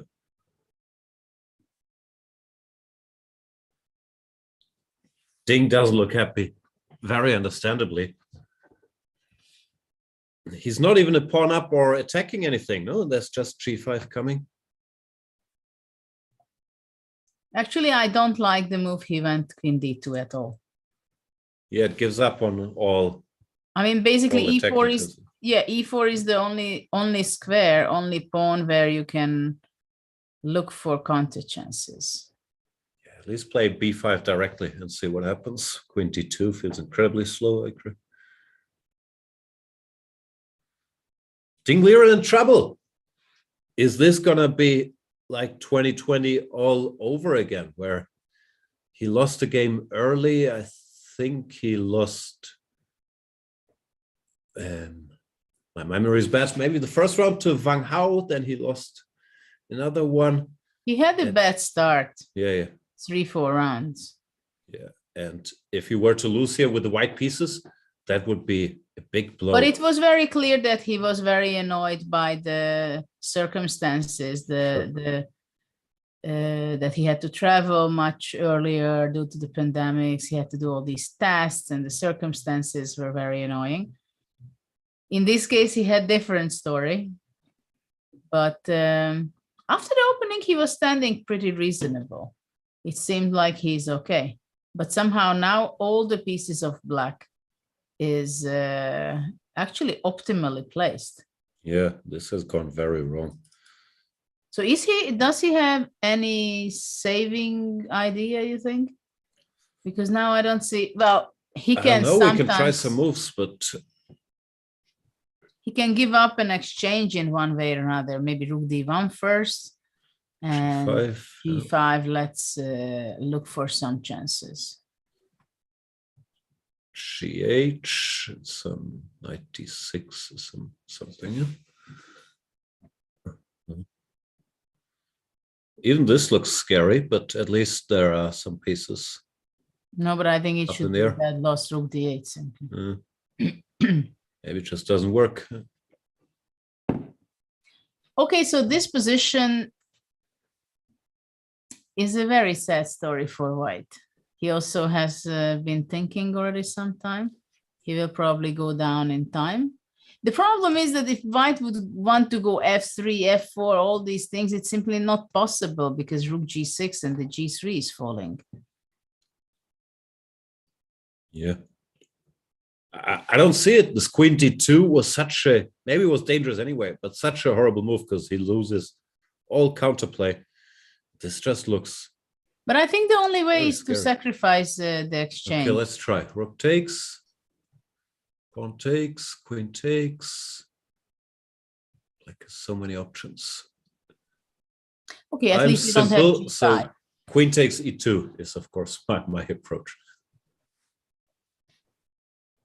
You don't want to leave me anything. I just want to grab the pawn. Okay. Knight a5. Oof, it looks bad. Rook f6. Or a threatening queen f2.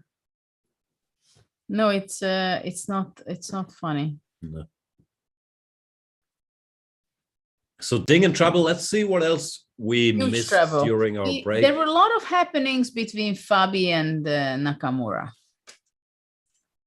What has happened is that we left it here after knight d to a6, b3, and finally black castled in move 21.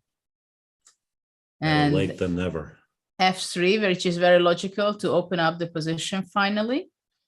Queen g7, takes, and white went rook a d1.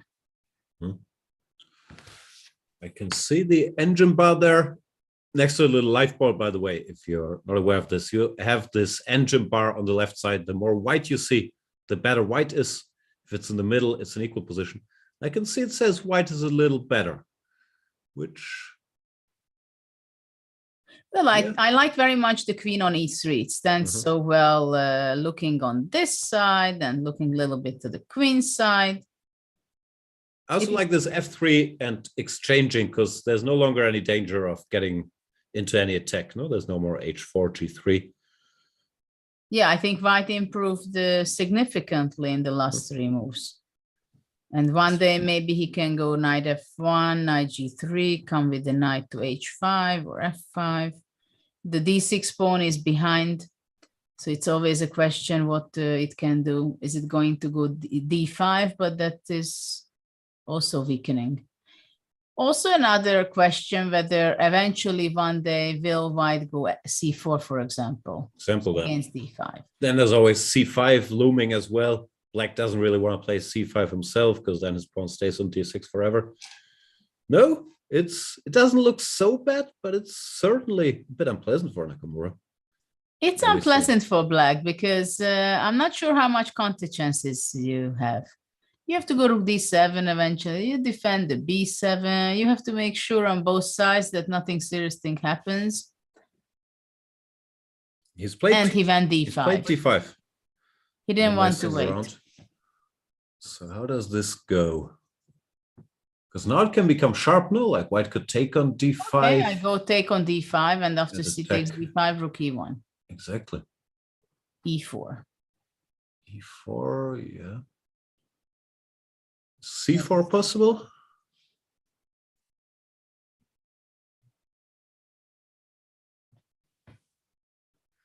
always feels like once position opens up, black with a king on g8, not covered by pawns, like things could get out of control. It can easily get out of control. Maybe it already did. So after he takes d5, what else? What's the idea? Bishop d5, but that looks quite that's sad. Dangerous. C4 and knight e4. Yeah, it's just sad.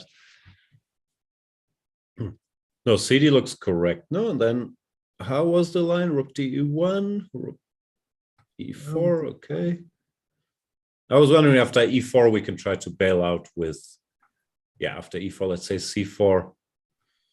Rook takes f1, for example. Something takes. Good question with what? But maybe I would go now with this. I just wanted d takes c4. Knight e4. Queen d4 against anything. Trying to survive. Yeah, this, I guess, black survives. Yeah. Maybe c4, we were too optimistic.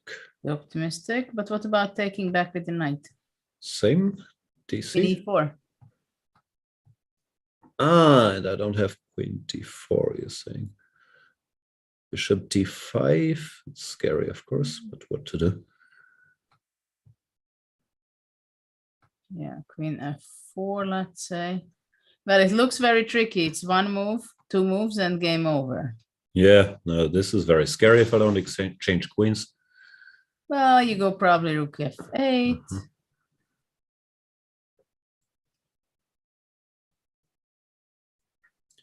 I was gonna... Okay, let's try. Queen d6.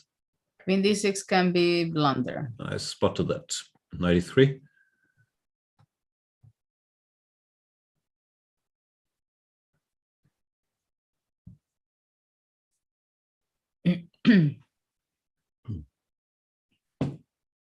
Hanging around by yet. But in this position, I will go queen f7. That one I did not spot. Yeah, well, of course, queen g3 and so on, but queen g3. Of course, we just came from there. Yeah. So we have on the board, he takes d5, c takes d5. Fabi calculating calmly as usual. What about playing rook fe1, not rook d1? Maybe I like this better. Do I still have to go e4? Can I play a rook f5 or some move? Rook f5. Just knight f1. Well, knight c4 is also possible, maybe. Knight e4. With the same idea, knight g3 or knight c5. No, looks nice for white. Very tricky for black, I think. Great.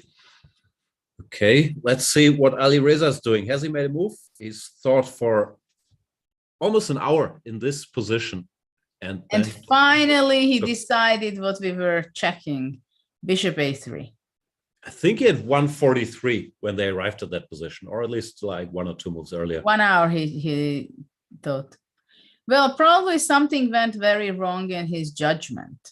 Because at this point, somehow he felt that it's either he goes to take on a3 and gives some activity for white, or if he doesn't, it means that it's pawn equality, but he might as well just end up having an exchange down. Yeah, no, we were looking at h6 and so on, but it felt like white should be better. So he's going for the forced stuff. How did it go again? We tried knight fg5, knight g6. No, yeah, knight g6 to parry the threat of knight. Then we were discussing h4. H4, yeah, like something. And it became very messy. Bishop b4, h5. But I'm not even.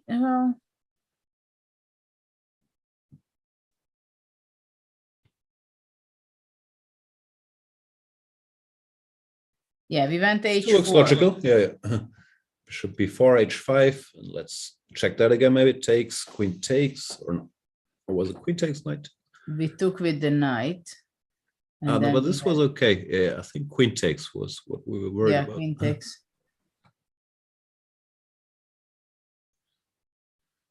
And now. And if goes back, then h6. knight e7 or knight h4, h6. Probably he's been calculating stuff like that for the last hour, making sure he And doesn't knight get mated here. g5 is on the board. Yeah, logical. Threatening mate in 2, knight f6 and queen h7. Let's see if Alireza blitzes out his reply. Knight g6 looks forced. No, g6 is just too ugly. Well, g6 will nobody play, I think. Giving away the f6 square for nothing. Can't do that. And So basically, f5 for some. No, f5 ef is also horrible.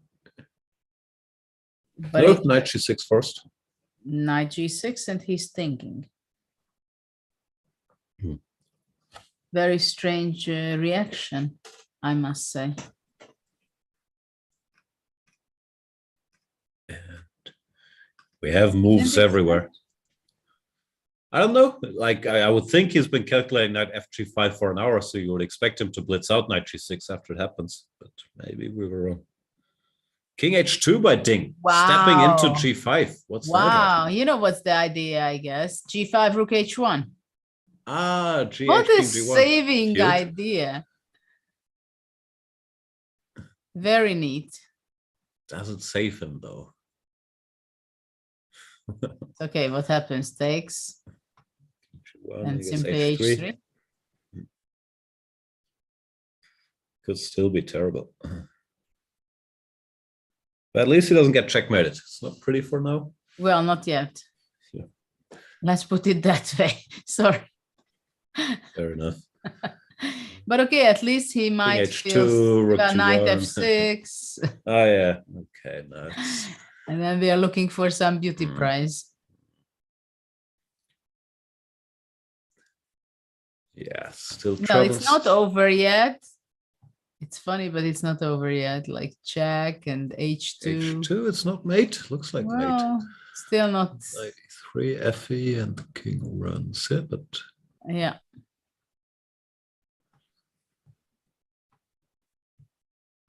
So we did it. poor king, poor Ding. Yeah, king h2. But Okay, what maybe else? king h. Yeah. This is the only way to do it, no? After g5, what else can it be? No, this has to be his idea. And probably we made a mistake there later with going back to h2. Yeah, like probably some other move, maybe here. I was thinking to go rook h2, but I don't think it can be saved.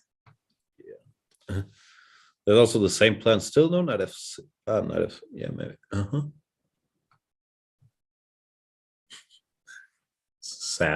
Sad construction.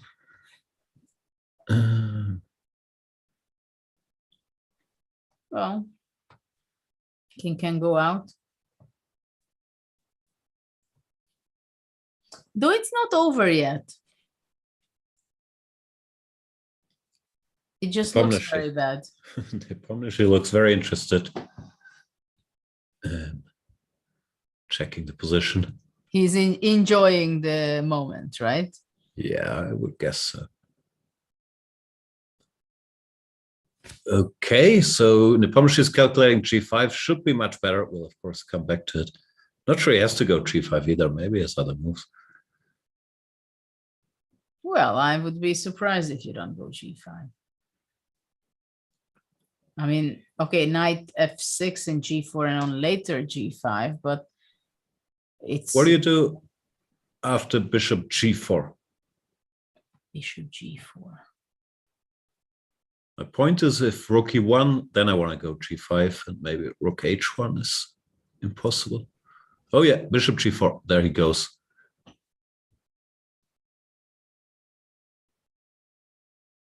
And very happy. He gave a little look like, did you miss that one?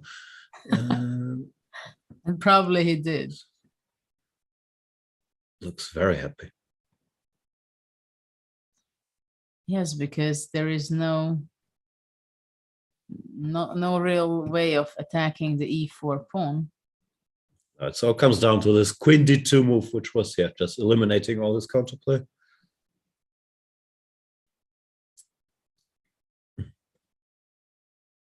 Can you go back, Queen C2? Well, Queen C2, but can't I take on E2?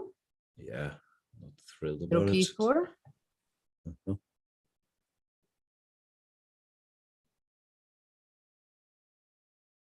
Didn't play the move. He goes knight A5. Goes for counterattack.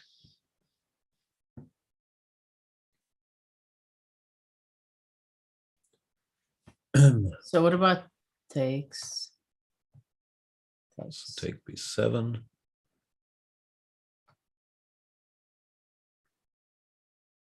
But Rook F6 is possible. What about Rook F6 immediately? Directly, yeah, that's also nasty. King back to G1. Then we say G5. What have you achieved, Mr.? Ah, but E4 at least is hanging now.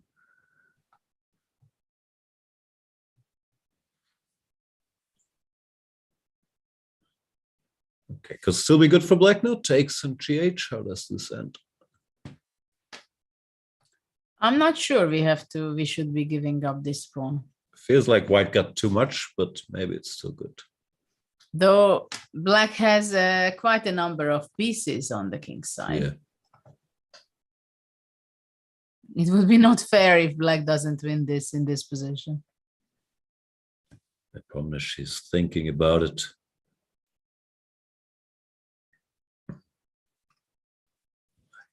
Well, the natural way would be simply to take on E2. And after knight B7, somehow to play bishop F3 or rook F6 and bishop F3. Yeah, I like this rook F6, just trying to. King G1 and maybe G5 now. Knight C5.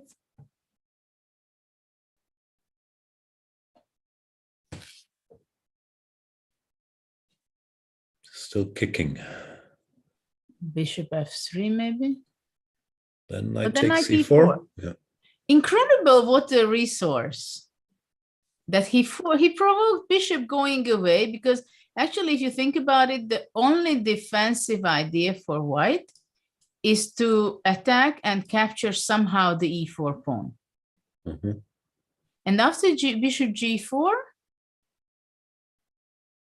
it is not protected by the bishop anymore. From she in deep thought. Yeah, maybe this rook F6 is tempting, but maybe it doesn't help us because then. So what about after playing King just G1, rook E7? B5, Rook I E7. guess.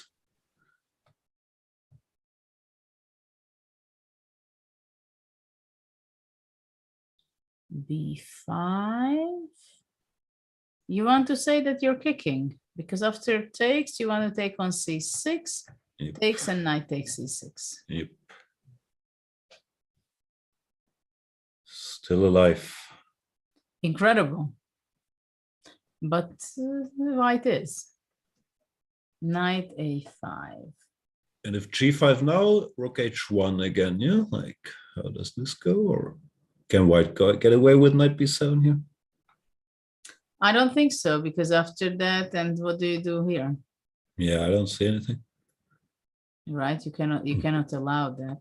So after G5 to go rook H1 takes here.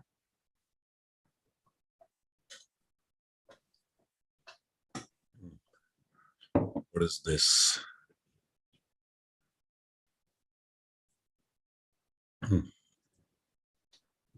H3, knight takes B7.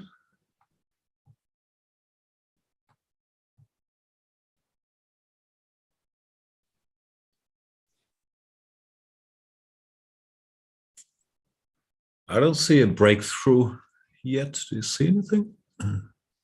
He's played something. He's played rook F6. Sorry, now rook F6? No, he's played rook F6, I think, instead of G5. Yeah. Well, that's a logical continuation, but... Yeah, but after King G1, E4 is under attack, yeah? So it depends on whatever we were doing, this G5 stuff, how that plays out, yeah? G5, rook E4. Or bishop E4.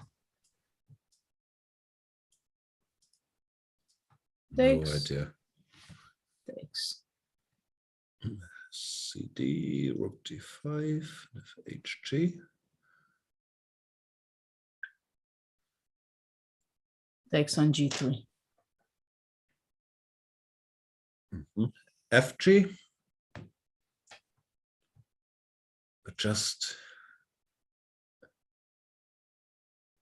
in this here. I thought even just CD, and then once the bishop is gone, queen h3 I mean, will look come. what happened with the king side. Yeah, that's too much.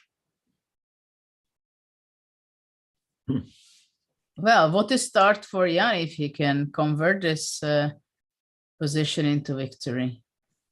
Yeah, we will have to adjust all our predictions of Ding being the favorite and Nepomniachtchi more of a dark horse. If he beats the favorite with the black pieces in round one, things turn very quickly.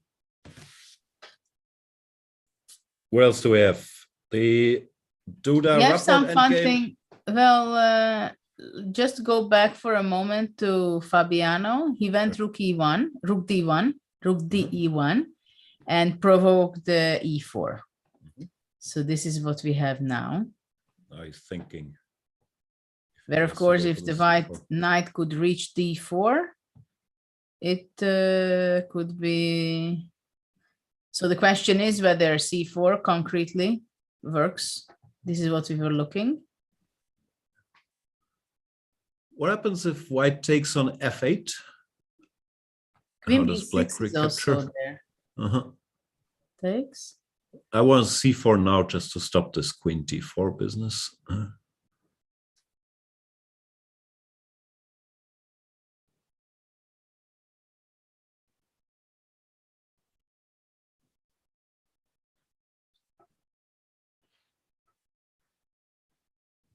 Nakamura under pressure. Both sides have roughly half an hour. Karana's calculating. It's also what he's great at, no? Just sitting there calculating the lines. Who?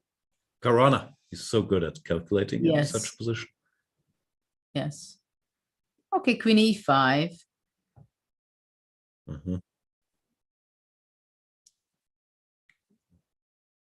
CD. CD, bishop d5. I just And you want to take the pawn. Yep. Because after rook e8, you want to give this check, which I'm not going to be. I was hoping for, but I didn't like the chances. You could not resist having this trick. That looks dangerous for black now. Pawn down, the rook endgame looks lost. Indeed.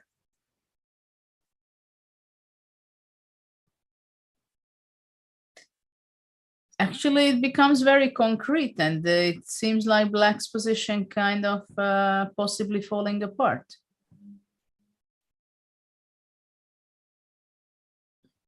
Yeah. No? Yeah, I don't quite see it. King takes f8. Is that insane? I just want to keep this. But I just want to keep this dc4 and queen d4 option. Now dc.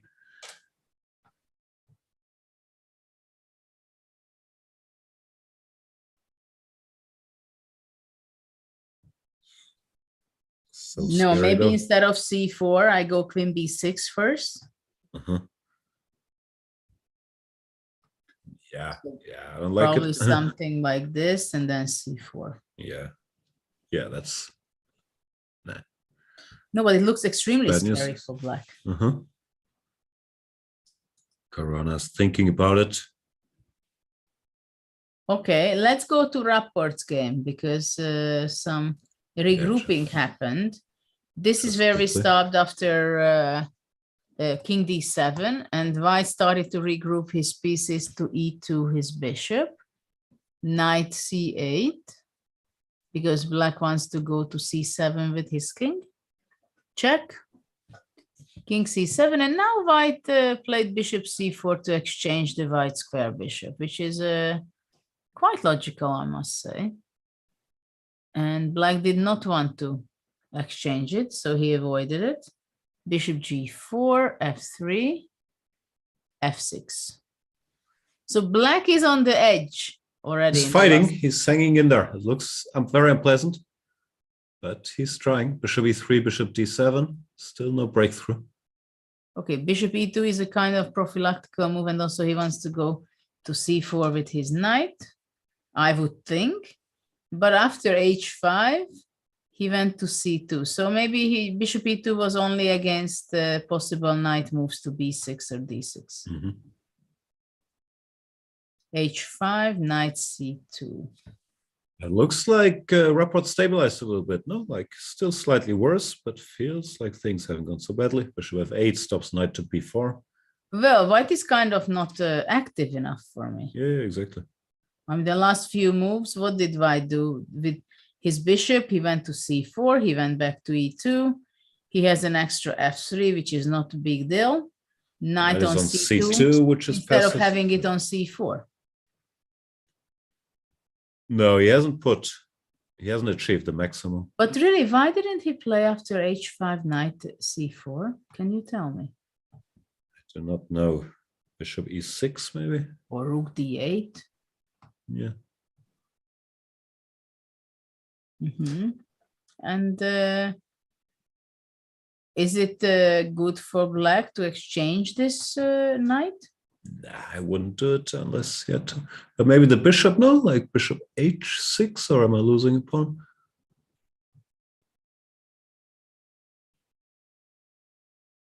Not yet.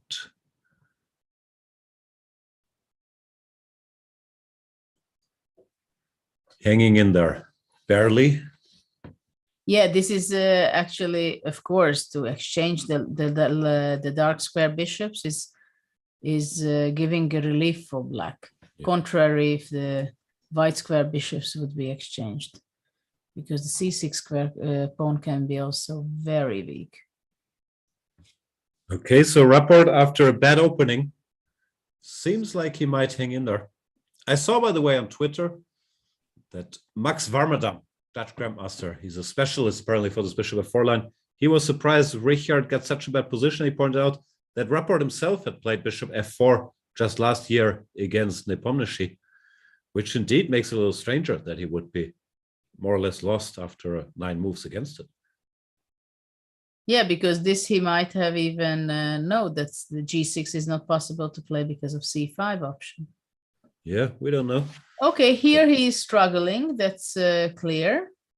And in the meantime, back to Ali Reza. He has Fabi took on f8 here. That looked smart. Fabi took on f8. This is what we were discussing, that this is an important intermediate move before playing c4. Just to force the rook or the queen there. Yeah, so no the d4 square will be not there for both of the pieces. I mean, king f8 is... Yeah, it's too sad, and this queen b6 looked very convincing. Yeah, so rook f8 was a good choice. They are in time exactly the same. And we are slowing down in the game between Timur and Ali Reza as well. Knight g6 was played after knight fg5 because it had to block the diagonal of the queen, and white went h4. And he's thinking again. They're getting to the position we had if he plays bishop b4 here. This could be some nice time travel. No, it's move 24. They still have time, but if they keep thinking, we could see some action here. Absolutely. So bishop b4, h5, bishop d2, and we said queen takes d2. Now the knight goes somewhere, e7 or h4. I don't know what's better. H6 looks very tempting. How does this continue? Gh6, let's say. Knight f6, king g7. Somewhere. No, but this is... Yeah, I'm not happy with what to do. No, it's simply impossible. I don't know, knight h7.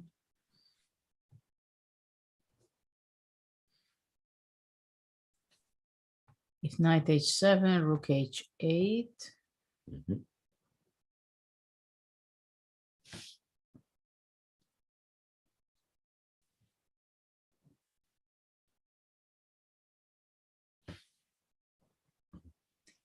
Maybe queen f4.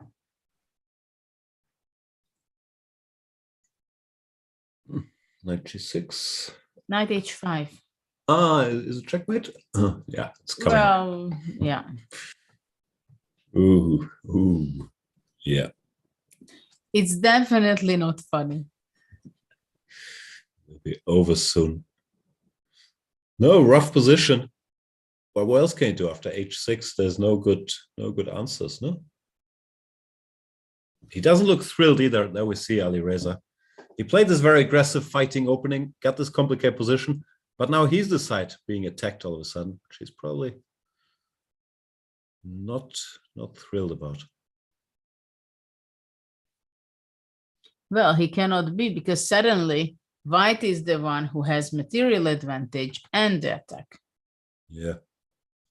So that's why I wanted bishop b4. So it's only the attack, but h6, h5 or h5, right? I still can't move because of knight f6. So probably hg. Takes.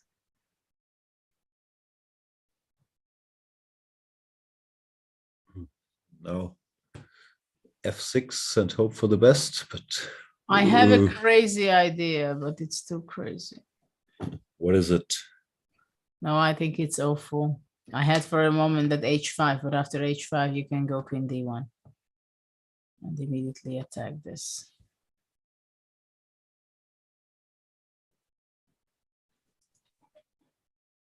Well, it's not easy to figure out with black.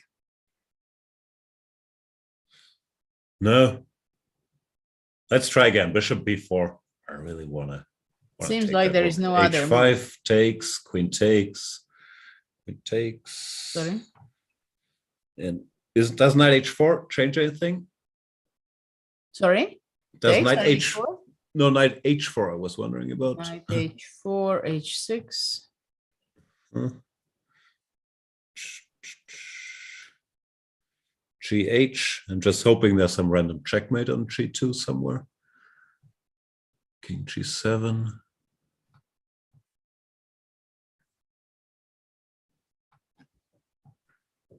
King h8.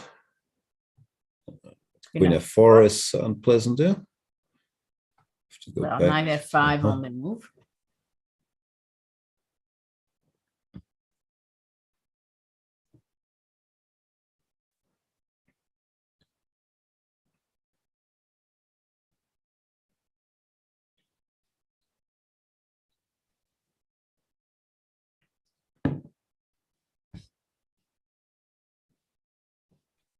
I'm thinking whether can I jump knight e4 or something.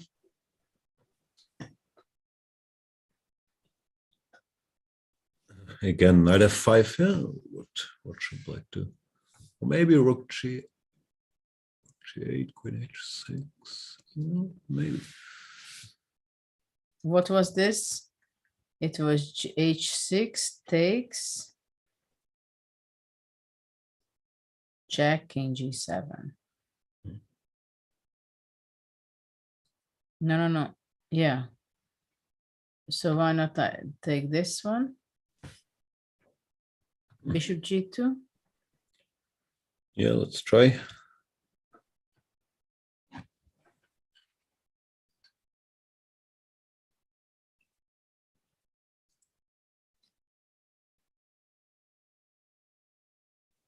At least with the knight on h4, there's some. I don't know. What about queen f4? Unless it's made knight f3. Check. King f1. Queen f3. This. Why not queen h1, where you're threatening mate? Oh, queen h1, king e2. Rook somewhere, b8. Ah, it's not checkmate yet. Not yet. No, king h8. Let's go out. Okay, this you completely survived. That's true.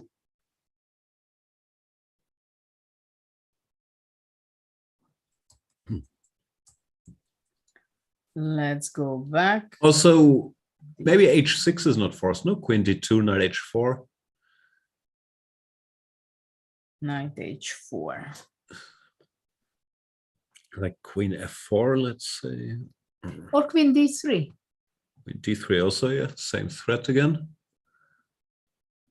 Always the same. Ah, yeah, that's unpleasant too. Now bishop e4. Bishop takes, rook takes. 5. h6. Ah, also, I didn't see that. Yeah. h6. Uh-huh. Still alive.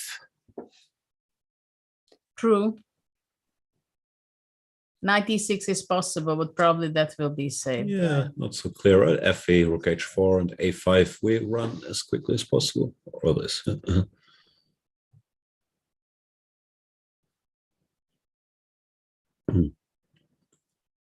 So you claim that after queen d2, knight h4.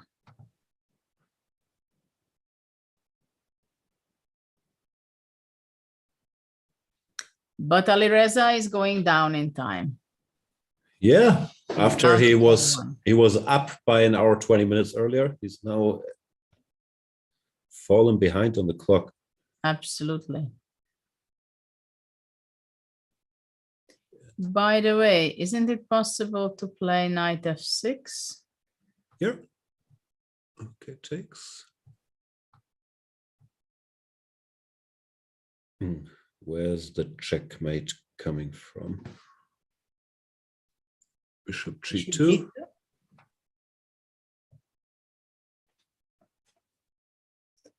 Bishop g2.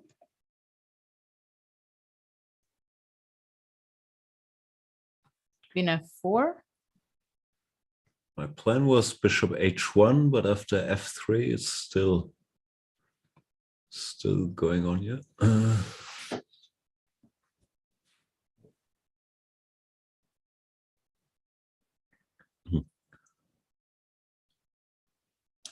Yeah, f3. Sorry. F3 here. Knight f3. Not knight f3.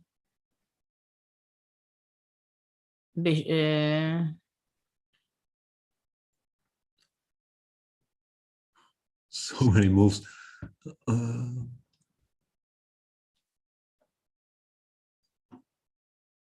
He's made a move. Bishop b4 on the board. Here we go. Well, there is not much of a choice for white, I think. Rajabov just returned to his board.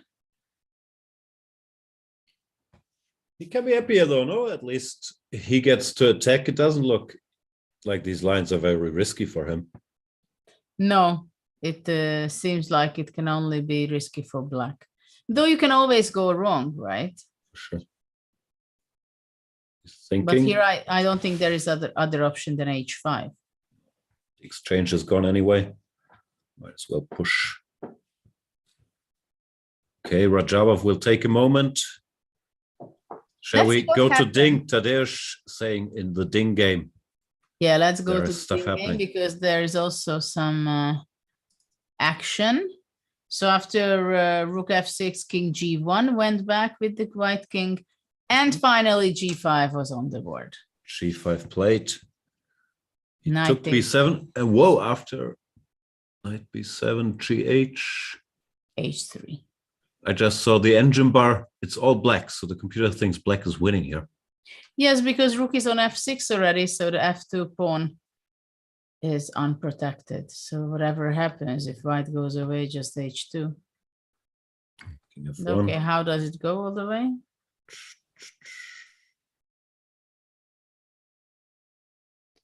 Or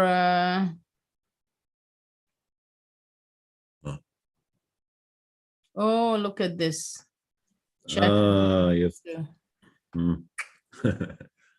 That's nice. That's a nice one.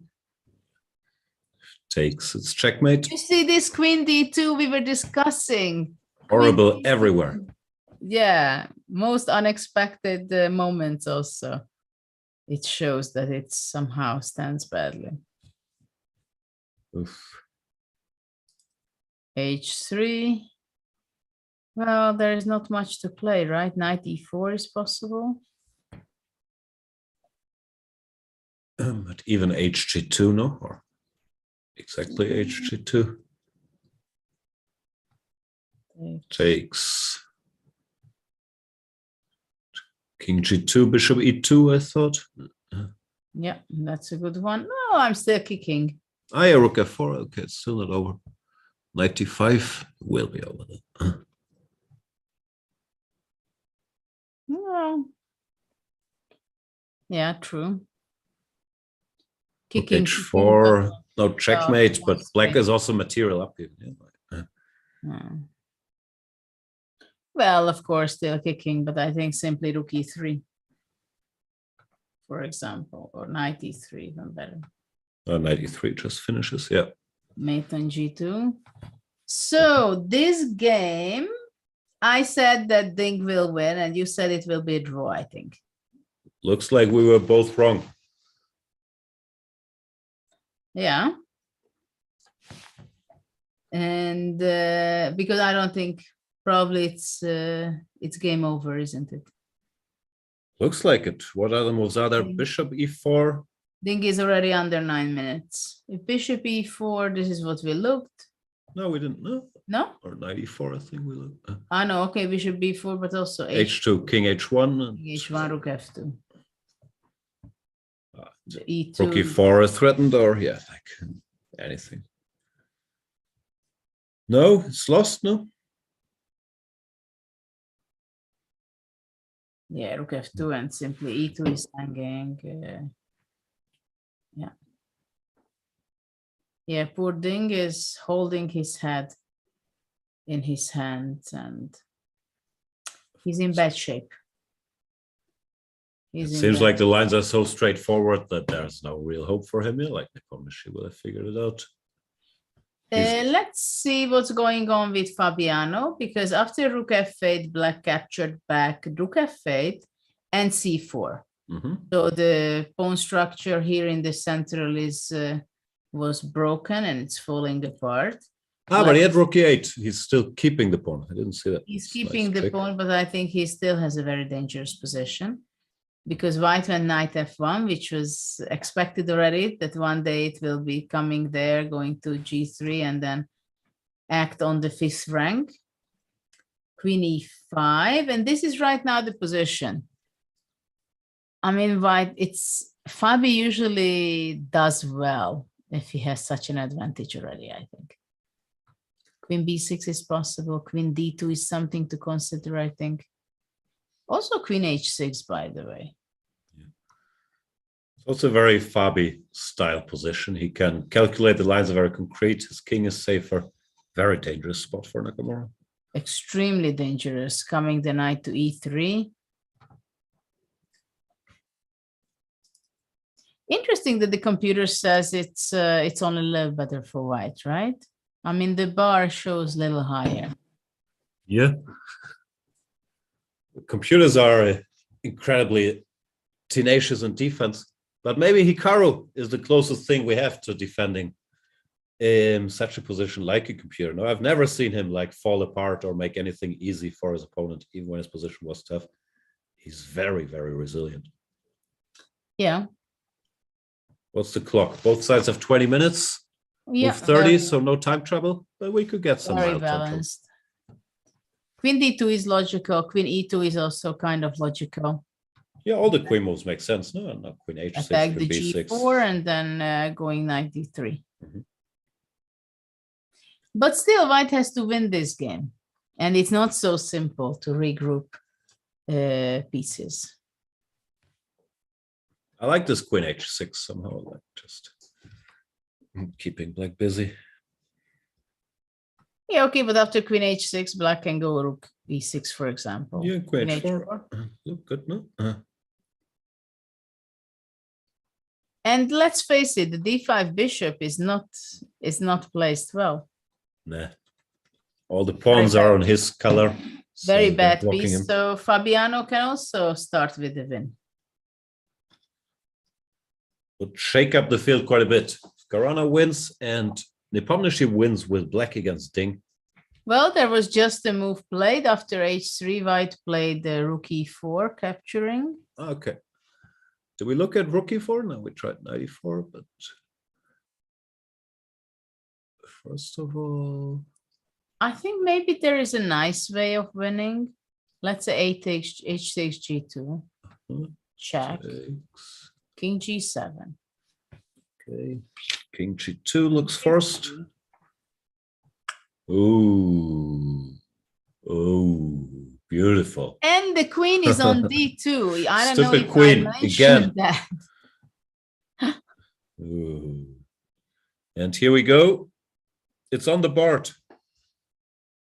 HG is on the board. Rook e8, This King is g7. what's going on. Okay, now white will play f3 or something like that. Which after black goes check and goes, well, bishop f3 is also not a bad one. And then g1. You're enjoying this here? King e2, queen f1. I show it because it's nice. But also maybe he just, after king f2, he just captures the rook. Also doesn't look bad, no? It's not very bad. But I think maybe after king g7, we're going to be seeing a handshake instead. Poor Ding, I can't help but feeling bad for him. Like, he had this horrible start last time. This time it looked like he wasn't going to participate. He did this somewhat strange marathon in tournaments in China to even make it here. And now, first game with white. He plays some interesting line. Looks like he has a good position. Then he just gets checkmated. But he also did take great risks, of course. Yeah, like this h4, you don't play without knowing things could go wrong.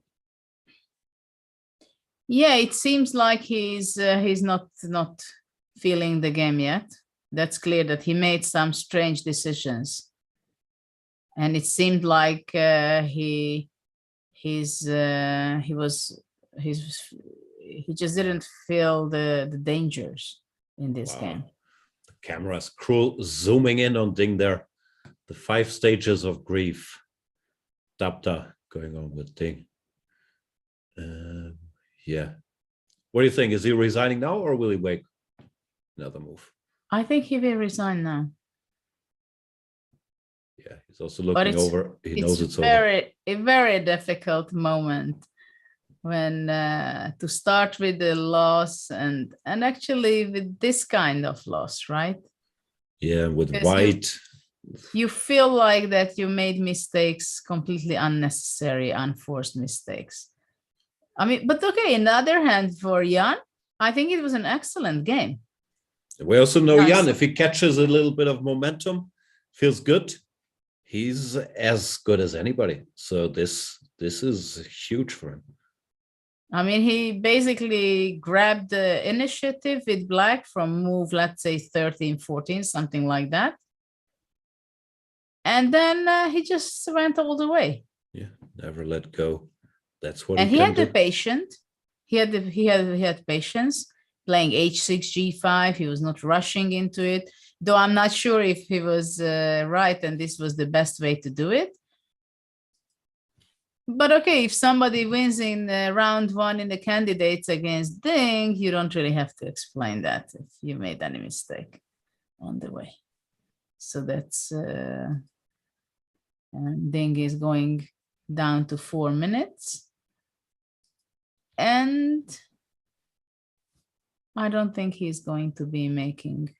No, I don't even think he's more. calculating about the position anymore. It's obvious to him it's over. He's just Struggling with himself. Dealing with agony, thinking what went wrong and soon.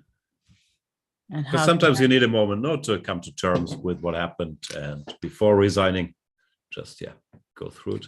Looks like he's still thinking, but there's not much to think about.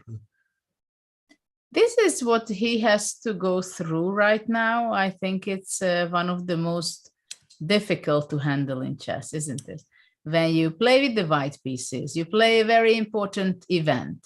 You know that you don't consider this as an alternative to lose. When you play with round 1, you're a strong player, you don't really consider that, okay, things go so badly. Of course it can, but somehow unconsciously, I think you still have that. And especially to deal with yourself psychologically, that, oh, I did mistakes, I shouldn't have, why did I do this? And you're cursing yourself. And you feel that I just shouldn't have done this. Why did I do this?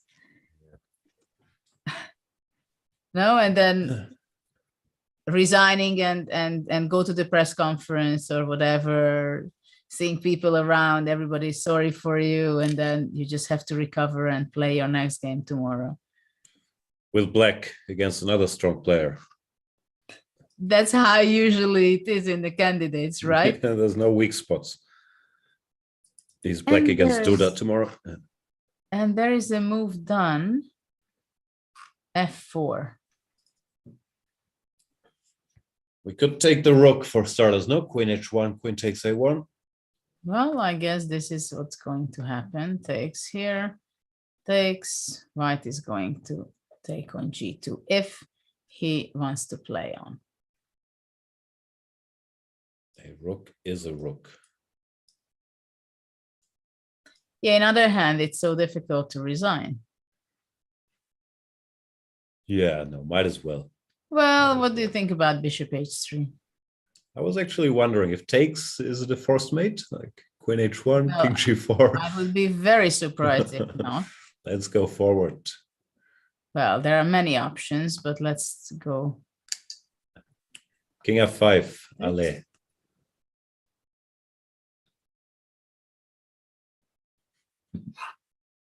No, but this is not possible. Nah, it must be made. Sorry? It must be made somehow, no? Well, there are several ways. For example, I could go rook f4, let's say. Oof, always violence. EF? EF, knight f6 and queen h5. Ah, beautiful, beautiful. But you can go, instead of EF, you can go GF.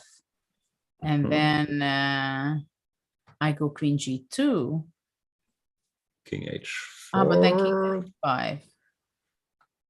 King f5, Ah. sorry. Well, king f5, queen g. Oh no, it's not checkmate. But of course, you can win the rook. Black doesn't have a threat either. Okay, White doesn't have a okay, threat either. Okay. This is it. Is this it? Queen h5 is unpleasant. I mean, you could win the rook by force as well. The sad thing is white is not even material up. No, it feels like white should at least be a rook up. One pawn up. Yeah. That's not enough with the king on f5. Oof, and look at Ding, he's completely Destroyed. distraught here. Well, maybe he's going to resign when Jan is showing up. No, he just waits until king. He goes all the way. Yeah, he's not done yet. But it's also interesting that Jan, he did take like 1 minute to double check queen h1, queen a1. No, I think he was not at old the Jan- board, was he? Ah, maybe. He's blocked by the board, so I couldn't see. I would be very surprised if Jan would think at this. Normally he would just blitz it out. No, like that's more his style. And bishop h3, not, yeah, there he doesn't spend a second on like. And Ding has seen enough.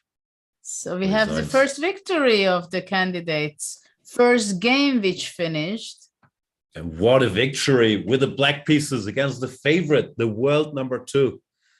Ding Liren, Jan Nepomniachtchi, the vice world champion, shows he means business. That's impressive stuff. Yeah, he had really played very well. Congratulations goes to him. Probably we might have some press conference, right? Or some remarks by him after the game. Yeah. But until then, let's see what has happened. Well, How's just Fabi to- doing? He's bouncing around. just a quick look what has happened with Fabi. He went queen h6, which we were thinking that he might be going. And after queen g7, queen d6. Very So unpleasant unpleasant, queen over yeah. there.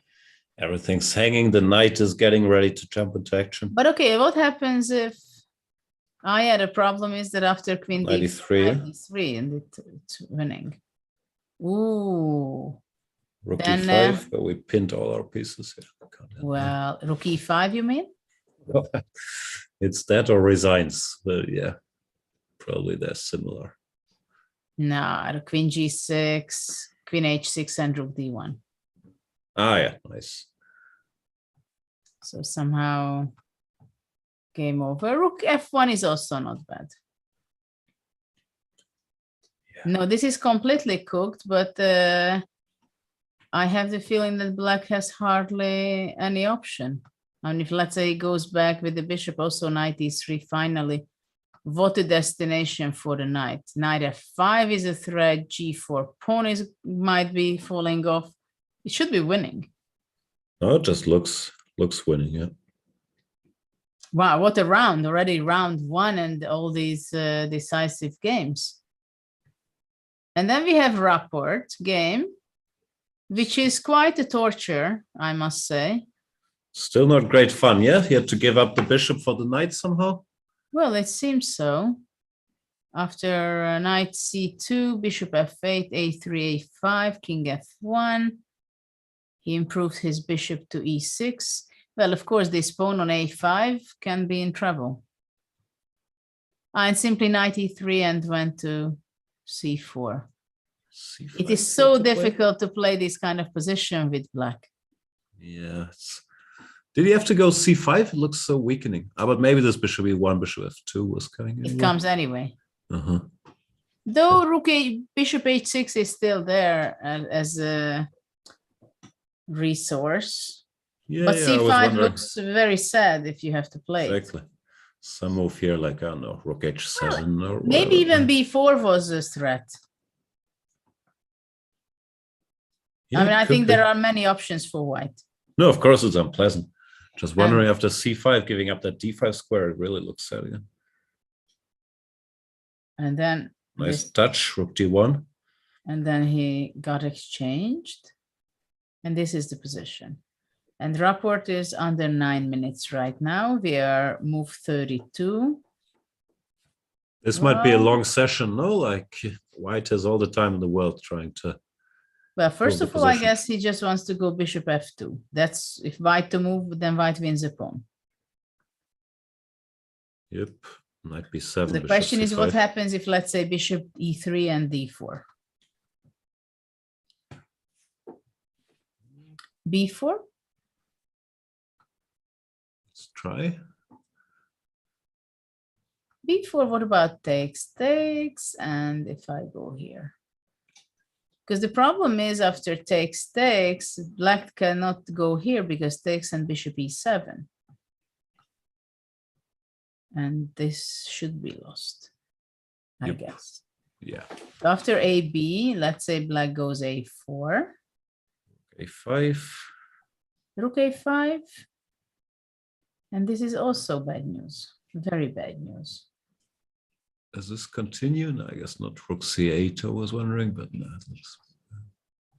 Rook a6 check is a nice little touch here. Check and then. No, it's still not easy. So what else is there after b4? Well. So what happens if knight b7? He went actually bishop e3. Yeah, looks normal. Maybe after b4 he wants knight b7. Okay, what about taking this first? Takes and knight b7. Knight b7. Yeah, that's not too bad. Though I would also ask what happens if I just pass. So many questions. Yeah, looks like black is hanging in there.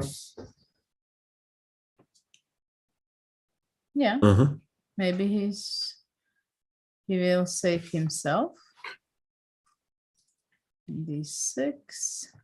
Well, white is not forced to play a4, obviously. He can just continue the massage. But how? Because bishop on d4 stands very nice. I don't mind. We have 2 bishops. Should still be nice. Whatever. B3. Okay, b3, bishop d4. A4. So how are you going to win this? Slowly. Bishop c4. Maybe it takes. No, but I'm gonna.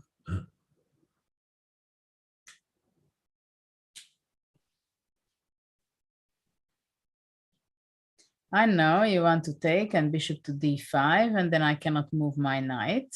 Then bring the king, then g3, f4, like it's.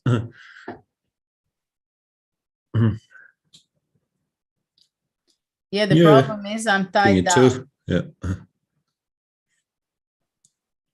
King e2? Yeah. I think white has time now. Bring the king to d3, then yeah. Hold Take on, something. let's go for a moment, please, because this will be long, I think. Ah, yeah, we have action there. Let's go there for sure. Action with the Rajabov game, because in this position he did not go to h4, but he decided to go to h6. Ah, h6 directly. Okay. Yeah. Takes. What is this? But isn't this something scary stuff? So gf7 looks like the move. Rook That's takes. what happened. Knight takes g5, and black has 4 isolated pawns. Okay, but rook at least f5. some coordination.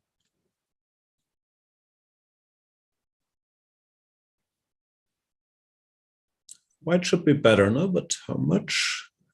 f3, a5, yeah. f3. Mm-hmm. He went king f7. Look at this. Why? Does he want to go to e7? What's he doing? Or to g6 maybe? Ah. Wow. Really? King g6 and then I don't believe it. knight h3, bishop Can't I go g2? rook e3? King e8 he went. Huh? That's strange. Is the king better there? Maybe it took us. Oof. Very strange. I'm not sure it would come to my mind to play king Yeah. f7 e8. Very unexpected. He's already preparing for the, but actually his king on d7 stands very good. I like Maybe that. it's brilliant. Yeah. I really like that king maneuver, because actually on g8 for sure it's going to be in bigger danger. It's Or always queen h7 looming. Interesting stuff. Still Very looks worse for black, doesn't it? Or maybe it's not so easy. f3, let's say, just a bit. but I'm not sure. Why not queen d3? That's probably a better rook move. f5. Rook f5. Rook f5, queen g3. Is there time for king d7? Oh. Maybe I don't need king d7 yet. Well, a5, Ale. it's already showtime for action. Not sure if that pawn gets very far.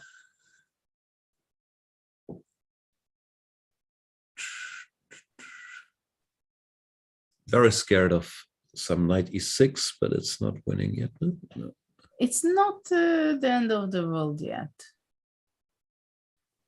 I mean, f3 knight e4 can be a problem, but you're going, right? You're going with your pawn. How far? Can I go king f7? I'm always happy to offer move repetitions. And it's still under move 40. Exactly.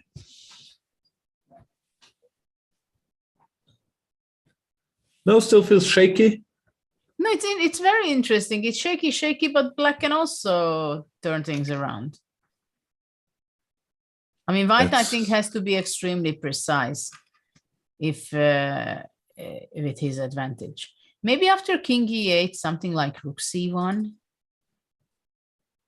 Looks nice. Or, yeah, rook c1 or rook b1. Uh-huh.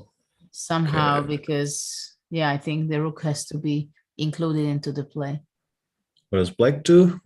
King d7 or queen b7? Let's try king d7.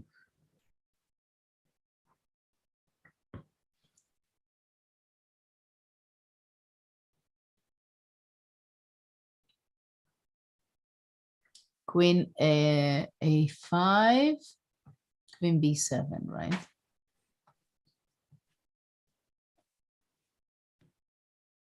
Yes, because suddenly my knight stands very nicely on g5, but actually it's not doing anything. And the bishop on d5 is really powerful. It's a killer. Yeah. I like this king maneuver a lot. And Good now position. this is gonna be a time trouble for sure. Oof, yeah, he has what, 7 minutes versus 11? 7 11? minutes against 11. King e8. I'm impressed by this idea. All right, so let's give a brief overview. The first game of the tournament is over, and with what a result, Jan Nepomniachtchi with the black pieces defeats the world number 2, Ding Liren, in quite impressive fashion. Basically, just checkmates him. So Absolutely. that's a big one. Absolutely. Then we have Hikaru Nakamura fighting for survival with the black pieces against Fabiano Caruana. It looked like he was in big trouble. He's just tried pawn to g3 to mix it. I guess white can just take. Not sure if that helps. Just a bad position for Nakamura. Then we have Richard Rapport. After early opening troubles, he's been fighting for survival pretty much the entire game. But he lost his pawn now. Rook b3. Rook b3 and the pawn is just being taken. We just missed here like that. Because after bishop e3 he could do that. Any tricks? Bishop a5, c4. Well, let's see. Might be a losing trick. Bishop d8, cb, bishop d1 also. No, he went rook a8 first. Better. But probably rook b6 check and b4? Oh no, b4 we don't have. Because if bishop comes back, c4. He's still in business. Absolutely. Maybe Rook it was b4, bishop c5. Yeah. It was a trap. Maybe. Wow, that's a typical Rapport stuff. Because if here, then king goes out. Rook a6, then takes. Maybe this is what you have to try. Take and bishop some b2, a4, but it should be a draw now with well, c4 we have counterplay. c4, king e2. Okay, stop. So rook b6 is on the board. Black will go king d7.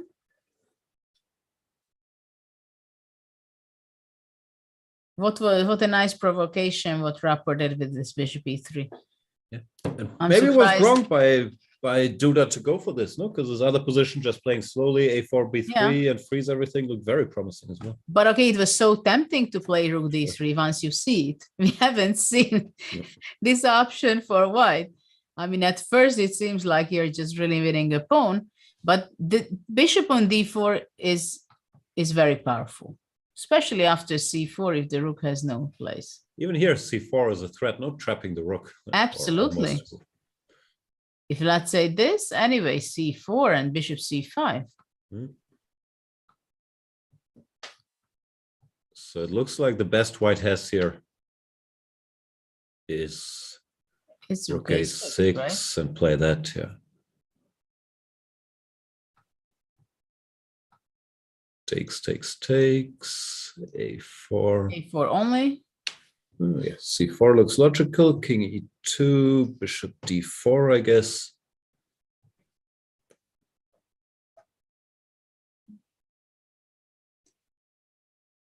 Maybe still not so much fun, like bishop b4, a5. I'm not sure how white can win, but it's still unpleasant somehow. But you can just leave your. Just wait, no, yeah. King I don't know, c6, G5, and let's say. the bishop is trapped on a6. And if white ever takes on d6, it's a draw. So I mean, yeah. just something like that.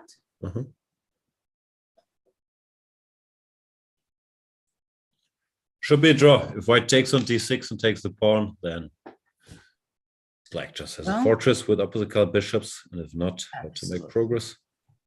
This bishop will save the game, the pawn.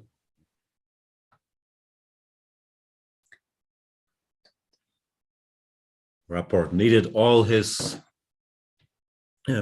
resourcefulness today to survive that one, but now looks like Yeah, it seems like if he succeeds, that's a good sign for him. We have this game running and time is going down in this game. Timur is already under 6 minutes. And what has happened after king e8, white did play f3, king d7, knight e4. And right now black is thinking how to continue. Should he be taking on e4? I don't think so. Probably not. No, then rook takes, rook g4. Yeah, I don't know. But maybe even pawn takes and d5. Yeah, also. This can also be dangerous. Because after all, the king can get in danger. No, I like pawn takes. It's also restricting the queen here. That's nice. So after knight e4, black has to be extremely careful because now knight c5 is there and queen can go to g5. Oh, he does take. He does take it. Okay. He does take it.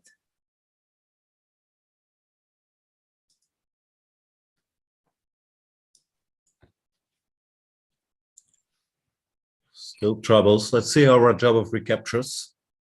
Well, it's no other move than f takes. No, I'm not so sure. No. Rajabov doesn't like double pawns. My money's on rook takes.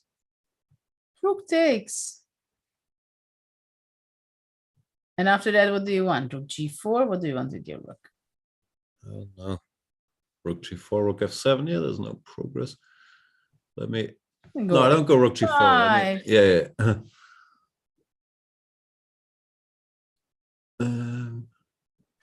What's the advantage with your rook capture if you don't go rook g4? Just keeping my king safer. I'll go queen b4 maybe. I don't know what I'm doing. Queen b4. And you want to check there. You want to take my pawn. I'll see where the rook goes and then maybe go rook g4. Rook h8, you go here.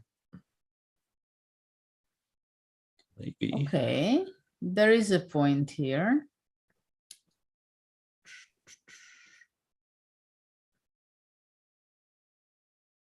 Tricky. Yep. So you go queen b4.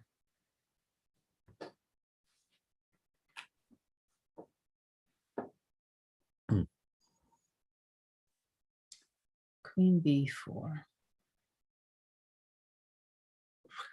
Still a bit scary. Rook f7 is so passive now, then maybe I go back. I don't know, maybe then after rook e4, I just go queen b7. Being very accurate, or queen c6. Maybe queen c6 is the move. Okay, still queen b4. Still queen b4. Okay, rook f5. Not sure what I want, but it feels like white should still be better somehow. Rook e1. No. No. Well, I still bet for fe4. Oh. I just like to control that d5 square. No? Yeah, we can have a bet for a beverage at the Olympiad. I'm going rook takes e4. Okay, I take f takes e4. Come on, Timur. Don't let me down.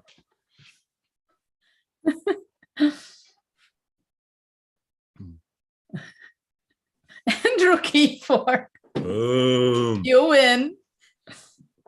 But I still like fe4 No, better. it might have been the better move. Sorry? It might have been the better move. Yeah. Rook e4 feels more control. Well, it's a secure move, that I agree. Yeah.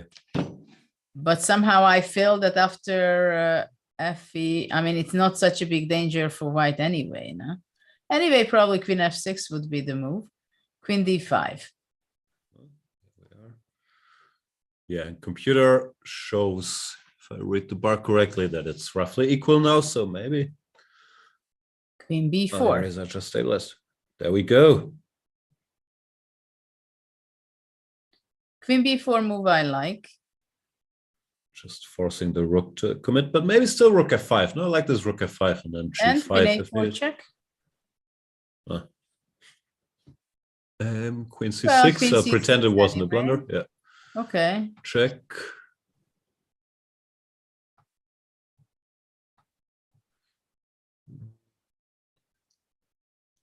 Oh, it's a pawn now. Yep. Yeah, still struggling. I think queen b4 was missed. Don't you think so?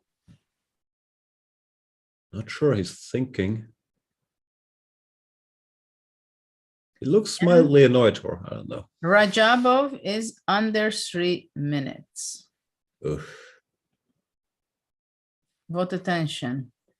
Firuza still 6 minutes to go. But 6 minutes is also not a lot, no? If you have to calculate all the lines here with black. And then you if blunder things could go wrong. something, Yeah, yeah, and yeah. the pawn is hanging there, and you still have to make 7 moves.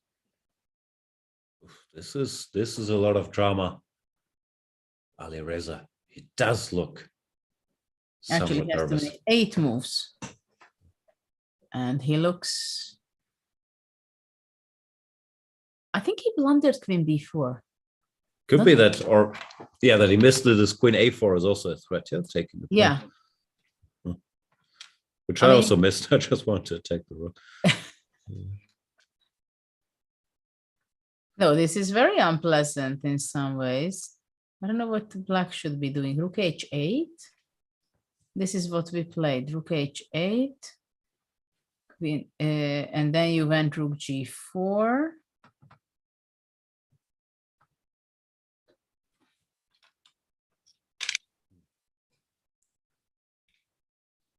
Well, he's nervous. Wasn't it? Yeah, yeah.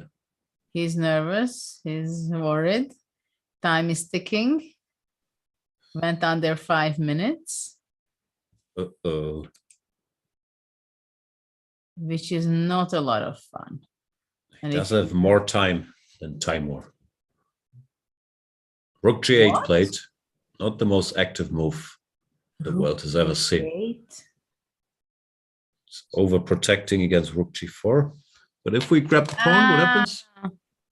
Maybe he just wants to go after queen here. He wants to go queen c6 and rook a8. Ah, that's why he keeps the rook there. The rook ending should be a draw. It takes and 12, king c6. What do you mean? Why is it a draw? It's not a draw. No? Okay. Well, Yeah, I have a lot of weak pawns. I mean, it's It will be some sort of race. Yeah? Rook g8. I don't like rook g8. No, I meant in the position we had on after rook g4, but yeah, maybe. I mean, even rook f4 is possible here. But of course, queen a4. a4 check plate. Well, with 1 minute and 40 seconds on the clock. No doubt that this is played. He has to go for queen c6 now. King e7, queen a7. It's just suffering. Well, queen c6 has to be done, but I don't know if he's going to be saving it. Here we are. If queen a7 also blitzed out. Took.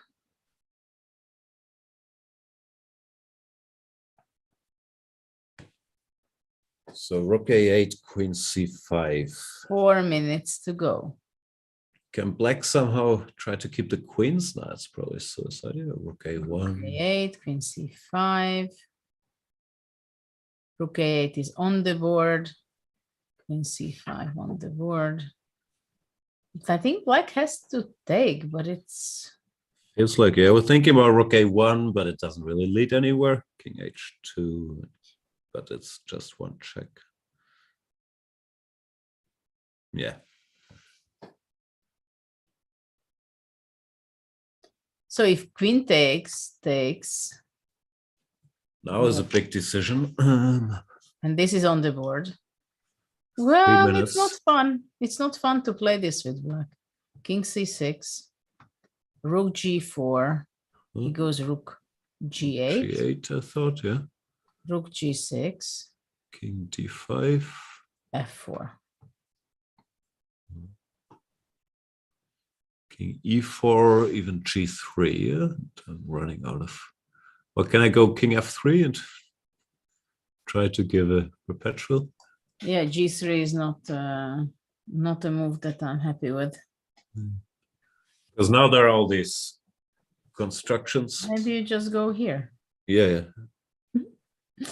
I like it. It's a beautiful perpetual draw. Or is it? No, Rook no, g6? maybe not. Like, yeah, yeah. Not because you go out, sorry, you go out with your king. Yeah, king h2, rook a2, king h1. King h3 and king h4. King h3, and the king runs away. So, but still, the line looked active. Maybe after rook e6, we just have to take g3 and yes, try to survive that, which should be possible. f5, king f4. Well, for now, the position is rook g4, and Firuza has 2 minutes and 15 seconds. And what is his choice going to be? Move 38. So rook g8 looks, I don't even know, everything is a mess, but could he go king c5, rook g7, king d5, or is that lost?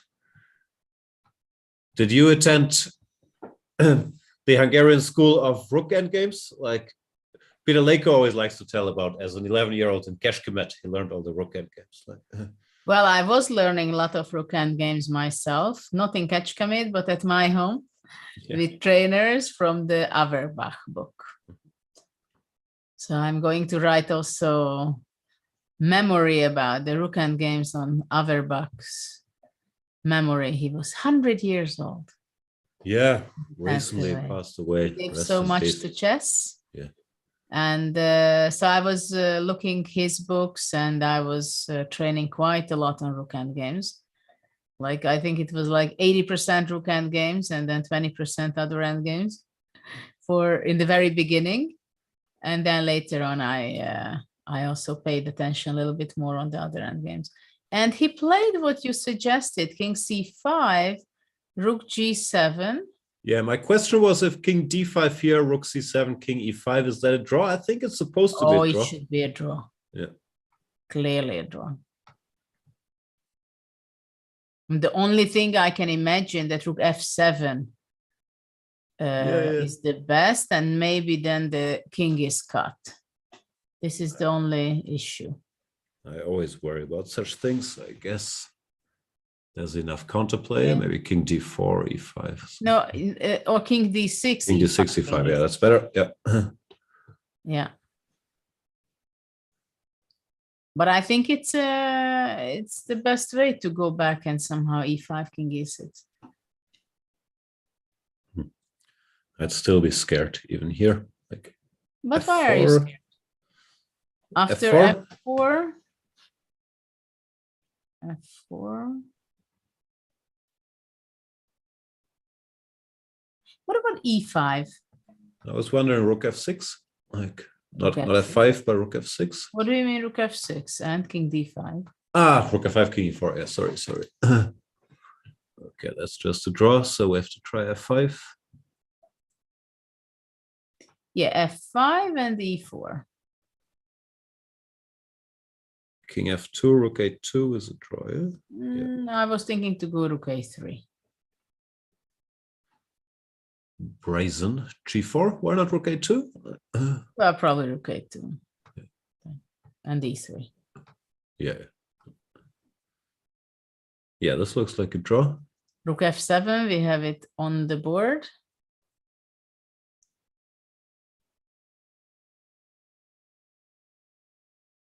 Here we are. Yeah, rook f7 is on the board. So let's see whether he goes king d6 or...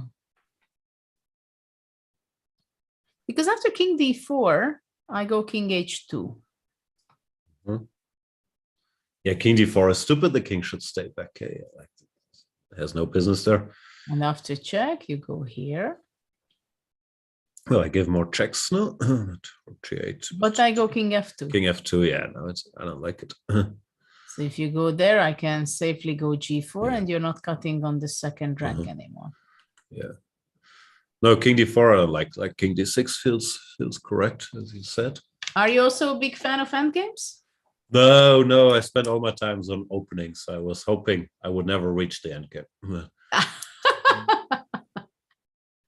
I love endgames very much. So I'm also doing my second part of my endgame course on Chessable. Ah, fantastic. I'm having fun on that. And I had to realize, you know, that I had been having the image that I was a killer and I was such an attacker. But when I see my games, even at a very young age, I had quite a few endgames. Obviously, because I was studying endgames, and then you feel secure and you win those little better endgames. But also I noticed that a lot of people that have the image to be like killer, super aggressive players, they're actually excellent at endgames because they calculate and they know their stuff. Like Shirov, people also think of as a killer, but he's a fantastic endgame player. But you know, it's funny that when you think about these great players who also play good endgames, let's say, there is a huge difference in level of playing endgames where you have the upper hand and when you're pressing and when you're defending. But isn't everybody terrible at defending bad endgames? I don't think anybody's Not necessarily, I think, because it depends how much time you were spending learning, defending, for example, rook bishop against rook. And because if you had spent some time, then you don't have any problem saving them. I know it because I had some period of time when I didn't know them and I lost them. And then I learned them and actually I scored points easily with knowing it. My theory is that of the top players that don't learn openings early, that they might be better at defending endgames because early in their career, they get in trouble more. So they get more bad endgames, but then they also practice the skills you need to defend those. While the opening kids that usually get an advantage of the opening or are doing fine, they don't have that situation much. So they're less good at it. Well, one thing is sure, I had difficulties in openings. And but that's why I think my middle game skills were very good. Yeah, often it's because I had to be 5 times better in the middle game to cover my problems in the opening. Right. And then later on, okay, I caught up kind of, but no, the problem is if you're good at openings but not so good at chess, it's very hard to become good at chess. Well, if you're good at chess and not so good at openings, you can always look at some openings. Like so it's a bit easier to fix it that way around than the other way around. Yeah, but I think nowadays chess, we talked about this, that how different it became, what kind of openings people play.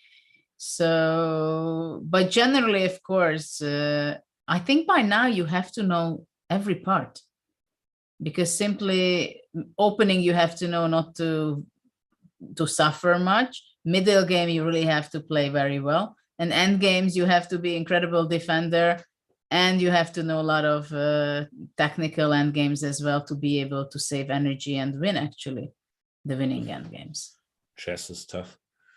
I have another theory about rook end games, but I'm not sure it applies to this time control, because I noticed with these shorter time controls, the stronger side almost always wins, even at top levels, even if you check later and it's a draw.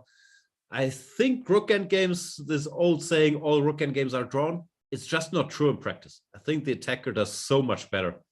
Even here, I'm not 100% sure if this will be a draw. Why, you think it's going to be Rajabov will win? Well, I don't think Ali Reza's going to win. Well, how would you rate his chances? I wouldn't think it's 0, but maybe that's just lack of knowledge from me. I don't know. I think. Well, we agreed that King D6 is draw, no? I do agree that it should be a draw, but I'm never 100% sure if there are no chances. And what do we do after King D6? We can try again. Some move like I don't even remember, like F4, E5 we were drawing. So if we play more slowly, King F2 or King H2, King F2. Well, then I go E5 and King E6. And then the king is not going to be cut away.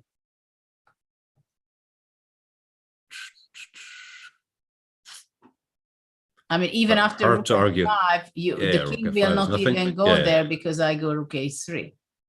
Yeah. Yeah, fair enough. So you think there's 0 winning chances? I didn't say that. No, but you think a draw is more likely? I think it's going to be a draw. Yeah, I guess that's fair. I would never say something like that.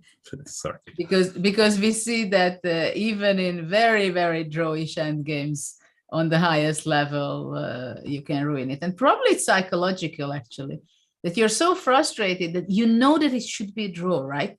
You know that it's a draw.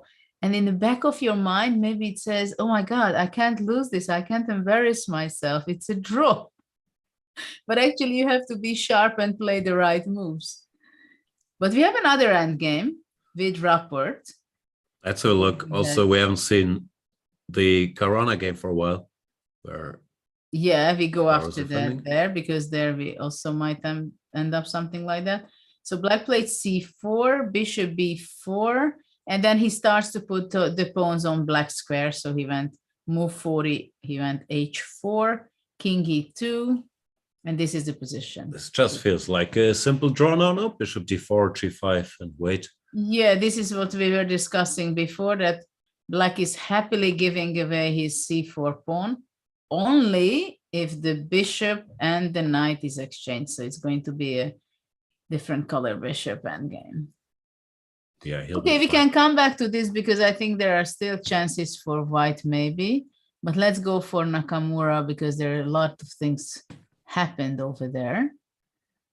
They made move 40, so they made the time control. So what was going on when Queen D6 happened? Queen E5, Queen H6. So he wanted to keep on the queens very logically. It looks frightening. It looks deadly for black, but maybe he's... At least he got rid of one of the pawns, so material is somewhat limited now. And now they went back and forth. Fabi just repeated so he can think after the time control. But so can Nakamura, of course. So what happens? Let's see what happens. Queen H7. This they had on the board already.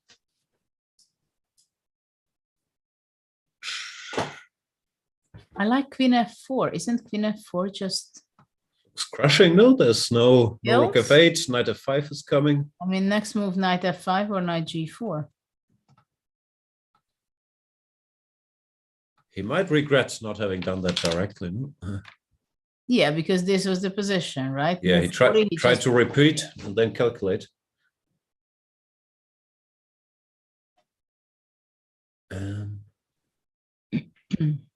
So now Nakamura probably spotted he can't go back. He's thinking of something else to do. Well, which is not an easy thing to do, right? Because Rook F8, then Knight F5. Wins on the spot, if I understand. Game over, right? Because after the next move, Knight E7 or Knight E6. So Rook F8 is not possible.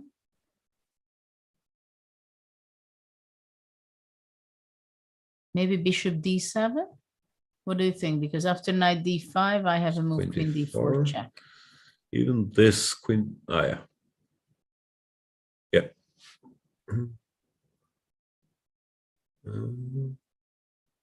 Well, I can go rook f6 possibly. But after that, already rook f8. Still unpleasant, but not yet over. Okay, but I'm not losing only a pawn. Yeah. I'm happy to lose only a pawn. Yeah. But I think isn't bishop d7 the only move? Looks like the only chance now. If you queen h7, queen f4, then it's too late. Then bishop d7, knight d5. So very important for Hikaru not to repeat moves here. But I think But he's he will spotted not. it. Yeah, he's taking his time. He's shaking his head, right? Well, He usually. doesn't like his position at all, which is very understandable. But after bishop d7, do we see a win? So knight d5, queen d4. Well, I think that's possible. That I was the- looking for some checkmate tricks here, I but I couldn't make see. them work, like king h2 or rook f2, but queen d5, I don't see it yet. Maybe here. Yeah, but here I thought you'd take the queen. You want to take the queen. Yeah. But why? Is this a win, what I just created, you think? No. Is it? Rook e5.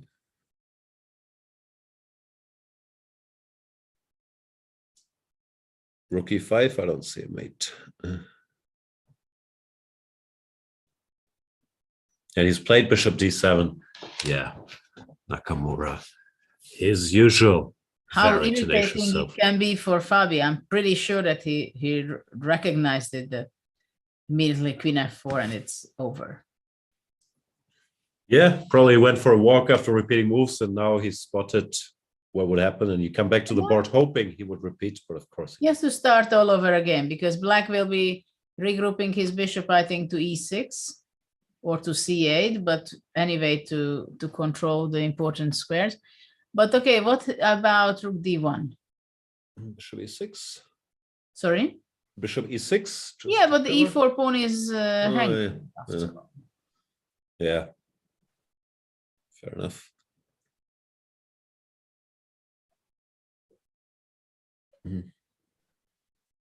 No, then let's try something else. D1. Actually, this game is already in the 5th hour. Oof. They play for 4 hours and 17 minutes. Yeah, now they will take a little time. I think all of the games have made it past time control. Ali Reza has played king to d6 in the meantime. Rapport has that endgame. And Fabi, he will take a moment here as well. So maybe it's a good moment for us to take another break if well the players are thinking. But before that, we can advise to our audience to check out the Chess24 alternatives, all kind of 50% off subscription. They can get candidates mug. And what about this hoodie? It's a good one. I want one. I'll see if I can. But definitely there are a there. lot of great courses. And I really love the one we were talking about, your thoughts on the match. Thank you. Yeah, that was. That's one of the nicest insight what can be seen on the World Championship matches. But Yeah, it also was you fun have a to lot look. of courses, and Svidler and Anand and many others. There's all kinds of courses, 400 hours of video material. Premium members, of course, can also challenge everybody in the banter blitzes. I think after every one of our shows, there will be a banter blitz where premium members can challenge grandmasters and other chess personalities right here. So go premium, save 50%, watch all the courses, get the hoodie, be the grandmaster and banter blitz. What's not to like? And come back in a few minutes. Yeah, you don't have a lot of time.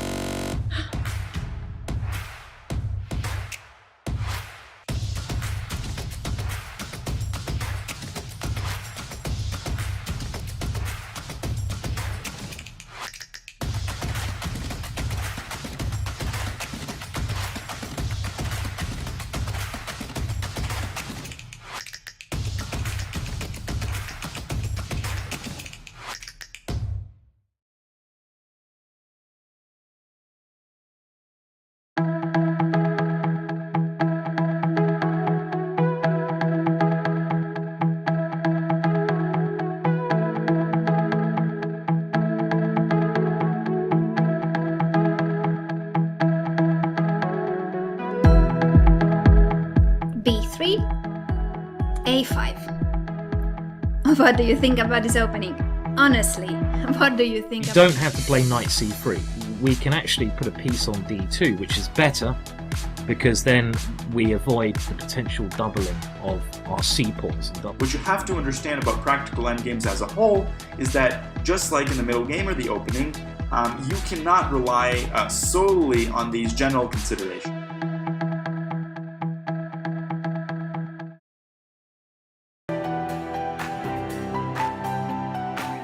Okay, so let's send a challenge.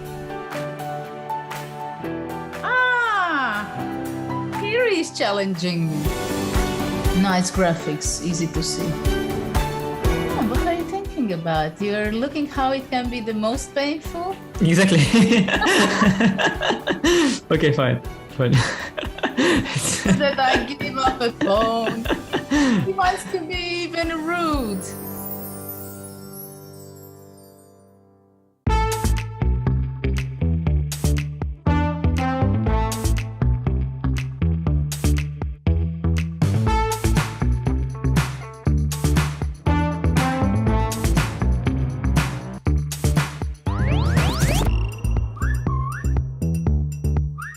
The Grunfeld is a very good opening for those of you who are striving to get a double edge. In this video we're going to look at the latest developments in the 6 bishop g5 knight of. I'm gonna start with sort of my first official Stonewall game. The idea is not to fight against any opponent move, prevent everything, defend and so on. No, it's just to move.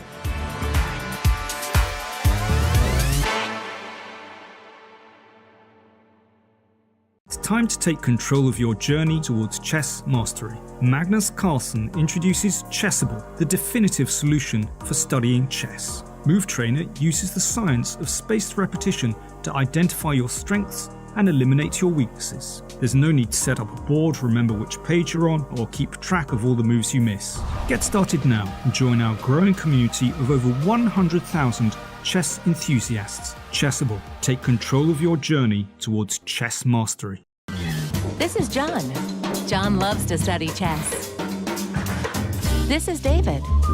David loves to study chess as well, but efficiently. John spends more time setting up the board and figuring out what's on the page of his book than he gets to study. David likes to take it easy and use his time wisely.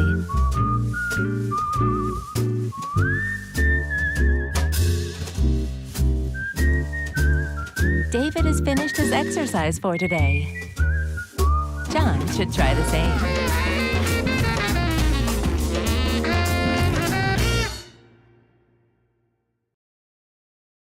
Welcome everybody! My name is Jan-Krzysztof, former world chess champion. Are starting a new course here for Chessable. A very special Chessable course. Master your chess with Judit Polgar. You know what? I learned a lot.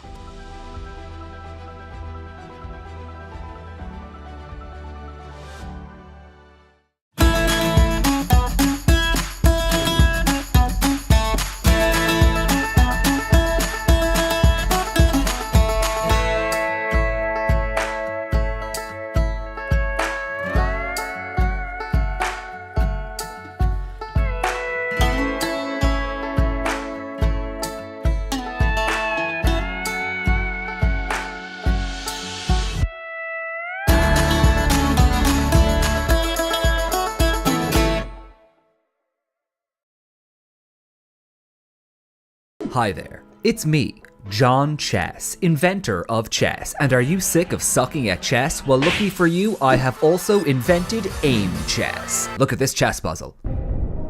Did you solve it?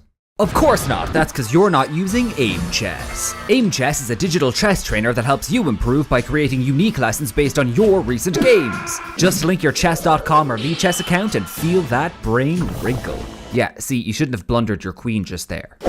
Now I know! Thanks, Aim Chess! Now all that's left to figure out is how that funny horse moves. They even got acquired by that one chess player other than Hikaru, so you know it's good. Hi, it's me, that guy I just mentioned, and I am the best chess man in the world. But thanks to Aim Chess, I also have a girlfriend now as well. This could be you! Personalized training, game reports and analysis, study plans, thick, luscious hair. Intuition Builder. All this and more available on Aim Chess. Hello? Courtney, did you know that Aim Chess users improve their ratings 43% faster than average? What? So what are you waiting for? Join Aim Chess today. Links will be somewhere, probably. I don't know, I just made the video. Aim Chess. Sign up now and get 50k silver and 2 free months off your VPN. Now that's what I call a Queen's Gambit. That's so fucking dumb. Aim Chess. For when you aim to chess. That's their slogan. It's what they say. Ready, aim, chess. That's another. It's... Look, just sign up for Aim Chess, okay? Just... Come on. Literally, why not? Alright, just stop being a dick for like 5 seconds and just go. Alright? Jesus Christ. Chessable, the definitive solution for studying chess. Choose from one of the largest online chess libraries in the world, with hundreds of titles ranging from classic books through to our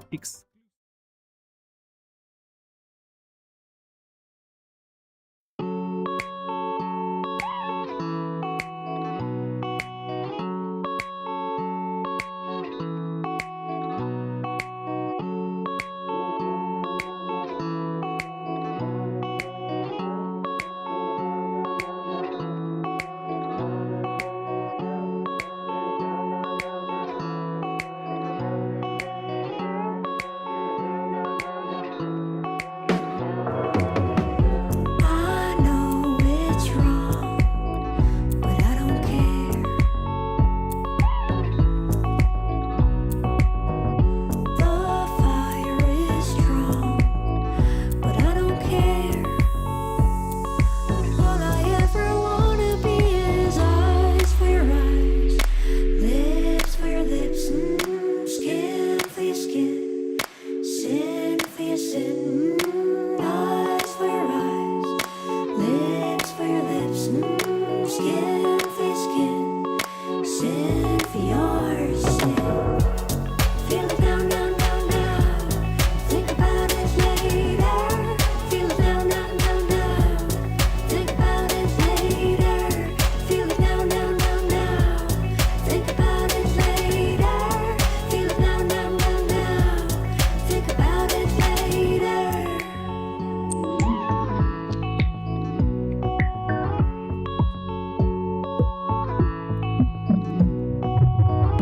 The damage is done, but I don't care.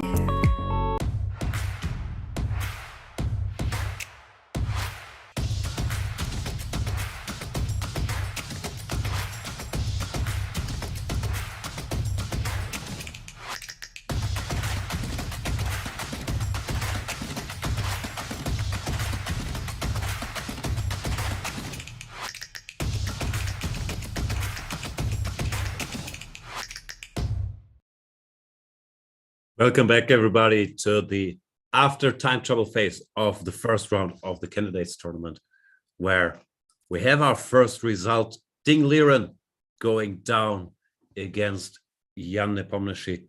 I just saw on Twitter that gently my dear friend Peter Hein Nielsen reminded me that I picked Ding as the tournament winner, while he picked Fabi and Laurent picked Alireza. My chances not looking good so far, but still 30 rounds to go. Judit, Polgar, we have 3 games ongoing. Which one shall we jump to? We can jump first to Rajabov, I think, because what we have is a rook endgame. We were discussing that black has to be playing accurately to make a draw. And that's what Firuza is doing, I think, because the last move was after king d6. White went king f2, black played e5, and the idea is that black just goes with the king to e6 and somehow eliminate this rook from the f file, from cutting the king. And once the black king can go all over to f6, front of the white pawns, it's going to be a draw with not much of a difficulty for Firuza. And it's the first game of the youngster man of 18 years old, who is playing for the first time in the candidates. And well, I think round one is something always very important, but especially in this event, as we all know how seriously he's taking this event, as he was preparing incredibly a lot of months in the last half a year, practically. He was no one knew where he had gone to. It looked like he had disappeared. We sent Laurent Fressinet to Chartres, the city in France where he lives, to look for him, but no one could find him. But it does look like he's been taking this very seriously. It will be good for his confidence if he holds this one. No, like he was trying to put pressure, then got in some trouble, but he found a way out of it. So decent start for knowing him, I think seeing him playing last year in Norway chess, I was seeing him daily and his comments and reactions. I'm pretty sure he will be not happy. From one point of view, he will be happy that he's going to make a draw in a little bit unpleasant rook endgame. At the same time, I think he thought something more out of this game after move 15, 16, when he had a lot of time advantage. It was very clear that he made his homework preparation better than Rajabov. He could surprise his opponent. And then I think somehow he maybe played too fast or misjudged some of the situations during the game. And then there was a moment where he was thinking nearly an hour, where he had already sacrificed the exchange, but suddenly realized that some attack can happen against his king, right? So there is something really did not go well in the middle game, but after a draw, of course, he knows that the tournament is long, so he has to get ready for tomorrow's game. Yeah. But still some things to do here. Yeah, you still gotta be patient. This game might take a while, but it should be draw with the plan you pointed out. What about Fabi? Let's see Fabi's game. It was very unfortunate for Fabi actually, because he had I think it was a pretty big time trouble what we've seen, and there was a repetition of moves after Queen G7, Queen H4. Where actually Black made a mistake, I believe, a huge mistake by offering an exchange to the queen. And now instead of playing the right move, though I didn't check it with computer, but it looks like after Queen F4, it looks unholdable for Black because the white knight will be coming to F6 either from G4 or from D5 if the bishop moves away. So I think here Nakamura would have very, very, very big trouble. Instead of this, there was a repetition of moves, which sometimes works very well. But already in move 41, Hikaru was also thinking, realized that Queen H7 would be ending up in big trouble. And he had this saving move. I don't know whether it's temporary saving or not, but definitely Bishop D7 is the only move to control the square of G4, right, for the knight, and the F5 square. At the same time, I'm pity for White that knight D5 is not winning because of the Queen D4 check possibility. And so this is why already more than half an hour was spent by Fabi. So he realized that it was a pity to miss that opportunity.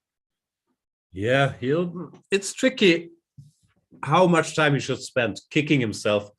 Usually, I think he's good at it, just being stable and then moving on to calculating his position. But also we know how tenacious Hikaru is in defense. You don't get that many chances. The question is there a way to win now? Like, I looked at the computer during the break, but it didn't look conclusive. It gives knight F5 as its first line, but then bishop takes, rook F5 and rook E5. And it's not so clear White can win this. Well, for sure, you have to be extremely accurate. This can be an issue. This line continues. We can look Queen D8 check. Yeah, King H7. King H7 and Rook F4. F4. Threatening Rook H4, Rook G4. Yes. It's still rough. So what about playing Rook G5? Rook H4, I guess. H4, Queen D6, yeah, or Queen B6. I was just gonna take, but this is probably better. Yeah. Okay, this is bad. So after queen d8, king h7, rook f4. Looks very scary, I must say. But also tough to play with white. Now you have to be sure the sequence works. If not, you don't want to give up your pretty knight. But what is the move for black? It's a good question.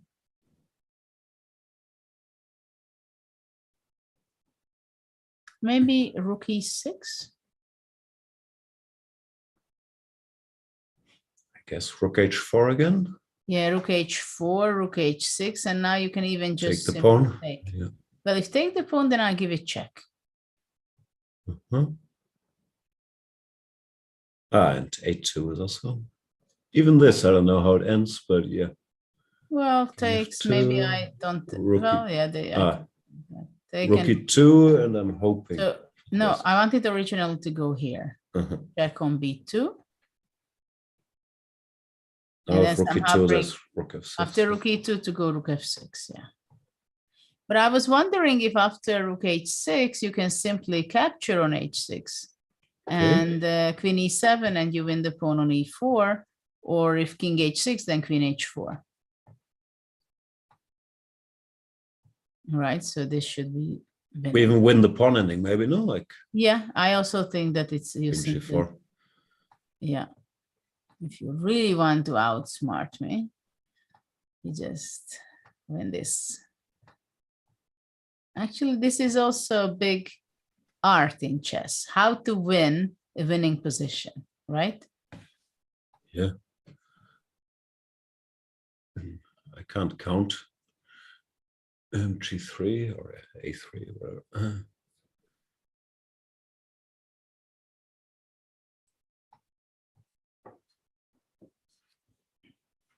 I think, in fairness, we could have gotten the pawn endgame without the e4 pawn, which is probably easier, like king g6, queen e4 check, and then we might still be able to exchange queens. But yeah, that's true.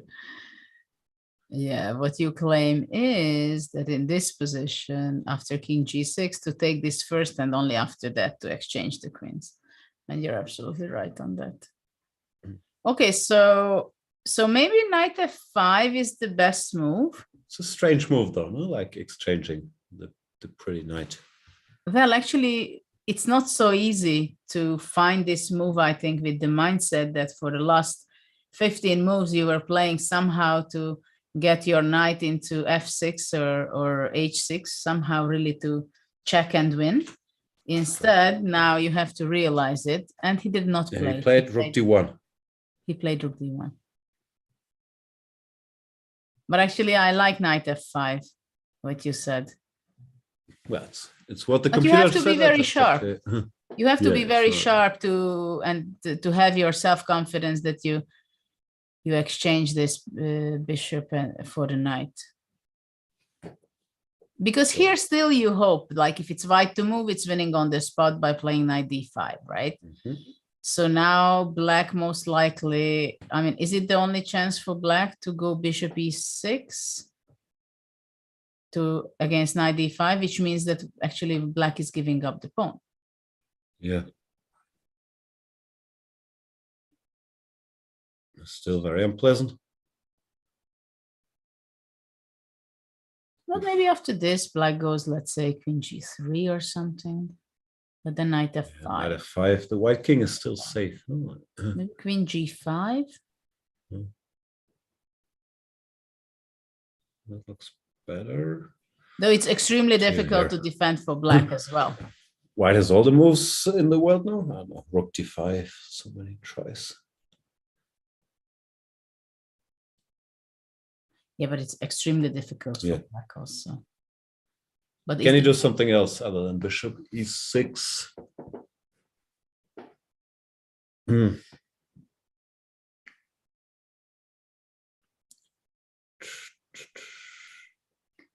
Well, not easy to think of a clever move. You should play something else, but it's not so easy to play a move which covers the knight to d5 option, knight g4 and knight f5. It seems like somehow only legal move to cover those squares, after all, is Yeah, that's why rook d1 is smart. Yeah, he's just overloading. Well, it's a the very bishop. practical move, right? This is what we looked also. That's the most natural move to play. So is knight d5 winning? Like, let's say. On what? On, let's say. Yeah, that's the question. Yeah, because it's not so easy to make a move Yeah, with back. see, If it every goes move is stupid, like rook here, d6, then- queen d8. Yeah, then queen d8 is there, right? Ah, but queen yeah. f8. Ah, okay. That continues. Uh-huh. Uh-huh. Yeah. Okay, so black is kind of alive. But now you go back. No. No, now you can go back. Yeah, or rook c1, white just has so many options and black has to calculate that he survives Let every me single see position. if it works what I think. It works, no? Rook f5 coming. No, I want to f7, just check. Is this It's not, checkmate? it's not mate. It's impossible.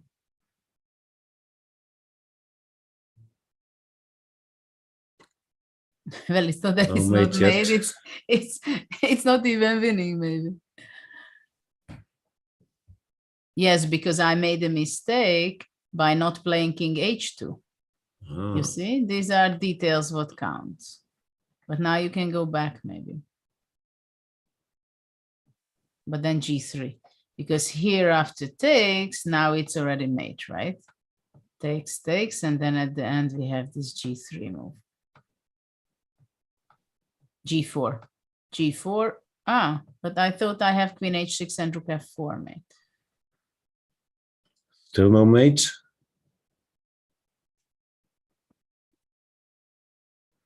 We can keep chasing the king around. Queen h7, but I don't see a mate. Queen h3, queen g3. King h5 is also possible. And h3 is covered. I want rook h7 and queen h3. That's wrong. Well, I see I succeeded to lose it. Great try. So bishop c8, knight d5, rook e6.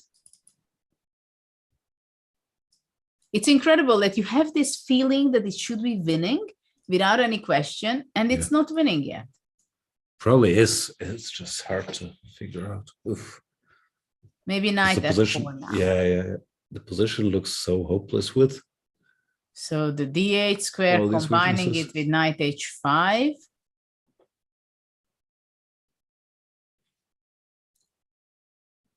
Well, Also- if Nakamura saves this one, then anything can happen with him in this tournament. He's an amazing defender. I've seen him save so many tough positions. Yeah, but to save this against Fabi, Won't be easy. I don't Doesn't know how look many thrilled. percentage you give to this, but I don't give much. Let's assign percentages. I give him 25% still. Yeah? Yeah. I give max 10. Oof, okay. Probably you're right. Probably it's too difficult. And actually, if Fabi is not winning this, it's a bad sign. Also. Yeah, he'd be very unhappy. No, he'd be kicking himself. I missed this easy win earlier, and then I was still winning. Like that would be a bad start. But if Yes, he's and winning, this is, there are some kind of positions which you know that you're better. It's much easier to play it from your side. It's deadly dangerous from the opponent. So no matter in what way, how long does it take? You just have to collect this point. Even after missing other opportunities, right? I mean, you know that that knight should end up on f6 or somewhere where your opponent resigns. And it's so unpleasant to play this with black. It's not only that you have a bad position, but it's like you're walking on a minefield. and Fabi is a great grinder. When he entered the chess elite, he was playing just 7-hour games, end games all the time. He doesn't mind sitting there. And torturing you. Well, that's very important, right? Okay, let's see for the rapport game. What do you think? Because we still have an endgame running there. And Duda is trying very hard. So after black, pawn on h4, king e2, king c6. And interesting that Richard played bishop c1, not bishop to d4. Because he was afraid of bishop d8. This is the problem. Oops. King d1. So you shouldn't have gone. Try to reach to c2 and c3. King d7, kicking away the bishop. Bishop b6, king c6. And now it's white to move. What to do? What do you think about king d7 doesn't help, so a5 or bishop somewhere. What do you think if I just go back? Is black going to go f5? I wouldn't think so, but maybe it's the only good move. No, what else is there? Bishop f4, we don't want. Bishop h4. The king moves, then one can. Well, the thing is, if you just stand and wait, I go king c2. Yeah, the king can come out eventually, or there will be some Zugzwang here. King on c3. Well, I just go king c3, then I go b5. I just take this. Yeah. I just take the pawn. That bishop we can exchange. Yeah. Okay. So maybe f5 is the only way to go, like exchange some pawns. Okay, so f5, I have to take this. Gf, I guess. Or knight f5, also possible, but I was also thinking first gf. Okay, not a5. I go king c2. e4, let's create some counterplay. Takes with the pawn. I think black should be active. It's interesting. Yeah, maybe this f5 is the way to go. It's also this old rule that the defender should exchange pawns, not to get closer to draw. But maybe this is why Jan is actually thinking, because he thinks that, okay, bishop d8 is stopping f5, but, well, okay, king d7 comes. Maybe here bishop a5 and go bishop d2. This knight on d6 stands so beautiful. Yeah. Does everything. Takes Yeah, all the squares from the defense. bishop, covers f5, e4. Defends all these important squares and supports e5 and attacks in the center. But okay, so bishop a5. Oh, but so maybe bishop f4 now. And then f5.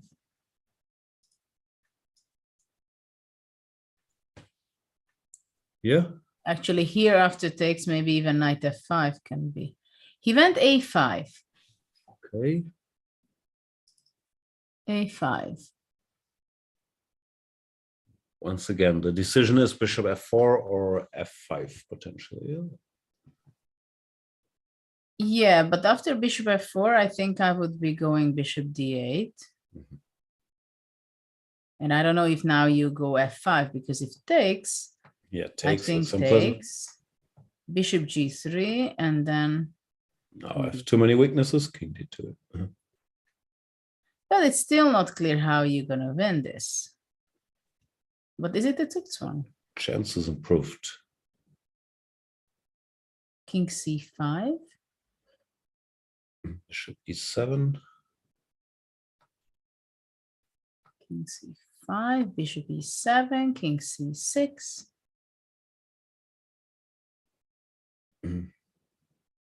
Because this is still a draw, right? After takes, we're just going to leave the bishop on this diagonal, and it's a draw. So after king c6, if white goes, king c3 cannot play because of bishop e1. Still no progress here. Like It seems so. C2 or whatever, but there's still bishop e1. Or king d7. But if we go back to a5,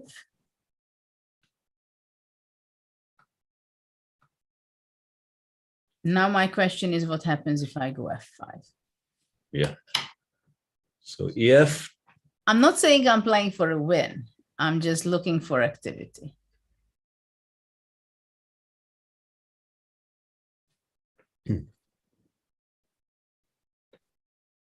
Why should black lose actually? Yeah, like pawns are equal. Yeah, goes e4. e4 is coming. I have two passed pawns. The piece is located very well. And this bishop is actually really bad. I mean, practically it cannot move.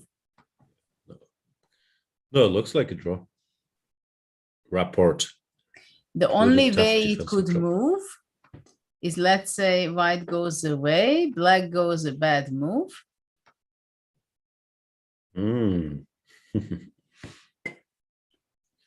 We have these kind of tricks. It's a beautiful trick. It's always so counterintuitive that this a pawn is just queening, no, when it's checks on knight and b7. I love this. Yeah. I love this from since I'm a kid, this idea that poor knight is stronger than a pawn, but actually just doesn't have enough moves to recover. Yeah, and even king c6, a7, then the stupid knight stands in the way. If it could get out of the way, we'd have king b7, but it has to stand there. Now that's pretty, but probably. So we can always go wrong, right? This is the only thing I wanted to prove with this. Yeah, yeah. By e4, yeah, he should hold. Yeah, just e4. We should, by the way, inform people that apparently there won't be press conferences by the players today. Sounds like they have some technical issues on site. I'm sure eventually they will have some. Also, I saw they had this pre-tournament press conference, but only Caruana attended. What's going on there? It's not in the contracts. Players don't have to show up for the press conference. That's a good question. I also saw only Fabiano showed up. Yeah, he was the only one who answered questions. Yeah, maybe the others had interviews before. It's not clear. I didn't see any statements. It's surprising, no? Like, I understand as a player, you're not too eager before the event to give interviews. But, I mean, the people want to hear what they think about the event, no? Like, if it's... Yeah, but maybe they had only... They specifically wanted only one player. And then they thought that, well, he was a challenger one day. I want all the players. He's the most experienced candidate player. So they invited, he's from the US. He's from the US. So, but yeah, I mean, of course, we like to listen all the candidates, not that the candidates were much looking forward, I guess. Usually the players are not dying to go to the press conferences and give interviews and their thoughts because they're so nervous and tense and anyway, but if it's part of the job, they do it, of course. Yeah, exactly. No, and in any other sports, I was now watching the NBA finals, the basketball finals, like the day before the game, they have all this media attendance stuff, and I'm watching every single interview. Like, so I want to hear what they have to say. I was very surprised. We have some moves, by the way, here. Bishop to e6 has been played by Nakamura. Yeah. And knight d5. Knight d5, and he didn't take, I guess, with good reason. Well, he just wants to keep the initiative. Not, it's much more important than the pawn itself. Because no, I mean Nakamura didn't take on d5 when he could have. Yeah, he did not. But isn't it? Yeah, but he cannot take on d5, no? I would guess not. Because practically it's just rook e5, rook check, check. And otherwise he cannot defend against rook g5. Okay, so it's not even a long line yet, it's just came over. So he had no choice, actually. Okay. It seems he went rook f8. Now the pawn was taken. And finally the pawn was taken. with better circumstances than if immediately would have been. Winning at tempo. It looks impossible to defend. No, the king is so open. I think. Oh, is it still 25%? Yeah, I was just gonna say. I think I'm coming closer to your 10% now that the e4 pawn is gone. And the knight is on d5, right? Yeah. No, especially if you can't take it. Yeah, we were always trying to neutralize that knight. Well, the thing is, what happens if takes? Then probably queen has to be taking, no? Because after check, black would give it check and queen h8. Going here, queen g7. This so what is too much trouble. Takes rook f2. Might still be winning, but why bother? Are you sure? I'm not sure it's winning, but I'm sure white shouldn't bother. After this position, I go to you 25%. Yeah, no, this we don't do. But instead, just take on d5 with the queen. Or move 45. Yes, probably that this is better, but still, okay, so I go out. Rook d4. Or check. Check first, yeah. Check here. Rook d5. No, what you said, I think it's better. Rook d4, you say, yeah? Or rook d3. Yep. Looks busted, doesn't it? No, this should be over. Yeah, you're right.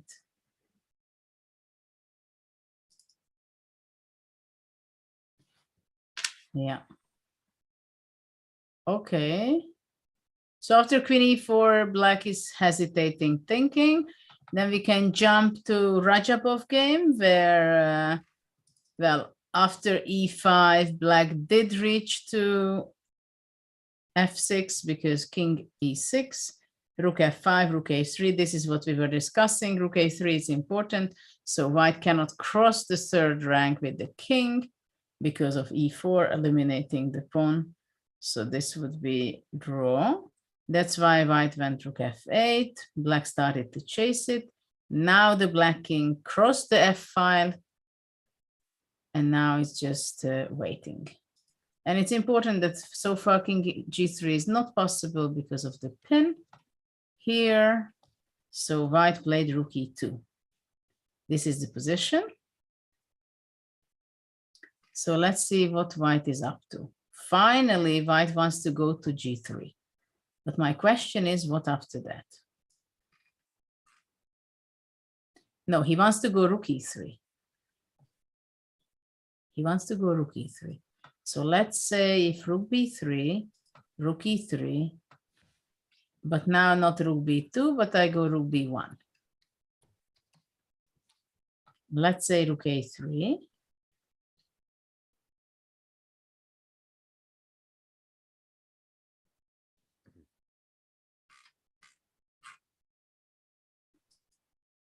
What about king g5 here?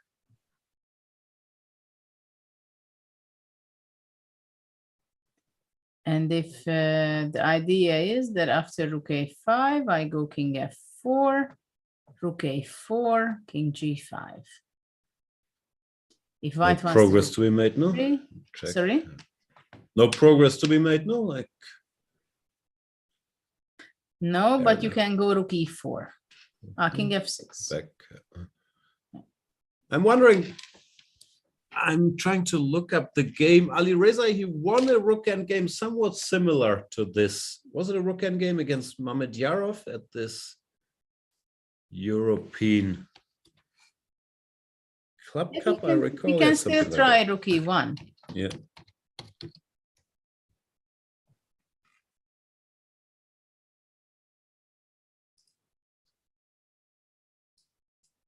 What is this position? Or am I asking something really ridiculous? I do. This position we should be able to figure out. But is this a mutual Zugzwang?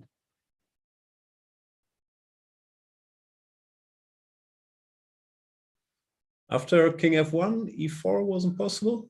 I'm worried to embarrass myself now too. Yeah, e4 was possible. I agree. but I wanted to go here. And king f4. No, e4. But here takes. Ah. Yeah, this is a draw. But it's cool. That's pretty, yeah. But king f4 is also a draw. Yeah. But less cool. Okay, so he went rook b3.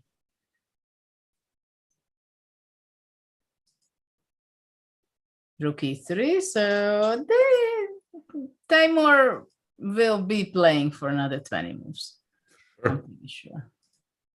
I mean, here you cannot lose anything. It's you who is pressing, right? It's the dream. You can play forever. Winning chances might be limited, but you can never lose and ask some questions. Great spot to be in. No, but really there are not much of chances, but still you can go wrong. Because for example, if rook b2, let's say, king b3, king g3, and now rook b1, still absolutely nothing. Yeah, it's tough. I can't find that game I'm talking about. Okay, doesn't matter. Ali Reza.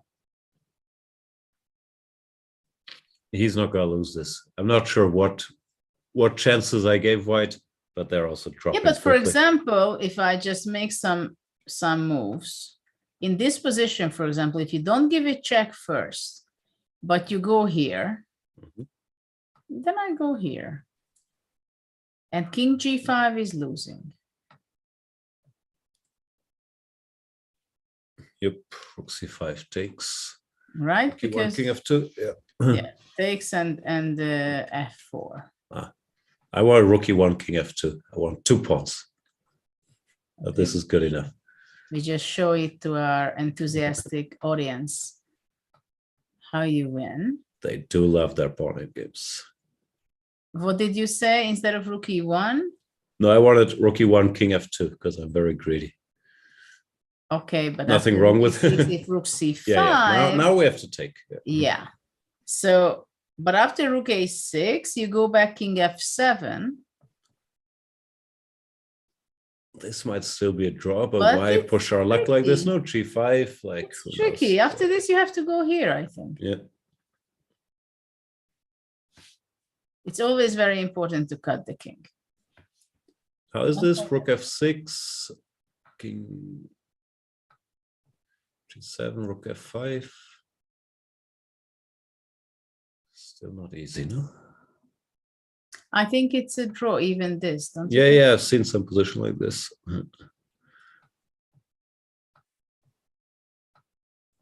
But maybe not. Maybe I'm wrong. But I think I'm not wrong. I think this is a draw. How do you draw it? Just for our enthusiastic audience and me? Rook e4, let's say. You just wait, yeah. I just play king f5. And rook a4 and then nothing. And I'm just this endgame I've had. lying with my rook on b3 and fair enough. Fair enough. Yeah, I think you're right, but that will still be progress for Rajabov. But yeah, in this position, okay, and if not g5, if king h4, now we have to take then I the think pawn, I rook guess. f1. Rook f1, yeah. Yes, but for example, rook h1 is losing, right? Yeah. Because of rook f6. Still not sure who's losing. I'm just saying. Yeah, this, yeah. This is what I wanted to say. I'm not sure. Yeah. Losing after all. Actually, it's still a draw. It's very difficult to lose, but most likely, if you lose, the problem is that you panic. And this is the biggest danger in such a position, that you have your panic attack that I might lose, and it's still a draw, but you think already that you might lose. Often also happens if your opponent just plays on for 30 moves instead of just staying and doing nothing. At some point you want to force it and calculate something, and then things go wrong. So this is the position now. And of course, like Rajabov is going to spend some time going around with his king, going back and forth. It's what the old books told us, no? Do not hurry. Like move around for 20 moves first and then go for whatever you think is the best try. And they just entered to the 6th hour of play. Already? Yeah. Time Fabiano, flies. Hikaru. 3 games Rapport. still going. Yeah, big fighters there. Hmm. Let's see Rapport for a moment. Let's switch to the other end game we have. And what happened was after a5,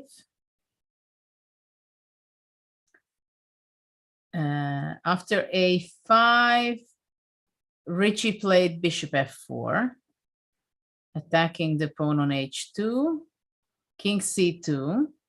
And now he did not take on h2 because he didn't like bishop d8, I guess, to give up the pawn this way. Went f5. And Also he looks just fine went. now. I think there's no chance for Duda anymore.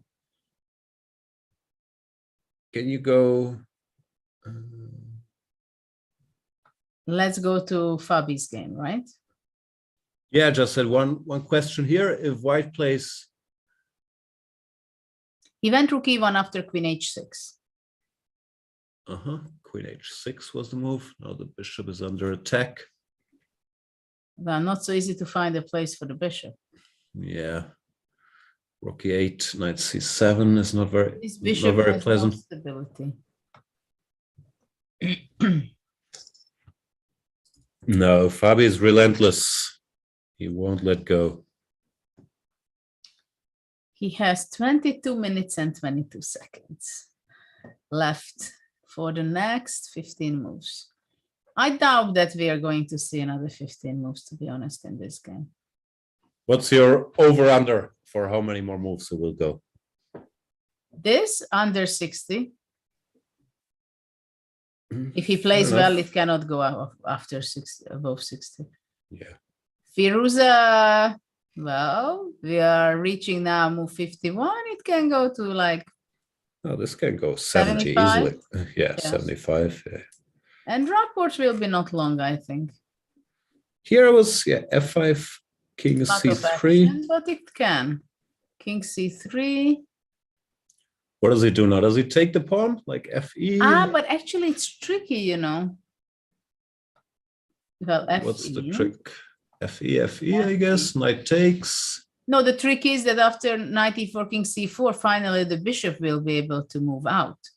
Yeah, but we're taking a pawn at least. No, knight d6 check, let's say, and take on Yeah, h2. but king c3, let's say, you take the pawn, Take the right? pawn. Not saying black is winning, just should still be okay. Not yet, yeah. I mean, you have an Get there. extra pawn after all.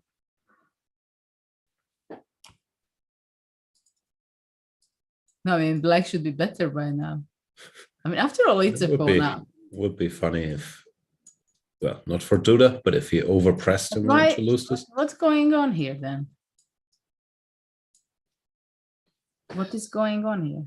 No, just take, no? And he took, but why does he give away a pawn? Guess he thinks he's still safe, and maybe with a free bishop he can hope for something like takes, knight takes, king c4. Well, bishop h2 now is also just fine. Yeah, it's true. And it's only black who will be able to win the game. I mean, I'm not sure. Though, even if I just King take, before,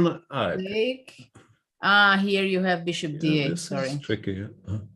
Sorry, bishop d8. Okay, this is tricky. I'm not saying it's winning, but maybe it's winning for white. Okay, so after bishop c4, so I can go bishop c4, knight e4 and back. Yeah, king b4, let's say, knight d6 back. Okay, we have to keep the bishop, so bishop e2. Yeah, but the problem is for white that the knight is so good on d6 that I will just play e4. But So my plan is I move the other bishop to g1, let's say, and run with the a pawn. As far as it can get. Well, after all, maybe I will have to go knight f5 and knight d4. Oh, it's close already, no? Bishop F3 Or check. let's go back to this position. So after all takes, here going back, king b4. Here we have bishop d2, or I'm not sure if that Yes, helps, but at least you don't take my pawn on h2. Oh, that's true, yeah.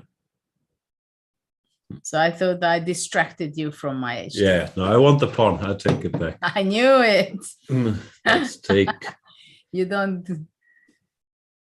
But now the same plan. Okay, it's the same position here, like bishop e2, bishop Yeah, bishop somewhere. e2. How easy is this? Maybe just e4, bishop e5. E4, yeah, e4, bishop d4. So the plan is going with the pawn. But is it queening? Like... But yeah, it's still unpleasant at least, no? It must be a draw. As long as this g2 pawn is there, it's not easy for black to create anything. Oh. Jan-Krzysztof. Still asking questions. Interesting try. Rapport looks tired. Well, when you are on the wrong side of the board, you How many more rounds? More tired. How many more 13 rounds? more? This is not the question people should ask at this point.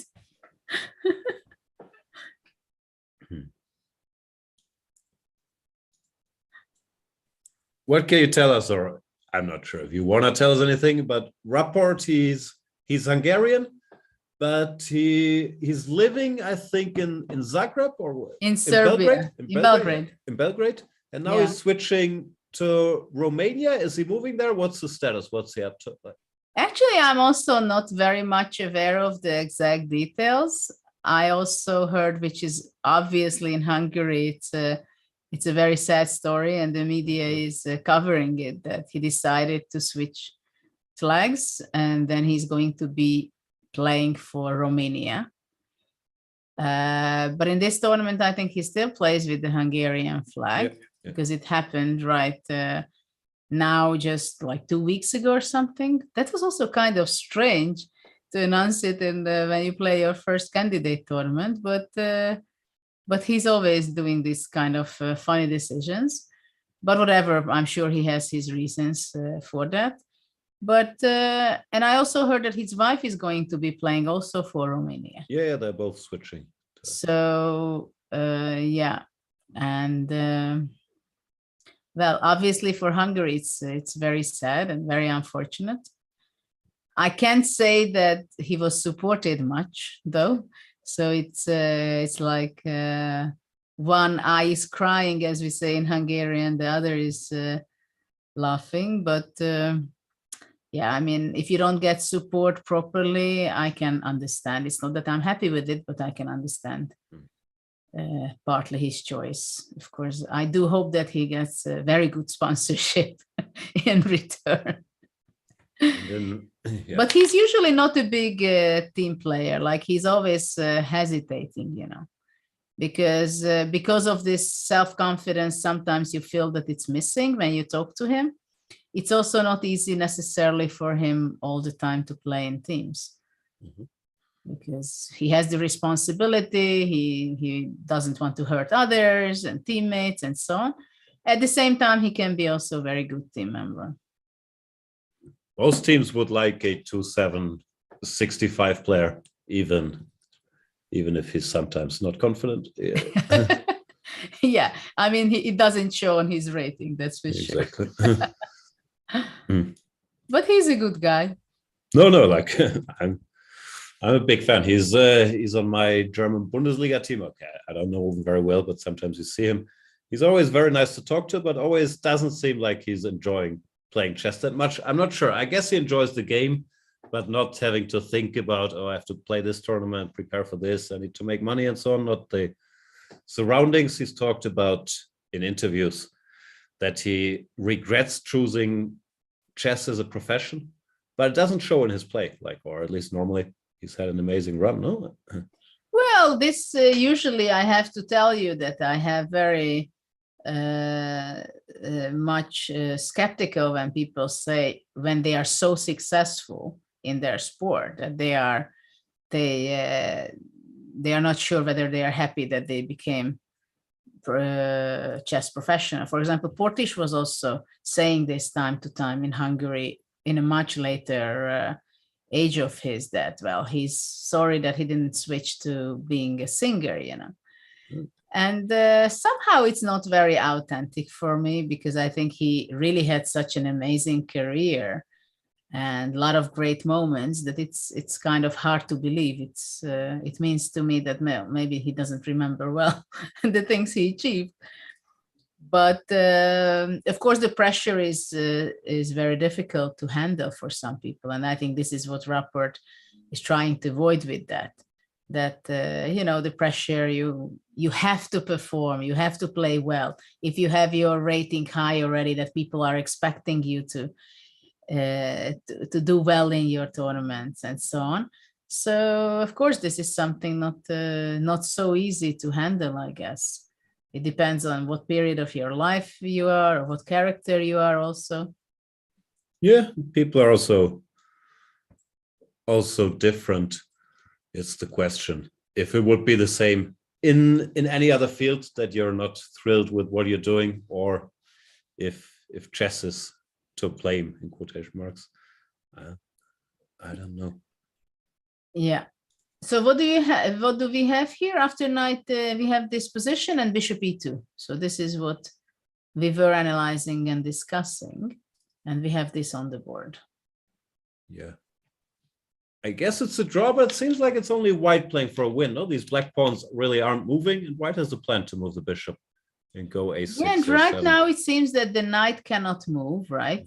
The king cannot move, because then some action happens which black doesn't want. So the question is whether, let's say, bishop f4 seems to be a normal move, or bishop g3, both, I think. And then let's say bishop comes back. Yeah. Bishop check, let's say, king a4. And white is really prepared to push his pawn to a6 and a7. And in the worst scenario for black, to a8. How should black defend? Should he close the diagonal, play e4, or try to maybe bring the bishop to d4? Like, closing the diagonal goes here. Yeah. Yeah, actually, I like c3. what you say, bishop c3. Yeah. a6, bishop d4. But okay, what about takes and king a5? Still in trouble, even without that bishop. That's well, if white to move, then bishop f3 and a7, right? But it's not white to move. So let's stop it. Knight c8. Knight c8. Yeah, this is fine. I mean, maybe, well, probably black is not better, but maybe it's... We stopped playing for a win, no? King c5 and g5. Yeah. Actually, it's very tricky that we think who is playing for a win. I think it's white currently. Yeah, let's see if it changes. So how did we do this? Bishop g3 or some move? Maybe I go bishop f4. Why should I go bishop g3? I can go g5. So here, okay, now I'm losing a tempo, I understand. Now maybe this tempo is important, because I can go king b3 now, and the bishop. No, but I play bishop d2 first, and after king a4, I okay, yeah, that's better. I just go here, a6, right? Because now I lost the tempo. Yep. But maybe it doesn't matter, because I can go bishop c3 even here, and go here, and you cannot stop me playing bishop d4. But there's a new weakness. Instead of a7, maybe bishop e3. No, but this is... it's also good, yeah? Here you're cooking me. Oh, yeah, this is too fast. So after all, maybe bishop g3 is the best. I'm confused by now what the difference was, but yeah. Well, that bishop f4, bishop f2 is winning the tempo.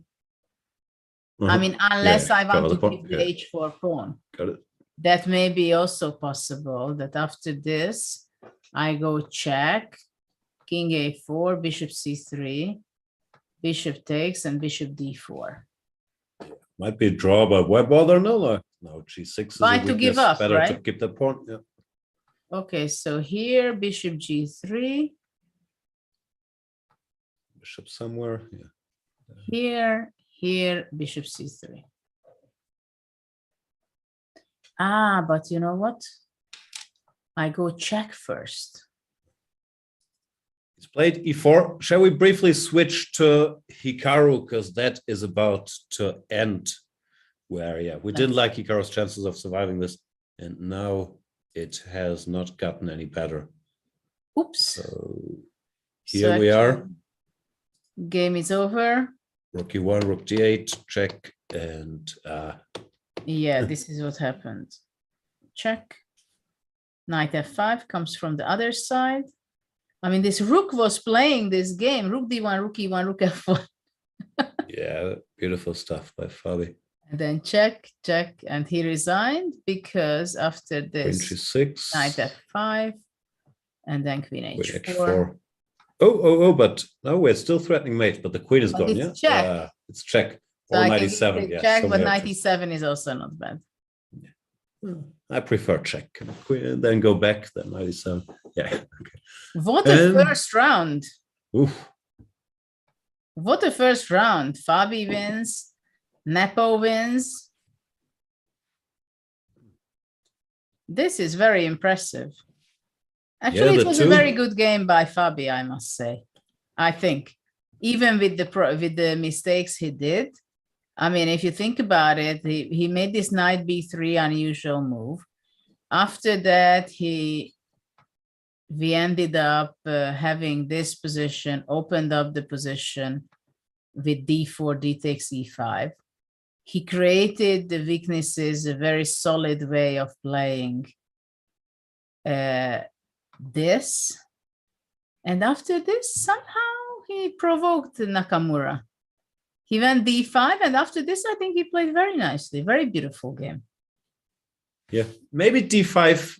Okay, we haven't checked in detail yet, but maybe d5 was but too it's much. very Yeah, difficult for black. Unpleasant already, but yeah, maybe I had to sit and wait. I don't know, queen b6, queen h6. I don't know, maybe rook f6 or something could be a possibility. But he would squeeze. For sure. He would squeeze for until now or longer. And then somehow after d5, so when Nakamura started to give chances, even the smallest chance, I think he really made this beautiful, that all the weaknesses, deeper, the weaknesses got for Nakamura. And then he combined with his play with the queen on h6, then queen d6, regrouped his knight to e3 maneuvering. Then he went with his rook to d1, to f1. Then he went to d1. Okay, he missed the best move at some point, but it was just a sidestep, and then he went back to really win the game. Yeah, and he never allowed Hikaru to equalize or anything. He just missed a cleaner finish. Yeah, he let him go away for some time, but he never let off the hook. Yeah, impressive stuff by Caruana. Oh yeah, makes it very clear. He's meaning business and defeats his compatriot here in the first round. So that means after 5.5 hours. Yeah, nothing easy. 5.5 hours already. Oof. Challengers are both winning their game, which is a good start. Is a great start. However, this is a storyline we'll have to talk about during the next 13 rounds. Do we think it's likely Magnus will play a match against either of the two guys he played in the last two matches? Do we want them to win?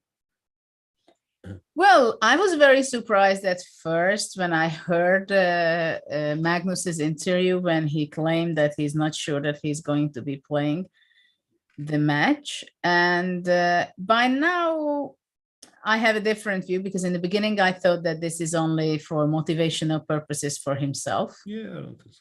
And later on, I thought that, well, maybe there could be a danger. I must say that he will not be playing, let's say, against some of the players. Maybe he doesn't want because he doesn't feel not necessarily the challenge, but somehow he got tired of some things and maybe of some players. But I do hope that he's only kidding with us. No, I think he was being genuine in what he said, but it doesn't mean he can't change his opinion once it gets there. But I do think that it's more likely that he would play against some than against others, and that it's maybe less likely that he plays those that he already played a match against. Not because he considers them like weaker or less of a challenge, but it's not the effect of something new. Well, if he plays, it's not fresh, right? Yeah. It's he just has to do, not just has to do, he has to do the work what he did, plus he has to do some extra work which has to be done. And I completely understand him that he's it's not a life challenge for him after being number one for more than 10 years, defended his title, won the title once and then defended it for 4 times. So it's and it must be hell of a difficult period for him whenever he has to prove it, right? And he's writing history already by being so good for so long. And even if, let's say, he's not playing, he's still number one in the world. So yeah, it puts this chess world in a strange place. No, if it happened and we get a match between 2 of the players playing here for the title, while Magnus is still 60 points ahead or whatever on the rating list, it would leave this chess world in it's a very somewhat strange spot. It's a sad situation because, well, I was a little bit like that, right? Being number one in the ladies ranking list for like 26 years, but nobody from the big guys and objectively anybody considered seriously other ladies that much catching up with me, right? So I was number one clearly, and that was it. And because of this, whoever was the world champion, they were very respected, of course, but still the number one, it was me. And it would be very similar from this point of view, that it's very clear that Magnus is number one and still he is clearly number one. But of course, it would be much better when the world champion is the best, because then. And also, you were so far ahead, no? But let's say, I don't know, Magnus is 2.860 and the world champion, whoever it is 2.840. Like, there would be a lot of calls for we need a unification match, right? Yeah. Or unification. Unification, you know what I mean. But I'm pretty sure that some things will change in the World Championship matches, because already, if you think about it, when they played the World Championship title match in 2018, Fabiano against Magnus, I mean, it was so awful for most of the people. It was draw after draw. And we can't even say that it was boring game. I mean, there were quite a few interesting games, and they could be deciding it in the classical game, right? There were quite a few. They both had quite some winning positions. But yeah, and very winning position, not just a little bit, but I mean, game 1 to start with, right? Yeah, and then the big news was that 12 draws and then the playoff, right? I mean, I gave quite a few interviews there in London. And it was so clear that there are going to be changes in the format, or something will be a lot different. And of course, when the first 5 games were drawn in Dubai between Magnus and Jan, it was also that, well, if it's the same story, definitely something has to change. And then it was game 6, and the match finished much earlier than it should have. And then everybody forgot about changing something about the format. They changed a little bit. They made it 2 more games and also fewer rest days. So there is more pressure on the players. But it didn't make any difference. It didn't affect at all the new rules. I'm not sure, because you get tired more easily. You have more games, fewer days to rest, fewer days to prepare. But Jan lost game 6, not game 13. Yeah, well, that's what I'm saying. With the rest days and the longer way to go, I don't know. It could have happened either way, but it made it tougher for the players the way it is. What I think from Magnus' perspective, it must also be very tough to have a World Championship match every other year. So basically, out of every 2 years, 1 year has to spend thinking and organizing and preparing about a World Championship match. I'm not sure. I think Daniel King suggested this. How much the chess world would lose if we had a match every 3 years. Then the champion has some time to play chess for 2 years and do some other stuff. I'm not sure that would change anything for Magnus, but it sounds logical to me. If you spend half your life doing something you don't enjoy that much, and you've already proven 5 times that you can do this, that could be a factor. Well, it could be better for him, but it would be much worse for everybody else. Because they only get a chance every 3 Yeah. years. Yeah. Assuming So that's the- of course, I agree that it would be nice for him to Yeah, that's have a good every point. 3 years, and I support it, but I don't want the others to be the waiting rest won't. for 3. Yeah, that's a good point.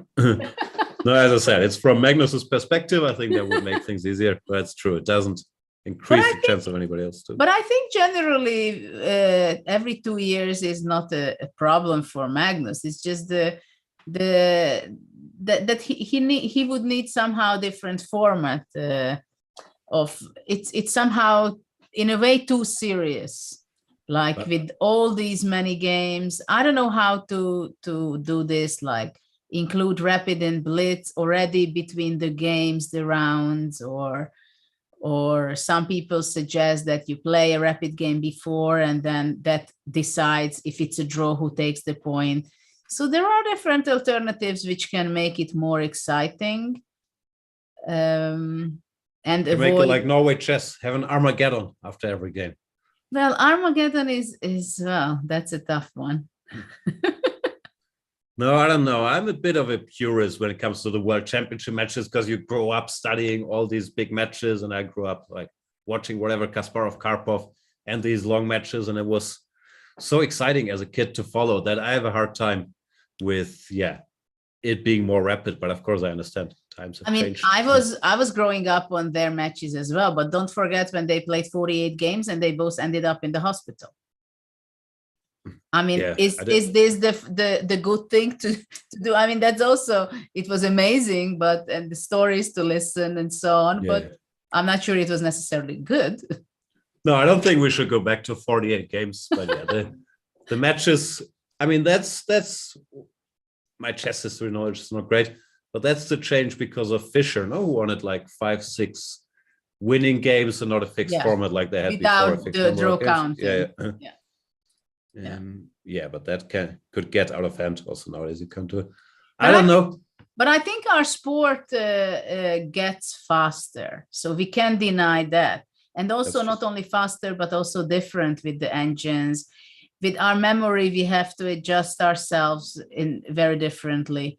So, I mean, that's also an interesting idea. What somebody suggested, that to play a game, but whenever it's a draw, you still continue another game with the same time left on your clock. Interesting. So you start with this time control, and let's say you are 1 hour behind, you make a draw, and then you continue the next game with that time control. That's interesting. I haven't heard that one. And it's interesting because then people will consider that, well, you know what, I don't want to play 5 games in a row in 5 hours. I only have 10 minutes left. I better make a draw quickly for next. So this way it would most likely be a decisive game, right? At some point, No, I think you can't force the decisive games in classical chess. It's just not how it is anymore. No, preparation is so good. Black is equalizing everywhere. It's not like they didn't want to fight in the last 2 matches. No, it's just that. Oh, not at all. But their mindset is so much about not losing. That's true. Not losing is a much stronger wish than to win, which means that, of course, it limits the risk. And also they have incredible respect for each other. This was the case, I think, in Fabiano against Magnus. When in game one, I can't imagine anything else. That simply Magnus in his mindset, he did not believe that it's possible for him to win the first game with the black pieces. Because if you think that you can win this game, you win the game, because he was so winning that it's, and he would, in Blitz, he would just win that middle game with the queen zone, with the black squares there, right? But simply he had so much respect, and he just said, no, first game, it's going to be a draw, fine, next game, it's just, it was impossible for him to win. So it's a tough thing. Yeah, also because wins come across so rarely, and Magnus, yeah, he hasn't won a lot of classical games in the 2 matches prior to Nepomniachtchi. Then, of course, if you know it's tough to win a game for both sides, you also start thinking, okay, I really shouldn't lose a game, or this match could be over very quickly, which was the case for Nepomniachtchi once he lost one. Yeah. So, and Kariaki match was very, very difficult for Magnus, I think. Yeah, it was a bit similar. He should have won game 3 or 4, where he was very much winning. And when he didn't, and it was all these draws, the pressure kept building. Yes. He overpressed. And then it was, of course, very, very close to losing the title. Yeah. So what happened here between Jan and Rapport? He went E4. He went E4. He did not go bishop G3, which we wanted him to go. He went E4, bishop C5, knight F5, check, king C7. How's he stopping the pawn? A6, he wants bishop D6. That's his point, yeah? A6.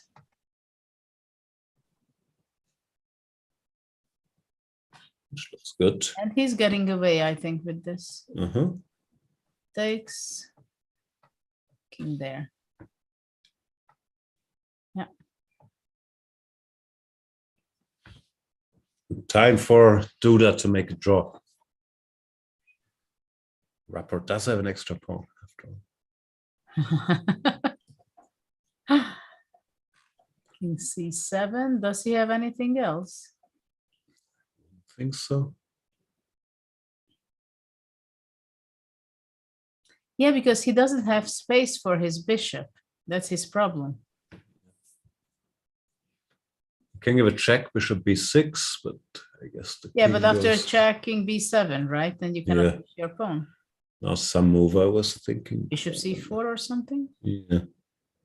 Okay, it's not queening either way. Like bishop C7. C7 will always stop it. Yeah, it's just a draw. Bishop D5. Bishop takes E4. At least we can pretend, but. Here you mean? Yeah. Still a draw. Takes. 93. Not much there. No. Okay, so this will be a draw. And then we see this game, which is still they are fighting. What did I say? Move 75? They are now move 62. They are Position hasn't changed, but no, probably. Yeah, he went all the way to with the king to E2, then he went back to F2, rook B6, then he came back to E2 again. And now we are here. So we compare it to the position after, let's say, move. Rook B3 finally. Yeah. Okay. Maybe he tricked a little. Why? Hold on. No. This is where we were at rook C1. And after rook B6, we want to go king F7, not king G5 because of rook E6. Yeah, and they had that already, like rook B6, king E7. Like we've been here, no? Yeah, I think this was the position. Yeah. But it's a different position because king G3. The king is on G3. King is not on G3, exactly. So this is the position right now, rook A2, rook B6. But basically, the one thing to avoid is to go forward. No, you shouldn't go king G5, rook E6. Yeah, there is a way to lose.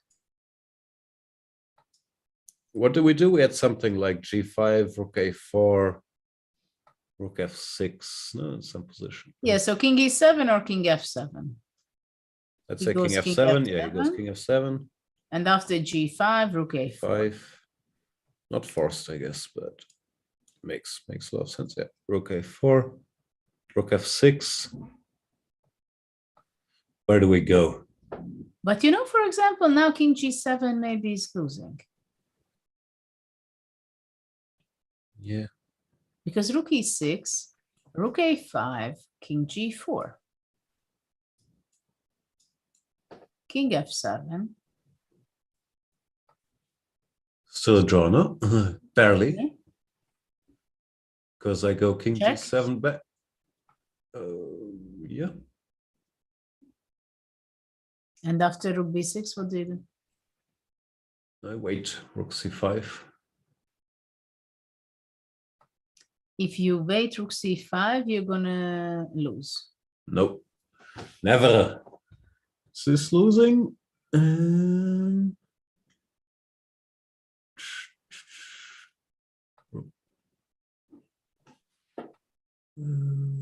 Yeah, here I'm starting to worry slightly. And if rook c7, no, but this looks terrible, I have to admit. No, rook c7. Yeah, king h5 comes. Yeah, no, you're right. Yeah, no, this is too much. So what did I do? King g7, So this is the rook position. d6. G5. Hold on. G5 is the position. Now we discuss rook a4. If not rook a4, No, rook a4 looks correct, no? rook a4 looks logical.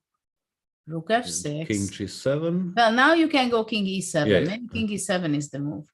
Probably Because I think cleaner. king g7 can be dangerous. I think king g7 can be dangerous. King Let me here. try again here. Rook e6. You have no other move than rook a5. Rook King a5. g4. King Now the question is if f7. you can give it check. King h5, rook f4. But also I think maybe not, because after check you can go here. And after king g4, could I go king f7 then? Like, does white make progress there? Here? Yeah. This is what we played. Ah, We no, had this this? is what we played first. Yeah, this is what we played first. Rook f6. Yeah, because I played some stupid move. No? And now the King question is G7. whether king e7 or king g7. Yeah, but I mean king g7 here. Like, King g7, rook b6. and king f7. King f7. And rook a3 now. g6. Is this lost? I think it's bye-bye. That'd be a great pity. King g7, check. Check and king check. h6. Yeah, I should learn some rook endgames one day. Hang on. Rook takes f3. Ah, king h7. Okay. Check. Ah, and actually we are having that position. Yeah, takes king h7, and they're here. Yeah, like They are here in rook f6, and now it's a big thing. King f7 or king e7. So if I go king e7, maybe that's the move. This is what I have to go. I think this is what black has to do.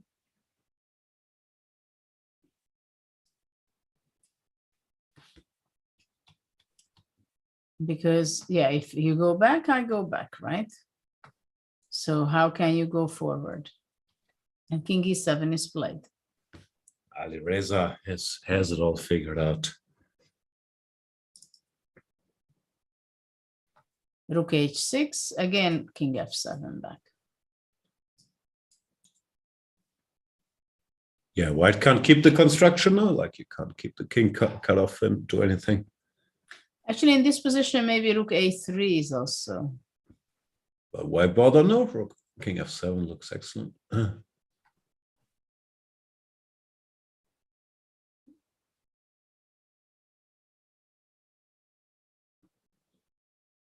No, Ali Reza, he knows his rook endgames, no? Or he can just calculate them. Wow, 5 months at home. Yeah. Well, these candidates only rook endgames. I'm sure all the candidates were working on their endgames as well. Yeah, like it's also a repetition, no? Like take some endgame book and just go through the things again. Have you been doing that regularly? No, actually, I was not using books after some time, but I had a little database of mine also. and time to time working. For example, queen against rook. Do you know how to win? If with good defense? Some crazy technique. It's not easy. Yeah, this triangle maneuver I've looked at plenty, but I'm not sure. No, that's not so difficult. But when you have when the defender keeps the king on the 8th and rook on the 6th or on the 1st and 3rd, and it's doing it well, then at one point you have to have some king. Let's say the black rook is on the 6th, white king has to be on the 5th, and then you have to go queen c2 with your queen back, and then give the move, and then somehow it's a Zugzwang. Basically, only because of the Zugzwang it wins. Already where it doesn't seem that it's a Zugzwang position, or rook and bishop, or rook and knight. So some things I was spending time on learning, and then I uploaded to my database, like must-know database, with some endgames, and then I was repeating it sometimes. But of course, I didn't have everything. But no, for me, the problem is I've seen these things, even this rook versus queen, but I just can't remember it. Like, so I would have to repeat it way more because it doesn't stick to my memory. Like openings, usually my memory is good because I feel like there's patterns and logic, but endgames, the logic is not, or my brain can't really process it. So I just have to keep looking at them again and again. Yeah, but I think it's for everybody, and we keep forgetting it. But if we're going back and forth, look what he's doing. Rook h4. Okay. What does he want? Rook a1, king g4 he wants it. No, no, you know what he wants, I think? Rook a1, he wants rook a1, rook e4. What do you play? E4.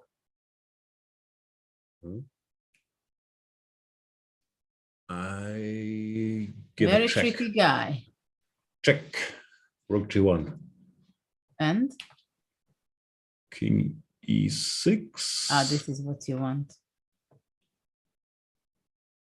And we have a counter check. Yeah, because after f4, you want to go here.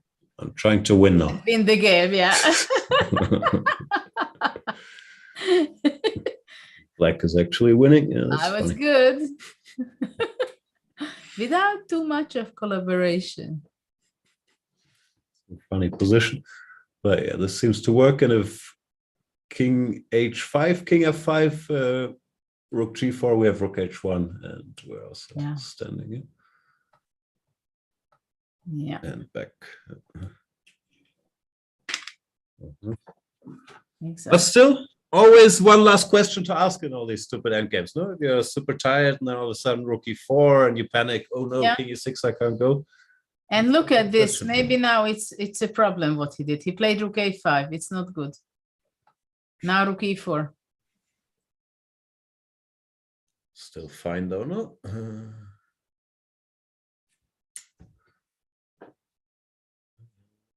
Rook e4. If we sit and wait, king g6. King g4. Wait. Well, there is not much you can do. And then rook a4. Rook b6. Already losing ground, but yeah, maybe still enough. Yeah, it's still enough. So he went king g4. Also a nice move. If check, king h5 he wants. But it's not check. He's going to go back, I think. That's better.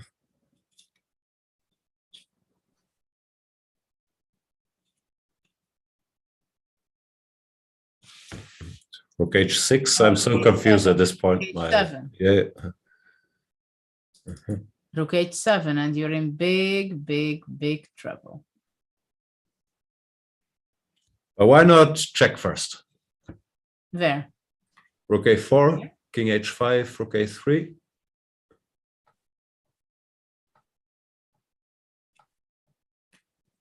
You'll check me again. King g7, yeah.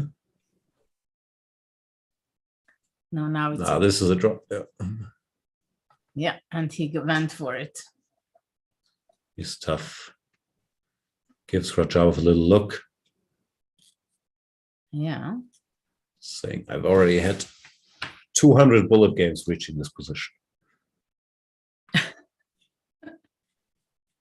You did? No, but Ali Reza probably had. Ah, yeah. There's also a thing nowadays. I'm not sure it's the same, but he's probably played more chess games than many of the world champions of the older days at age 18. No, because you can play so many 1-minute games online in a quick time. Yeah, this is also interesting. I know, for example, Kramnik, he's completely outraged on He doesn't seem a big fan, no? and talented kids are playing bullet games. He always says, whenever he hears something like that, Indian talented kids, for example, please do me a favor, don't ever play a bullet game again, or very rarely, because it's not helping your career and your chess. And I think many talented kids, they are really doing a lot of games and a lot of bullets as well. And so it is very different this generation, I think. Yeah. But also, talented kid Magnus Carlsen is playing lots and lots of bullet in his free time. I don't know if it's helpful or if it's addiction, but it certainly doesn't seem to be hurting people. And to get this constant pattern recognition and getting lots of games in, yeah, I think there must be some pluses at the very least to it as well. Well, this is why I'm always going back to the fact that how different our game is compared to 15, 20 years ago. And it's a big question for me how much chess as a sport can develop. Keeping some of the old traditional things, which is good that we keep it, but also how can we look at it from a fresh eye to be able to keep the sport interesting? Because Ali Reza is no longer interested. Sorry to interrupt. I think this game is over. Yeah, Ali Reza F4 takes and they shake hands. We have our first draw. Was another very interesting fight, but in the end, Ali Reza had to defend and he managed. Very interesting game. How many moves? 71. 71, yeah, right there. We have to say, in general, the chess content is great. No, we have 2 decisive games on the first day. Then the draw was also incredibly hard fought with sacrifices back and forth. Well, we are not going to have such an entertaining days every day, I believe. I mean, looking at this game, I mean, Jan beat in a spectacular game, Ding, and also Fabi had a great game, very instructive. And even this game, we had really a lot of ups and downs, I think, a lot of interesting ideas. And also the game's still going. First of all, Rapport was in big trouble after 9 moves, which you don't see often. And then it quieted down a little bit, but it's not like, it's not that chess is dying because of all the draws with games like that. No, so far, not at all. We have some action. Well, here I see that they made some back and forth moves. Like after King C7, they were here in move 54. And now in move 59, they are exactly having the same position. Oh, I didn't realize that. They moved around. Yeah, because after Bishop B6, King B7, right. Yeah. Bishop C4, Knight D6, Bishop came back. So it's quite interesting that 6 moves happened and then they reached exactly the same position. And Jan is actually down on time, down under 3 minutes. They are going to be finishing the 6 hour of play shortly. And finally, A6. There comes the A-pawn, but that's a draw for no, like Bishop D6, and then the game could be over soon. Again, well, there is not much of a choice for black. Bishop D6 is the only move. Must stop that pawn. You have to eliminate the black square bishop. But A7. What happens? Hold on. What if I go here?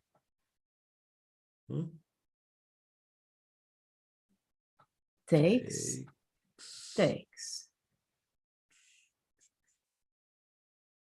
Now, if it's white to move, he goes Bishop C6 and wins.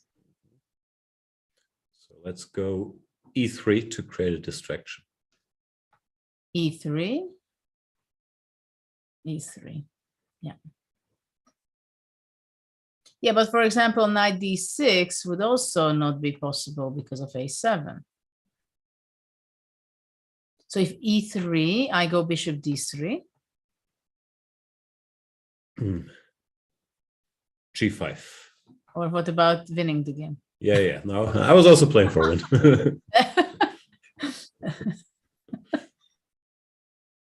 Probably this is also not winning. No. No? But it's close. We have to calculate. Yeah. Is it winning, by the way? If you go here, e2 takes.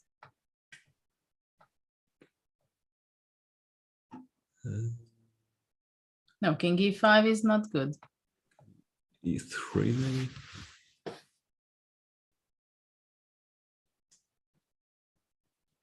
Feels like a still a draw, but my brain is too fried to calculate. It seems like a draw, I think. Yeah. So, yeah. So bishop d6 is played. Excellent move by Richard.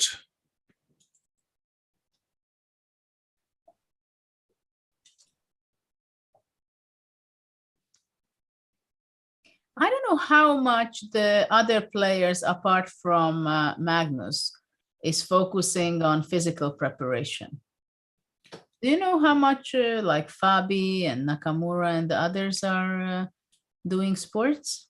With Fabi, I think it comes and goes depending if he's preparing for an event or not. I know he did a lot of sports and very detailed physical preparation before the World Championship match. And I would assume also before candidates, he does his stuff. I've heard, but it happened to all of us, that during the pandemic, okay, first of all, I guess it wasn't so easy. And that, yeah, he sort of lost a bit of his routine. But Fabi, I think, has been quite focused on it. As for the others, frankly, I don't know. I don't know what their routines are. Like Hikaru, probably. People out there will know what his routines are. Doing the sport of streaming. That is a rough sport. He's doing pretty well at that one. Yeah, that's also an interesting topic. No, how streaming changed this chess practically. I mean, who would think that Nakamura is going to be a streamer, right? I mean, on this degree, that he's really most of the days of the week he was really focusing on streaming. No, but he's done amazing. He has like a million people following him and a big audience, and it's different, but it's also, it brings a lot of new people into chess. No, like, I'm a fan.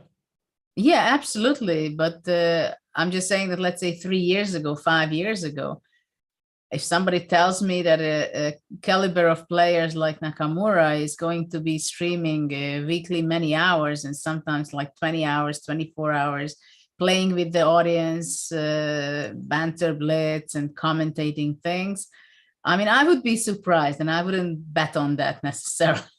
No, I think your numbers are low, like 20, 25 hours per week. That's low. But yeah, no, also, I think people realized recently, and not just in chess, that no, sometimes he played 20 hours in a row. Yeah, that's what I mean. Yeah. Not per week, but yeah, this might be one session. Yeah. So, I don't know. I guess there's also, he's doing well for himself. No, I'm sure he's doing great with his stream, and he's getting all these contracts out of it. And especially during the last 2 years, I guess he didn't have that much chess to play on that. I don't know. It's changing, and there are like chess stars out there that maybe we weren't even aware of some time ago. Like in German, Kugelbuch, I think, is the biggest chess star there is, a Twitch streamer. But yeah, it's changing. The one thing that annoys me is that's not so much the streaming, but the YouTube. There are so many videos about how to beat your opponent quickly with this very tricky opening. And now everybody that's new into chess, first they look at YouTube videos and they learn some tricky opening, and it ruins their chess career. They all play that horrible opening because they saw a YouTube video that had 1 million clicks. It's very hard to convince them that it's not good. Well, yeah, all the pluses and minuses of YouTube life, right? There is all these materials which is free, and There are some that you're paying. Of course, it's many times it's on different content.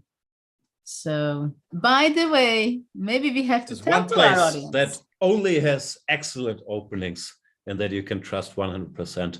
And that's, of course, the Play Magnus group. Was this your transition? No, my transition wanted to be that it's today they can still get the 50% off. Exactly. And great free materials also you can watch on chess24.com/free. So you can look around there, you can see a lot of good quality content stuff. Yeah, you can get your free fix, but you of course want what you want behind the paywall. This game looks drawish. Playing it out until the very end. Bishop h3, stop the pawns. Yeah, excellent move. Exactly 6 hours ago they started this round.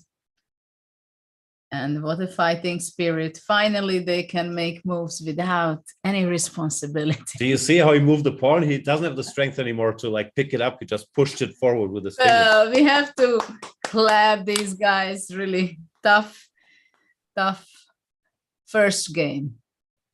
Yeah. They deserve the dinner. Fantastic first round. Oof, a lot of fights. 2 victories. 1 favorite going down with the white pieces, Ding losing, then Hikaru Nakamura, the people's favorite, losing to Caruana with the black pieces.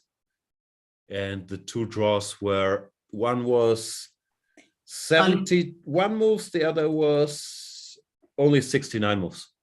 Well, pretty long game today, I think.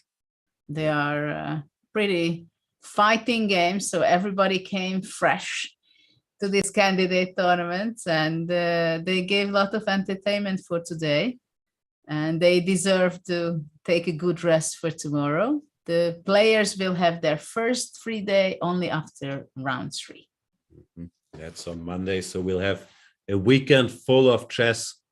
I think there's more chess coming up here on Chess24 as well, with the daily Banter Blitz, at least. I would hope the action does continue. Judit, thank you so much. This was fun. Also exhausting, long games, but we'll be back with more tomorrow. Yeah, it was great fun. Thanks, and thanks for watching. Bye, everybody.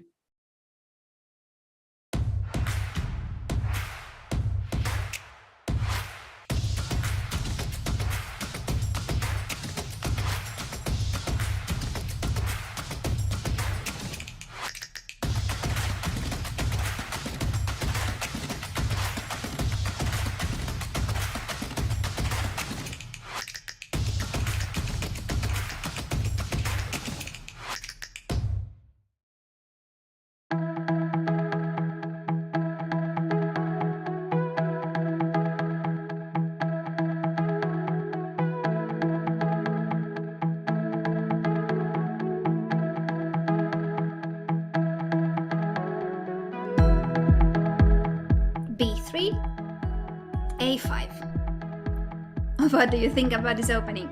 Honestly, what do you think? You don't have to play knight c3. We can actually put a piece on d2, which is better because then we avoid the potential doubling of our c-pawns. What you have to understand about practical endgames as a whole is that just like in the middle game or the opening, you cannot rely solely on these general considerations.